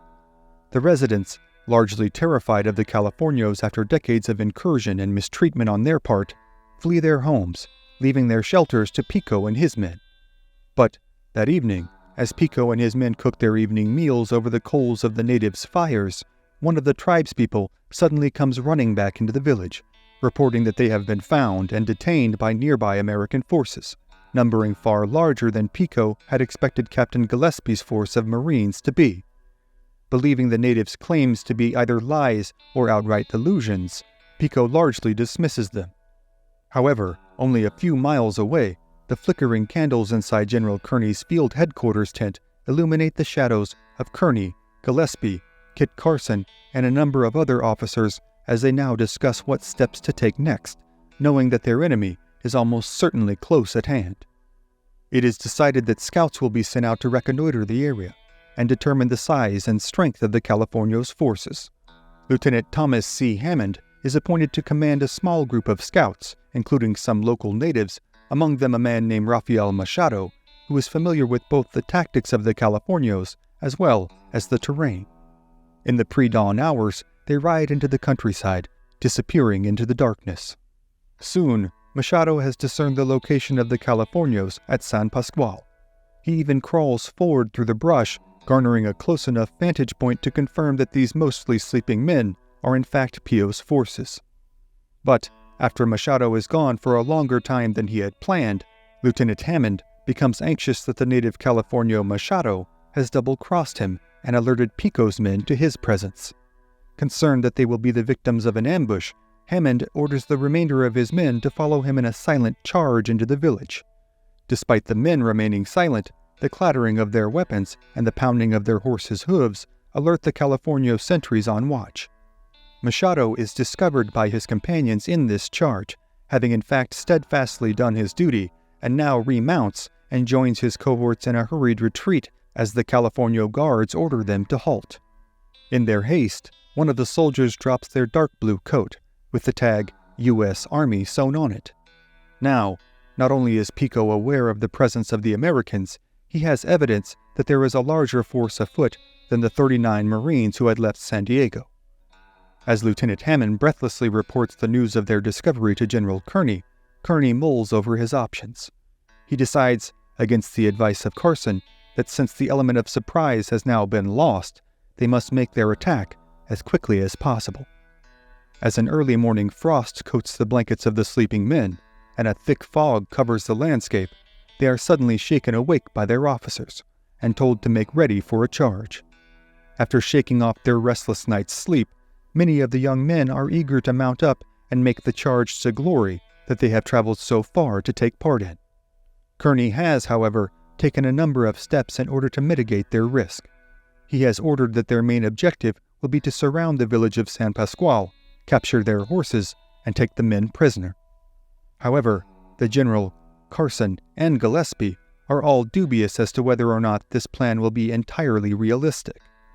Meanwhile, the forward observers from Pico's force of Californios dot the horizon with their silhouettes, keenly gathering some rather surprising intelligence as they take stock of the number of Americans present, not so large that an attack would be out of the question, and the condition of their stock, who are now so gaunt after their cross-continental trek that many of them seem near death. Within 15 minutes of being awakened, the men are organizing into their well-drilled formations in preparation for battle. When they had first left Kansas, their companies had been arranged according to the color of their horses, their animals well-fed and energetic, the men's uniforms pressed and well-kempt, and their weapons cleaned, oiled, and ready for use. Now, many of the men ride mules or horses mismatched from their units, and the animals' current state significantly affects their ability to perform. To make matters worse, their carbines cannot be counted on to fire in the damp morning conditions. Thus, this attack will be relegated to swords and single-shot pistols, with the carbine's only use now being in wielding it as a club. The men separate into 3 guards, with the advance guard being commanded by Captain Abram R. Johnston. General Kearny commands the guard behind them, but as the men move out towards the small valley that ensconces the village of San Pasqual, they begin to separate from each other at a greater and greater rate during the course of their travel. As the men near the village, a critical mishap takes place. With the distance between them making the commands all but inaudible, General Kearny's command for Captain Johnston to proceed in a, quote, trot is misheard as a gallop. This is a grave mistake, as the distance to the village is too far for the exhausted horses to reach at full speed, and the advanced force would be too far ahead of the second column for the second column to provide adequate relief. Still, Johnston dutifully issues the order, and the men in the advanced column urge their horses into a gallop. Seeing this, General Kearny is horrified. He exclaims, "Good heavens, I did not mean that!" However, it is too late, and now the distance between the two forces grows even faster. Snapping into action, Kit Carson urges his mule into a full gallop of its own, attempting to catch up to the runaway column, as Kearny keeps his troops at a trot so as not to lose complete control of the battle before it begins. Carson and his mule catch up to the charging Captain Johnston, whose column is now reaching the expanse of the open valley floor. A half a mile away, they can see the village. The attack is now imminent. The 12-man column charges on, with its men roaring out in whoops and battle cries as they make their charge upon the village. But Pico and his Californios have taken cover in a small ravine next to the village, and from here let loose an initial volley of musket fire from their limited collection of firearms. As the gun smoke mixes with the thick fog, Captain Johnston falls from his mount, killed by a musket ball to the head. Riding directly behind him, Kit Carson sees the captain fall. This trips up his own mount, and his normally sure-footed mule takes a disastrous tumble to the ground, launching Carson several yards ahead of the animal, where he lands splayed out and in a daze, before hurriedly scrambling out of the way of the rest of the charging column. The charging soldiers attempt to loose a volley of their own, but most find that their weapons have indeed been rendered useless in the damp conditions. Now, the 11 remaining Americans draw their long sabers and charge head-on towards the Californios. At first, the Californios feign a retreat, momentarily seeming to scatter their forces to the west as they flee along the path of a small creek near the village. Captain Ben Moore, now the officer in charge with Johnston having been killed in the action, orders the men to pursue the Californios immediately. This the men do, giving chase down the banks of the small waterway. But this pursuit draws out their forces even further, making them easy targets for their enemy.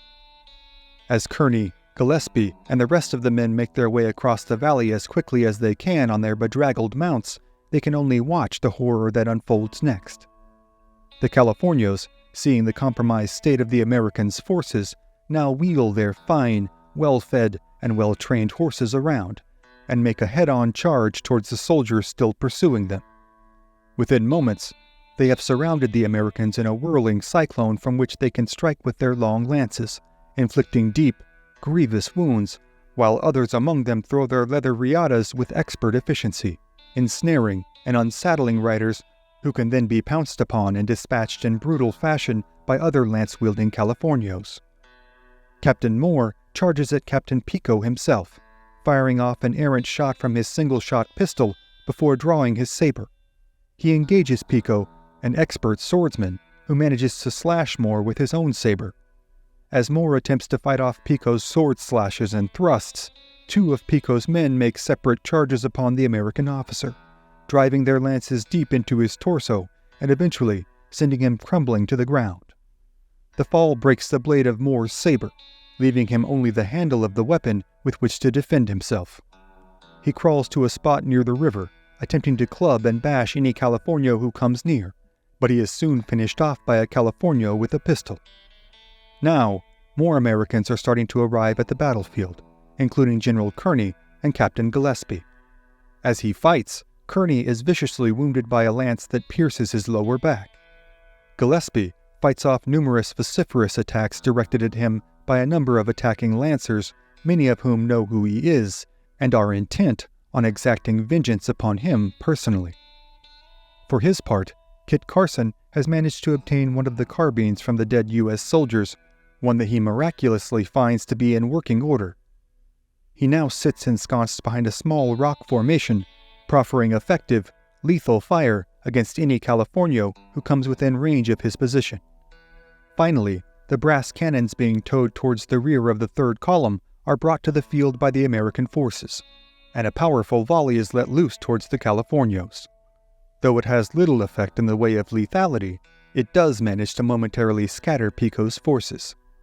Now, as Pico and his men survey the battlefield from out of range of the cannons, they are overwhelmed with a collective joy at not only having survived, but tactically dominated a better trained, better equipped, and much larger opposition force.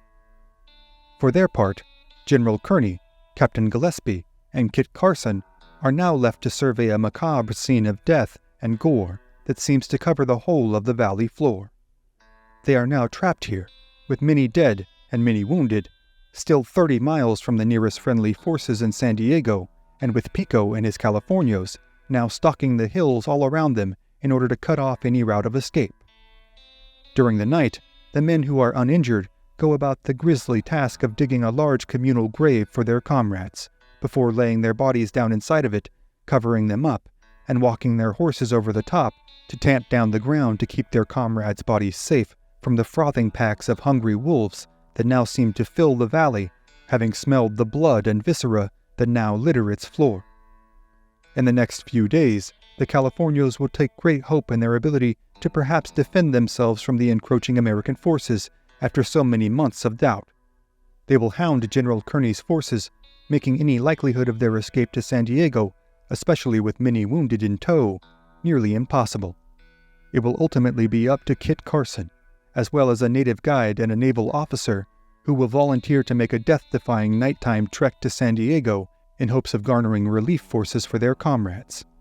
But the story of Kit Carson and his comrades' impossible task, and the conclusion of the brutal, bloody, and callous Mexican-American War are, for tonight, other stories for other times.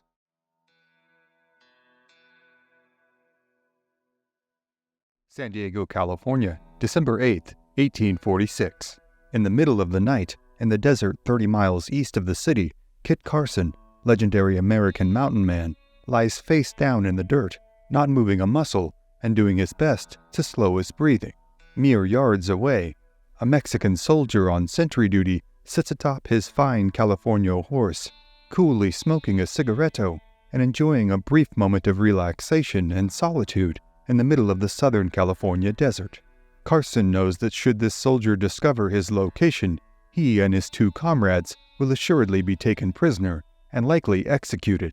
Still, as Carson grits his teeth, the soldier remains blissfully unaware of any enemy presence, merely enjoying his cigarette, filling the air around himself with the fragrant smell of burning tobacco and peacefully observing the night sky above him. The unnerving scene drags on for several minutes, with the silence of the desert night making the already tense air of the situation all but unbearable. Suddenly, Carson grows even more concerned. With one ear pressed tightly to the ground, he hears a faint, thundering rhythm. He wonders if these are the hoofbeats of more California soldiers coming to join their comrade. Then, Carson feels a hand nudging one of his boots. As Carson strains his eyes down and behind himself, he sees the cause of the noise. It is, in fact, the racing heartbeat of one of his companions, the 24-year-old naval lieutenant Edward Beale. Lieutenant Beale, his nerves pushed to the literal breaking point, whispers to Carson, "We're gone. Let's jump up and fight it out." "Been in worse places before," Carson assures him, then turns back to flatten himself against the desert floor. Finally, the Californio finishes his indulgent smoke and returns to his main camp, much to the relief of Carson and his comrades. Carson is part of a 3-man group of volunteers, comprised of himself, Lieutenant Beale, and a Diegueño native guide named Chimacta. They are on a mission to reach the American-held port of San Diego in order to send reinforcements back to their stranded comrades roughly 30 miles east of San Diego. The day before, the Americans, a combined force of U.S. Army soldiers, Navy sailors, Marines, and civilian volunteers, had fought a vicious battle against the local Californio forces. The battle, known to history as the Battle of San Pasqual, had been fought in the interest of the ongoing Mexican-American War, in which Mexico seeks to retain control of its lands, which comprise most of the present-day American Southwest and Pacific Northwest. When the damp weather had rendered many of their firearms inoperable, the Americans had suffered dearly at the end of the Californio's rudimentary but deathly effective steel-tipped lances. After the Americans were able to bring forth and fire their brass field cannons, the Californio forces had been finally forced to disperse, but not before killing 18 Americans and inflicting countless more deep, grievous wounds in the bodies of the surviving men. Under the command of General Stephen F. Kearny, himself gravely injured after suffering a lance wound to his lower back, the Americans had retreated to the top of a small rock-strewn hill. Here, they found themselves surrounded by roaming Californio forces, who covered virtually all of the territory between themselves and their nearest comrades in the port of San Diego, thus cutting off any hope of escape or relief. The U.S. Army soldiers amongst this group of men under General Kearny had not only survived the battle, they have completed the longest cross-country trek in U.S. military history up to that point, traversing half the length of the continent after marching out of Fort Leavenworth, Kansas, and traveling through Santa Fe. They had then trekked across the barren deserts of the Southwest before finally meeting the Mexican army in battle here in the desert east of San Diego. Their counterparts in the U.S. Marines and Navy sailors, riding under the command of U.S. Marine Captain Archibald Gillespie, had ridden out to reinforce Kearny's men. Now, these men, many of whom are unable to walk, much less make the 30-mile trek through enemy territory, had to rely on their able-bodied comrades to volunteer to make this perilous journey in order to send back reinforcements and ultimately save their lives. Among these able-bodied men, none was a more obvious choice for this seemingly impossible task than Kit Carson. Among the few participants in the battle on the American side not to hold an official position in the military, Carson has nonetheless already cemented his legacy as an inveterate mountain man, guide, and experienced gunfighter.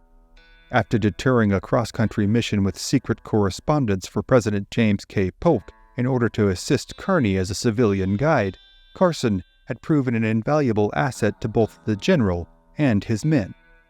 Along with Carson, the two other exceedingly brave men, Lieutenant Beale and Chimacta, had volunteered to venture forth into the expanses of the hilly, chaparral-covered desert in order to at least attempt to save their comrades.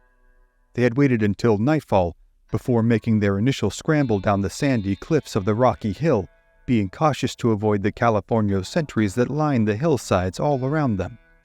By the time the party had reached the bottom of the hill, it had become clear that their metal canteens would be too noisy to carry with them. They had thus each taken one last, long drink and left their only water supplies tucked into the rocks of a small arroyo. Carson and Lieutenant Beale had also discovered that, unfortunately, their hard-soled boots would cause too much commotion while they traversed the rocky ground before them. While their native comrade Chimocta continued on relatively unencumbered and silent in his leather moccasins, the pair of Americans had been forced to remove their boots, tuck them into their belts, and proceed forward barefoot. Now, as the Mexican soldier rides back towards his camp, Carson and Beale are suddenly horrified to realize that, somewhere in their crawling on the desert floor, their boots have come loose from their belts. Considering their already precarious position, retracing their steps to look for the boots is out of the question, and thus both men will have to complete the 30-mile trek through the thorny desert barefoot.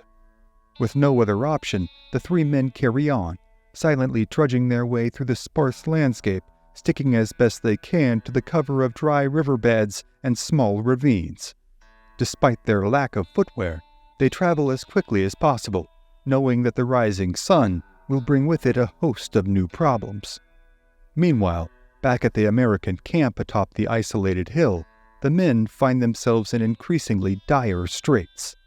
Food supplies have already begun to wane, as has their supply of potable water. Many of the injured men are starting to see signs of infection, as the deep and incongruous nature of the damage inflicted by the long steel lance tips makes them exceedingly difficult to close and keep clean.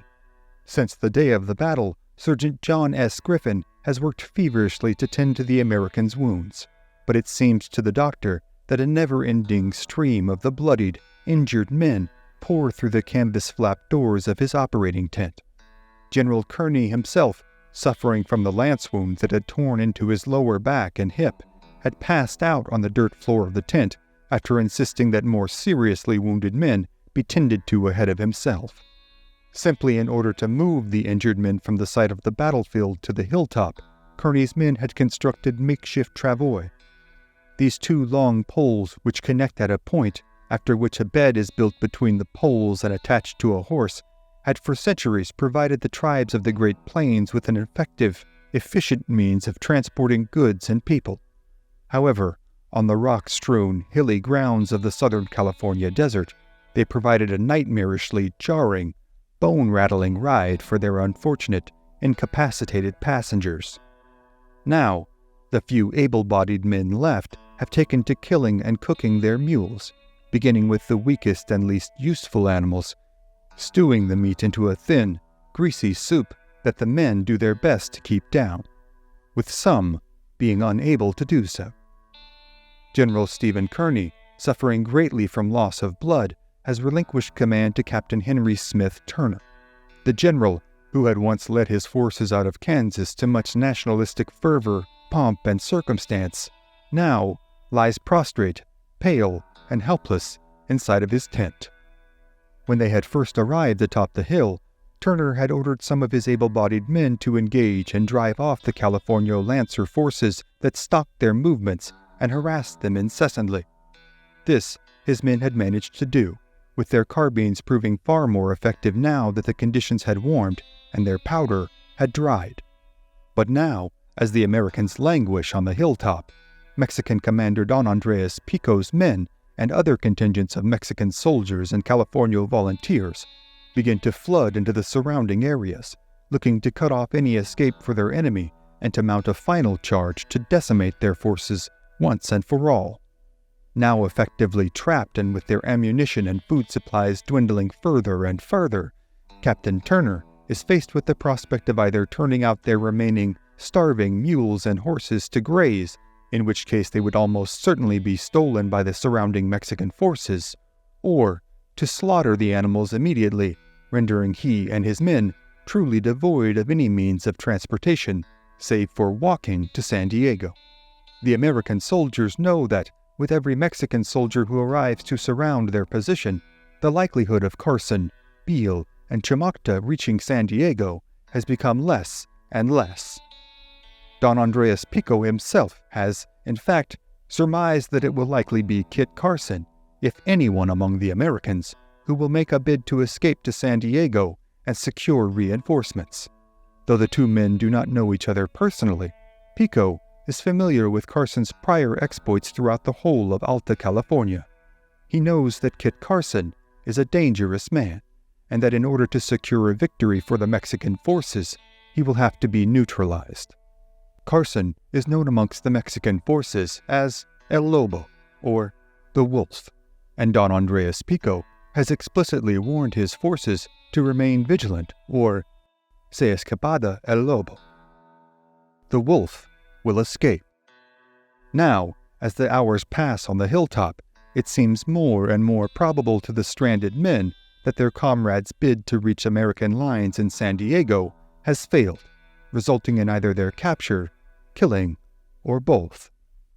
But, miles away, past the edge of the western horizon, Kit Carson, Lieutenant Beale, and Chimocta press on through the night, accumulating untold damage to their feet as they plod their way through the unforgiving landscape.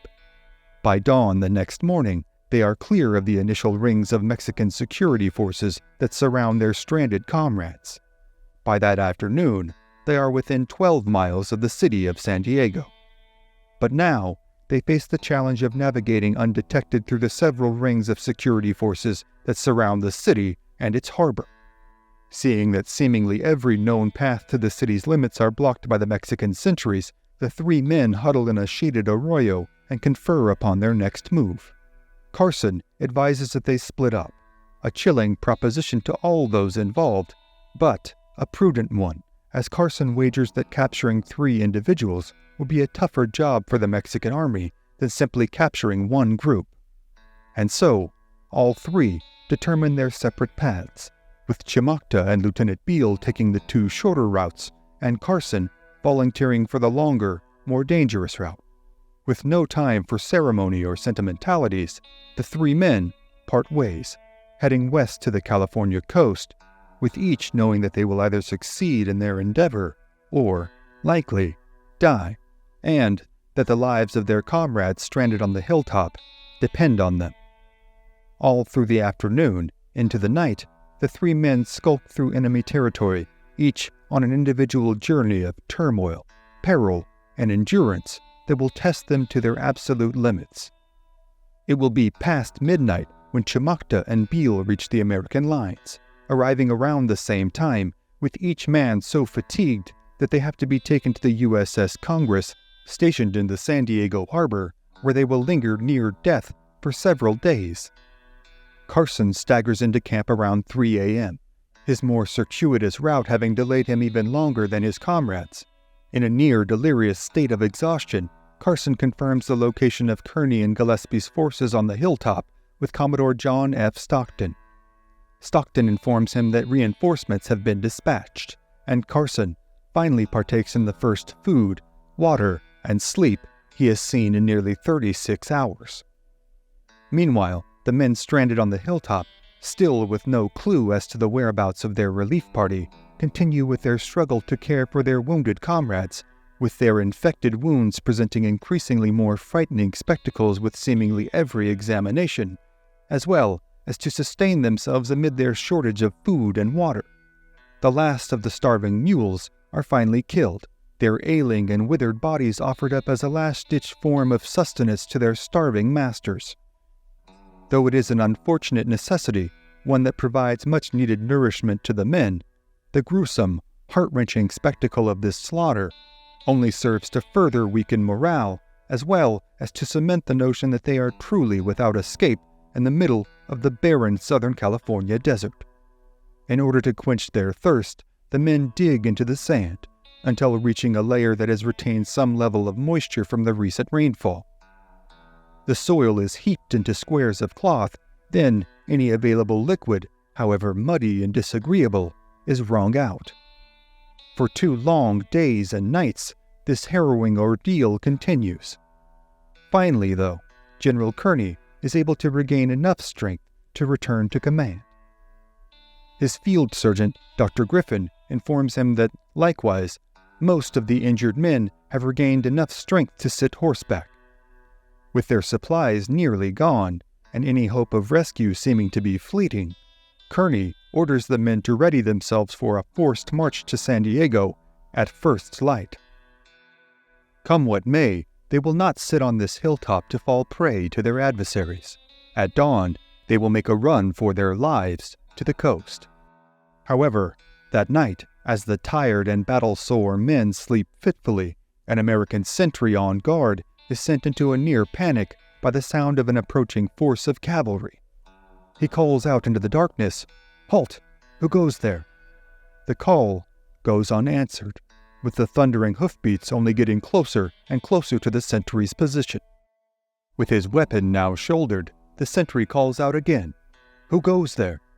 This time, however, the reply nearly brings the weary man to tears of joy as Captain William H. Emery, commander of the 200-man relief forces dispatched from San Diego, calls out, "Hold fire! We're Americans." The American camp now resounds with the cheers of men who, only hours before, had seen their hopes of survival as all but lost. In the midst of their celebrations, a single shot rings out from a Mexican sniper hidden in the hills, striking harmlessly into the ground.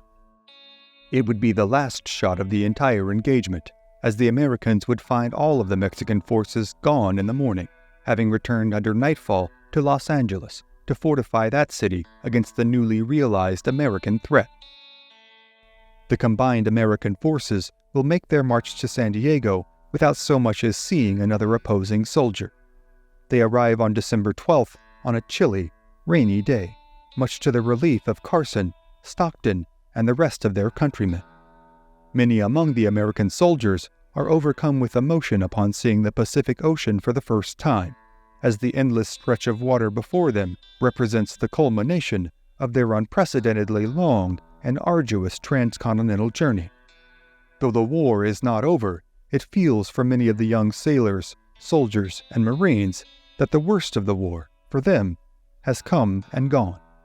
The spot where they had made their desperate stand and survived on the flesh of their mules will stand as a landmark of San Diego history, known forevermore as Mule Hill.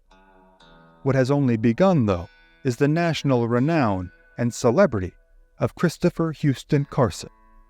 His leadership during, before, and after the battle, and his willingness to lay down his life in order to aid in the rescue effort, make him a favorite topic of letters written home from American soldiers, sailors, and Marines now stationed in San Diego.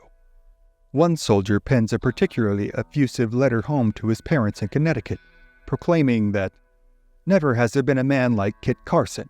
All that has been said about him, and more, is true. He is as fearless as the lion, as stealthy as the panther, as strong as the oxen. I believe that Carson would attack a fort filled with Mexicans, single-handed, and drive them off." Carson, for his part, barely even acknowledges his accomplishments in his memoirs, writing laconically that, "Finally got through, but had the misfortune of having lost our shoes. Had to travel over a country covered with prickly pear and rocks, barefoot. Got to San Diego the next night." In the years to come, Carson will become a national media star, the subject of dime novels and newspaper articles that will cause his name to be as well known in many eastern cities as the president. The young naval lieutenant Edward Beale is said to have convalesced for an entire year before returning to active duty with the Navy, but he too will go on to national acclaim and a legendary career spanning decades of service in the Old West.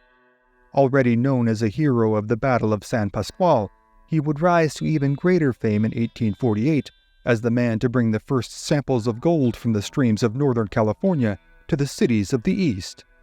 This tangible proof of the newly won state's gilded bounty would be a key driving factor in the 1849 California Gold Rush, an event that would reshape the nation forever.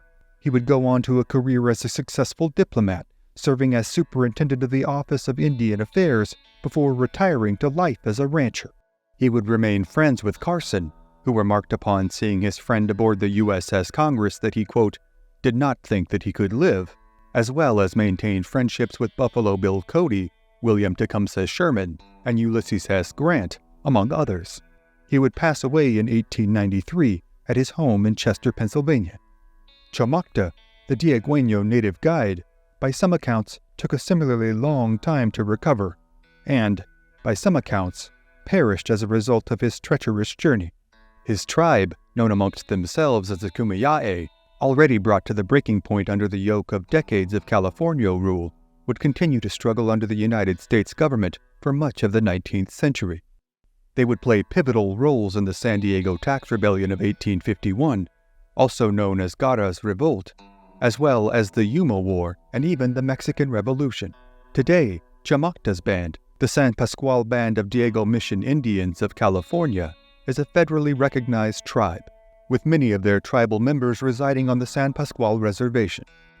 As for Kit Carson, he will take over a week of recovering in San Diego before regaining the ability to walk normally, his feet so battered by the desert floor that he can scarcely take but a few steps without excruciating pain for days.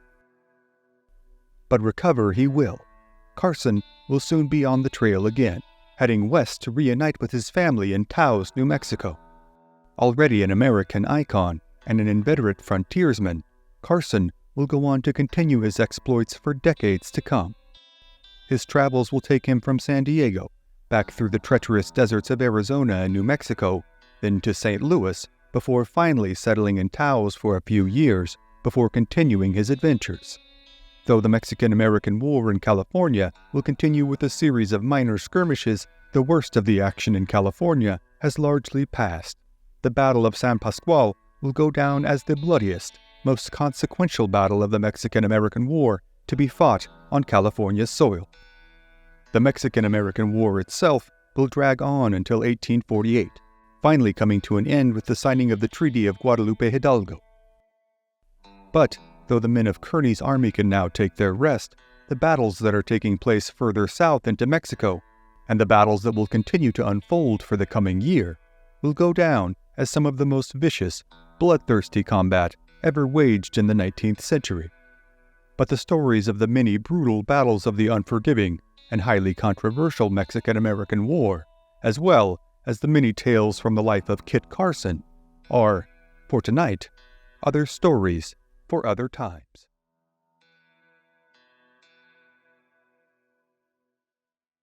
Central Mexico, October 9th, 1847. As the streets of the small town of Huamantla erupt in violence around him, Texas Ranger Samuel Hamilton Walker fires with a revolver in each hand into the hordes of oncoming Mexican soldiers pouring towards him. Walker and his fellow Texas Rangers are attached to General Winfield Scott's U.S. Army under the moniker of the 1st Regiment of Texas Mounted Rifle Volunteers. They are assisting in efforts to finish the Mexican-American War against the legendary General Santa Anna's already beleaguered forces. While they are all veterans of vicious close-quarters combat, Walker and his Ranger cohorts are not soldiers in the conventional sense. Their countrymen in the U.S. Army and Naval Forces who have traveled and fought with them hold the Rangers in a class all their own, a distinction imbued with equal parts fear and respect.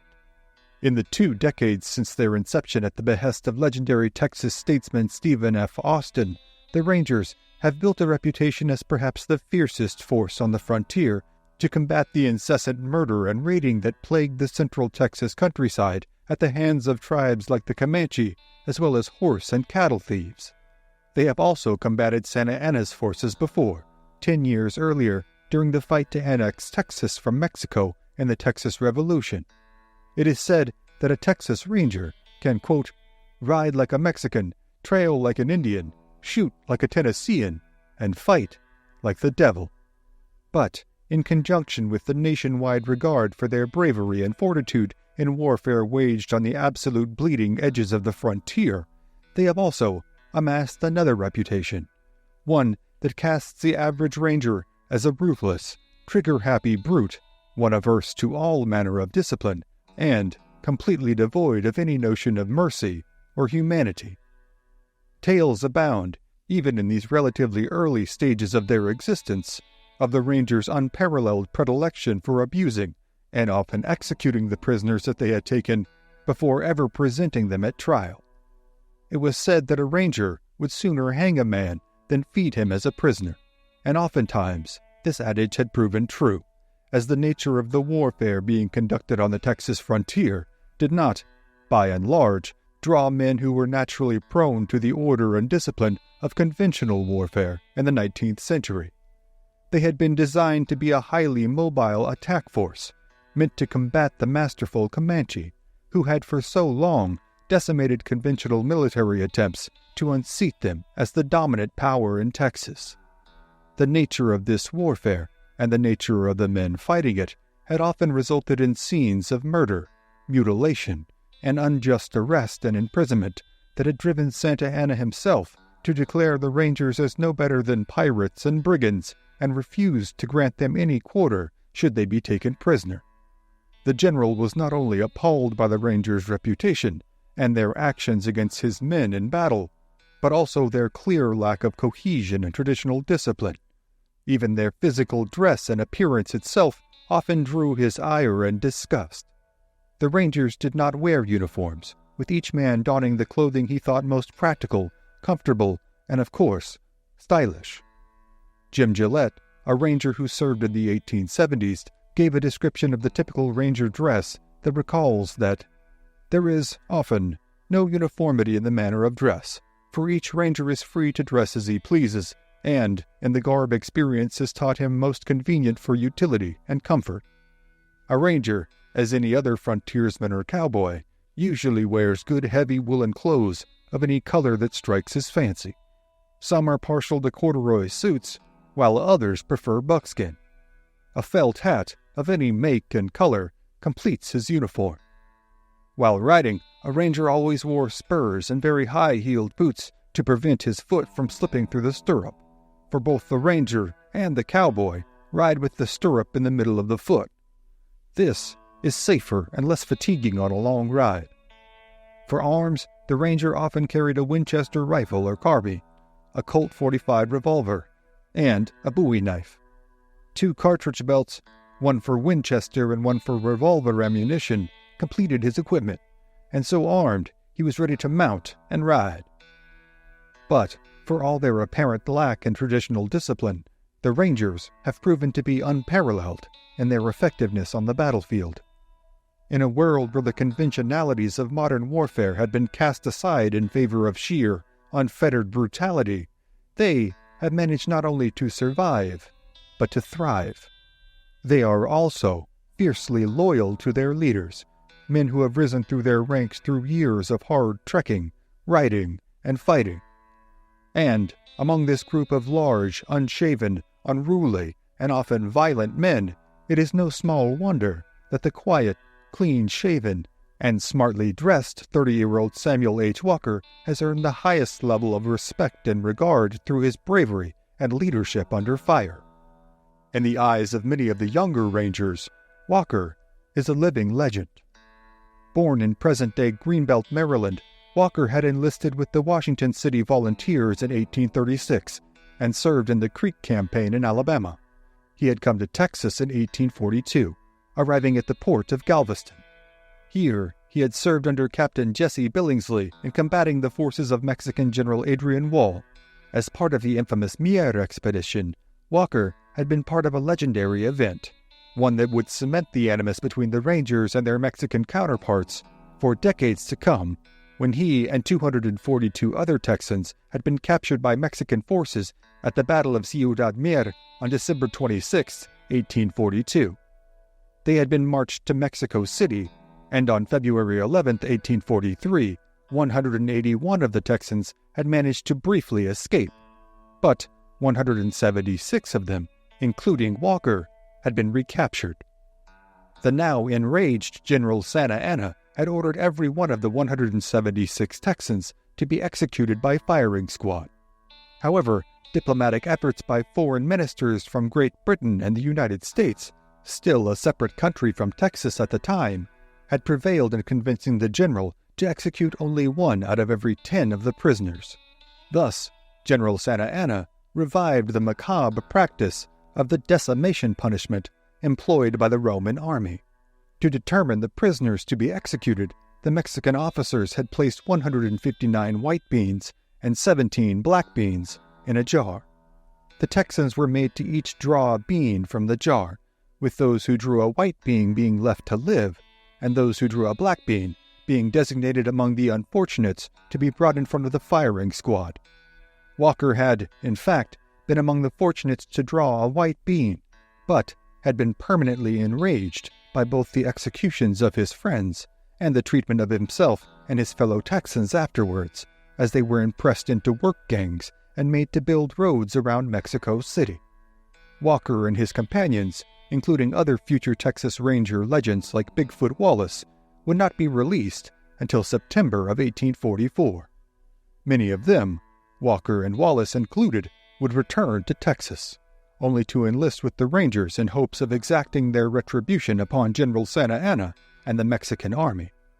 Samuel Walker had enlisted at the end of 1844, and initially served with distinction under the legendary Captain Jack Hayes, himself a rare exception to the hard-bitten Ranger stereotype, before rising to the rank of captain himself.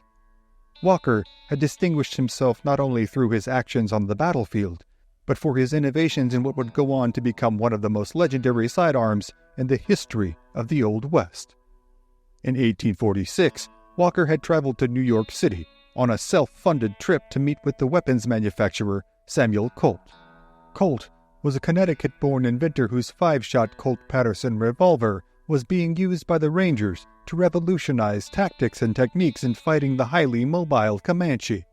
Before the advent of the Colt Patterson revolver, so named for its inventor and its birthplace in Paterson, New Jersey, the Rangers had been relegated to single-shot rifles and pistols. The Comanche, able to unleash several arrows a minute from atop their notoriously quick and agile horses, had oftentimes been able to overwhelm and decimate Texan forces who found themselves essentially defenseless after firing their initial volleys. With the Colt Patterson revolver, Jack Hayes, Samuel Walker, Bigfoot Wallace, and the McCulloch brothers, Ben and Henry, had revolutionized the fight being waged against the Comanche by employing far more aggressive tactics enabled by the volume of fire they were now able to produce with their 5-shot revolvers. Though not the first revolver in history, the Colt Patterson would prove to be one of the most influential. Weighing in at a hefty 2 pounds 12 ounces, the single-action revolver measured a total length of 13 3/4 inches with a barrel length of 7.5 inches, firing a 28 or 36 caliber ball with an effective firing range of roughly 59 meters. Though only boasting a 5-shot chamber, the increase in firepower from its predecessors in the Texans' single-shot pistols was exponential. But, though they had been used thus far to great success, the Colt Patterson revolver still presented a number of issues that Rangers in the field found cumbersome to deal with. Though it indeed enabled a greater rate of fire, it had to be loaded by detaching the cylinder, then placing 5 bullets inside and reattaching the cylinder before closing the weapon and carrying on the fight. However, Samuel Colt, living on the East Coast, had no way of knowing of the Rangers' specific needs in weaponry. That is, until he began to receive letters from Samuel H. Walker, suggesting improvements that might be made to the weapon. Eventually, a friendship between the two men had developed, resulting in Walker's 1846 trip to New York. After meeting with local officials and even President James K. Polk, who had personally requested to speak with the renowned Ranger captain, Walker had spent several days poring over the details of Colt's revolver design and suggesting improvements he believed could make an immediate difference for himself and his cohorts in the field. What resulted was perhaps the most well-known, influential, and impactful sidearm in American history, the Colt Walker revolver, or, as most would come to know it, the Walker Colt. Boasting a new 6-shot cylinder, the Walker Colt weighed in at 2 pounds heavier than its predecessor at a hefty 4.5 pounds.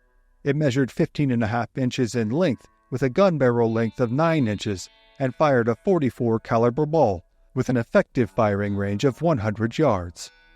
In comparison to the sidearms carried before it, the Walker Colt all but amounted to a small hand cannon with its size, weight, and firepower. To commemorate his friend's contribution to the design and the Rangers' contribution as a whole, Colt had included an engraving of the 1844 Battle of Walker's Creek, in which the Rangers had used their revolvers to turn the tide against the Comanche in a bloody fight in the Texas Hill Country just north of San Antonio. Walker would return to Texas and then on to the Mexican-American War, where he and the Rangers would fight first on the Rio Grande with future President General Zachary Taylor, before heading south to join forces with General Winfield Scott in Veracruz.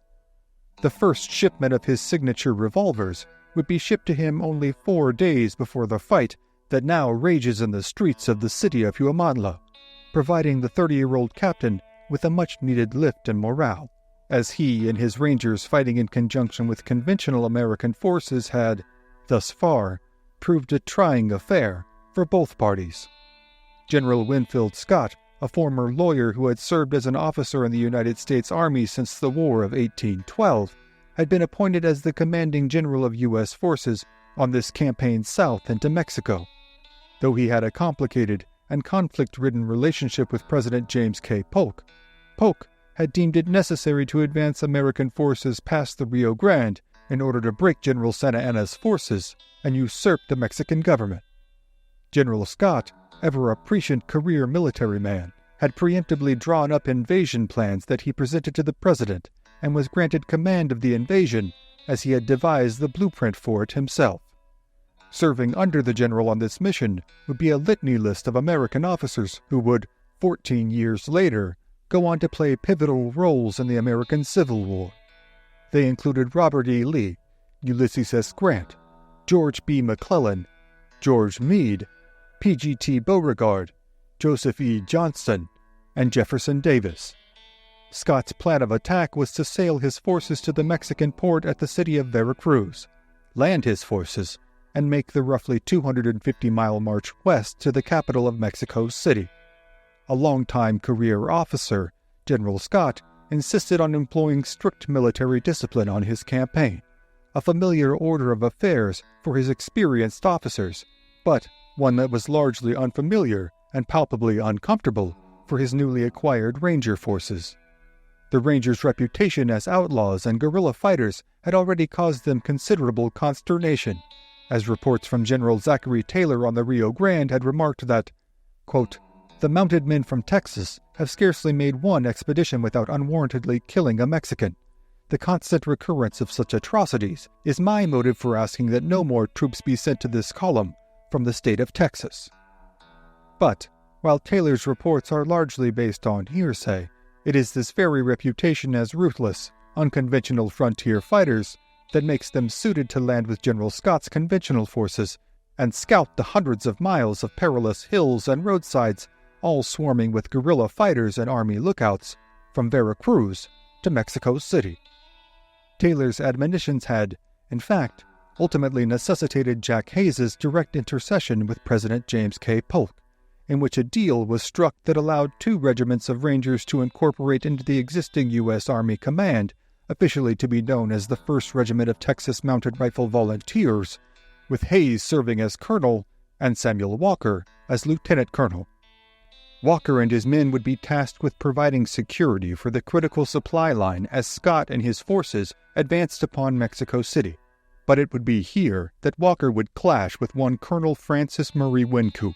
Wynkoop, a devotee of General Scott's strict conventional military style, would repeatedly find himself at odds with the headstrong Rangers, foremost among them Samuel Walker. In the first of such incidents, Wynkoop had ordered Walker's advance guard of 50 Rangers to retreat back to Wynkoop and his men's position in case of an ambush amidst the hilly country. Walker had simply refused the order, instead opting to remain out ahead of Wynkoop's forces. Later in the day, the 2 contingents of Americans had indeed been ambushed by 500 Mexican troops under the command of General Santa Anna. Walker and the Rangers had kept this force, nearly 10 times their size, at bay, until Wynkoop and his men were able to reinforce them. Another nearby American unit had also come to their aid and driven off the Mexican soldiers after a 2-mile running gunfight. While Walker and his Rangers had perhaps played the significant role in combating and thwarting the Mexican attack, Wynkoop, nonetheless, had remained incensed at Walker's repeated insubordination. Walker, for his part, accused his commanding officer of cowardice. A second incident occurred on the road to Mexico City when Wynkoop had ordered Walker to preemptively attack 2 small villages along the route. Walker argued that the villages were full of non-combatants and posed no threat that warranted an attack.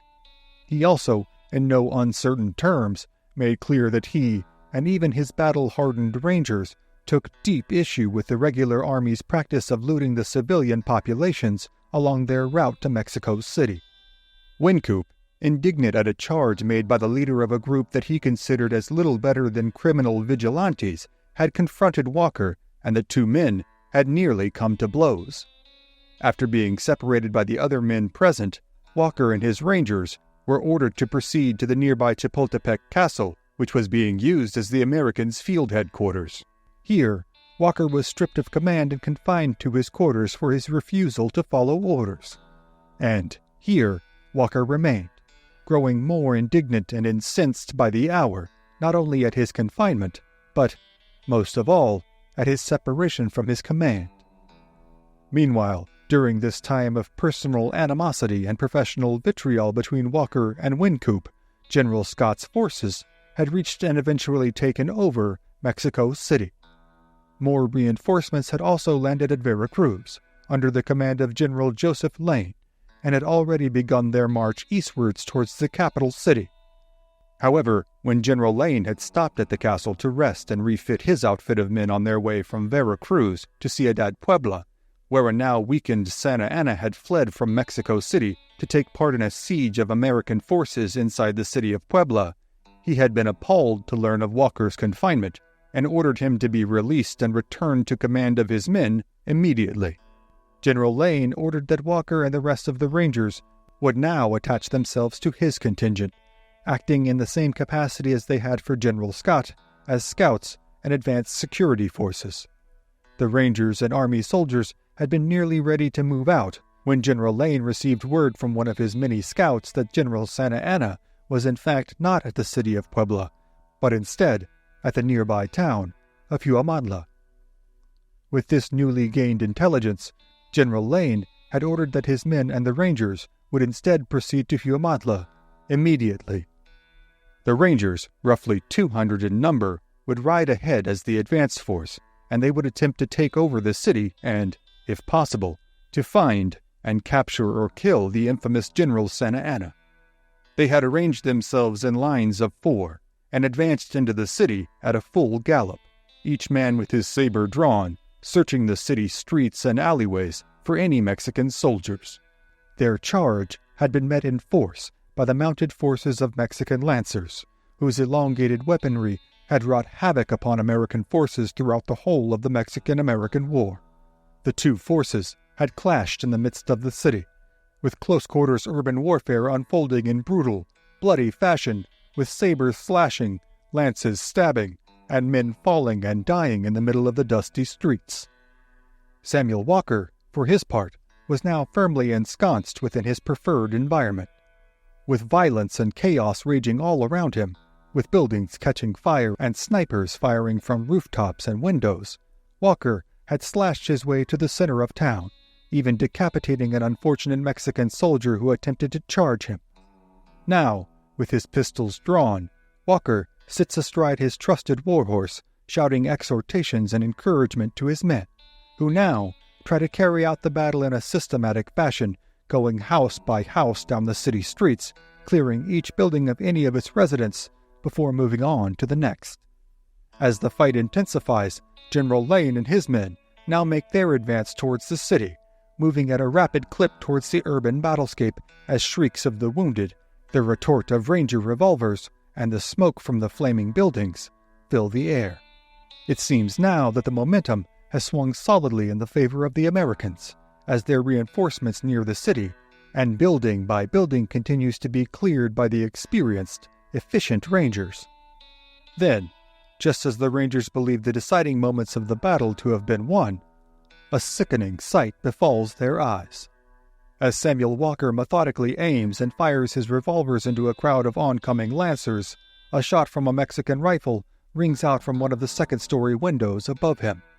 Walker's body suddenly falls limp and slumps out of his saddle, hitting the ground with a sickening thud, audible even amidst the ongoing din of battle. As blood pools in the dirt around him, creating a sickening crimson paste that cakes onto the blood and clothing of his rescuers, Walker is dragged behind a small adobe wall. It is clear to all that he is mortally injured. Still, Walker encourages his ranger cohorts to fight on, reminding them that General Lane's troops are likely only minutes away. A first-hand account of his final moments from one of the rangers who served under him during the battle recounts that, quote, "He sunk down immediately and was borne into the yard, the men bursting into tears as the cry spread among them, 'Captain Walker is killed.' Captain Walker directed that we should, quote, 'never surrender,' and died in about 30 minutes. The Rangers do, indeed, continue to fight, many of the young men now nearly overwhelmed with a simultaneous torrent of grief and rage. General Lane's troops soon pour into the city, overtaking the Mexican forces, though narrowly missing General Santa Anna, who manages, again, to abscond into the countryside under the security of his most loyal devotees. The victory for the Americans has been won, and victory for the Americans in the war is now nearly assured. But Lieutenant Colonel Samuel Hamilton Walker now lies cold in death, and the Texas Rangers will never be the same. After the battle, despite the notable, highly consequential victory they have just attained, many among the Rangers find themselves too overwrought with grief at the loss of such an admired comrade to indulge in much revelry. Instead, they would steel their already feared resolve, going on to take their vengeance against the local populations on their way to Mexico City before riding into the capital under the command of Colonel Jack Hayes. When Hayes was accosted by a citizen throwing a rock, a Ranger comrade shot the offending Mexican man dead where he stood. The Rangers would go on to fortify their reputation amongst the people of Mexico as Los Diablos Tejanos, or the Texan Devils, as in the coming months they would rule over Mexico City with an iron fist, and the ongoing enmity between themselves and the citizens of Mexico would carry on for decades. After the Mexican-American War came to an end on February 2nd of 1848 with the signing of the Treaty of Guadalupe Hidalgo, General Santa Anna would find himself exiled to Kingston, Jamaica for 2 years, before attempting yet another bid to retake control of his beloved homeland. While his comrades continued to exact their revenge on the people they viewed as responsible for his death, Samuel Walker was buried in a small but reverent ceremony in Mexico. The ceremony was presided over by his former professional adversary, Colonel Wynkoop, who was deeply aggrieved at having not mended his relationship with the legendary Ranger before his passing. Walker would later be reinterred in San Antonio at the Oddfellows Cemetery, before again being moved to what is today known as the Alamo Masonic Cemetery in San Antonio. A year before his own death, before traveling to the East Coast, Walker had attended the funeral services of his close friend and fellow Ranger, Robert Addison Gillespie, who had been killed in action at the Battle of Monterey. Walker had requested that, should he fall in battle, he be buried next to his comrade in arms. This request was granted, and today the two Rangers lie interred next to one another at the cemetery located near the famed Alamo Dome in San Antonio. In the years after the war, the Texas Rangers will find themselves called on again, as the Comanche raiding in Texas will only intensify in the coming years. Many of the young Rangers who have seen action in the Mexican-American War will go on to rise to prominent positions, such as John Rip Ford, Ben and Henry McCulloch, and Bigfoot Wallace. Many of the commanding officers from the U.S. Army forces will also go on to positions of high command in the coming decades, with several becoming generals and 2 becoming presidents. But the countless stories of the conflicts, controversies, and tragedies that surround the Mexican-American War, as well as the stories of the individual soldiers, sailors, and civilians who fought on both sides of the conflict, are, for tonight, other stories for other times. Thank you again for joining us on this episode of History at the OK Corral. Be sure to click the like button, share this episode with a friend, and become a subscriber. Also, if you'd like to support our work and gain early access to episodes as well as ad-free viewing, you can become a member of this channel by clicking on the join button below. And we'll see you next time on History at the OK Corral, home of history's greatest shootouts and showdowns.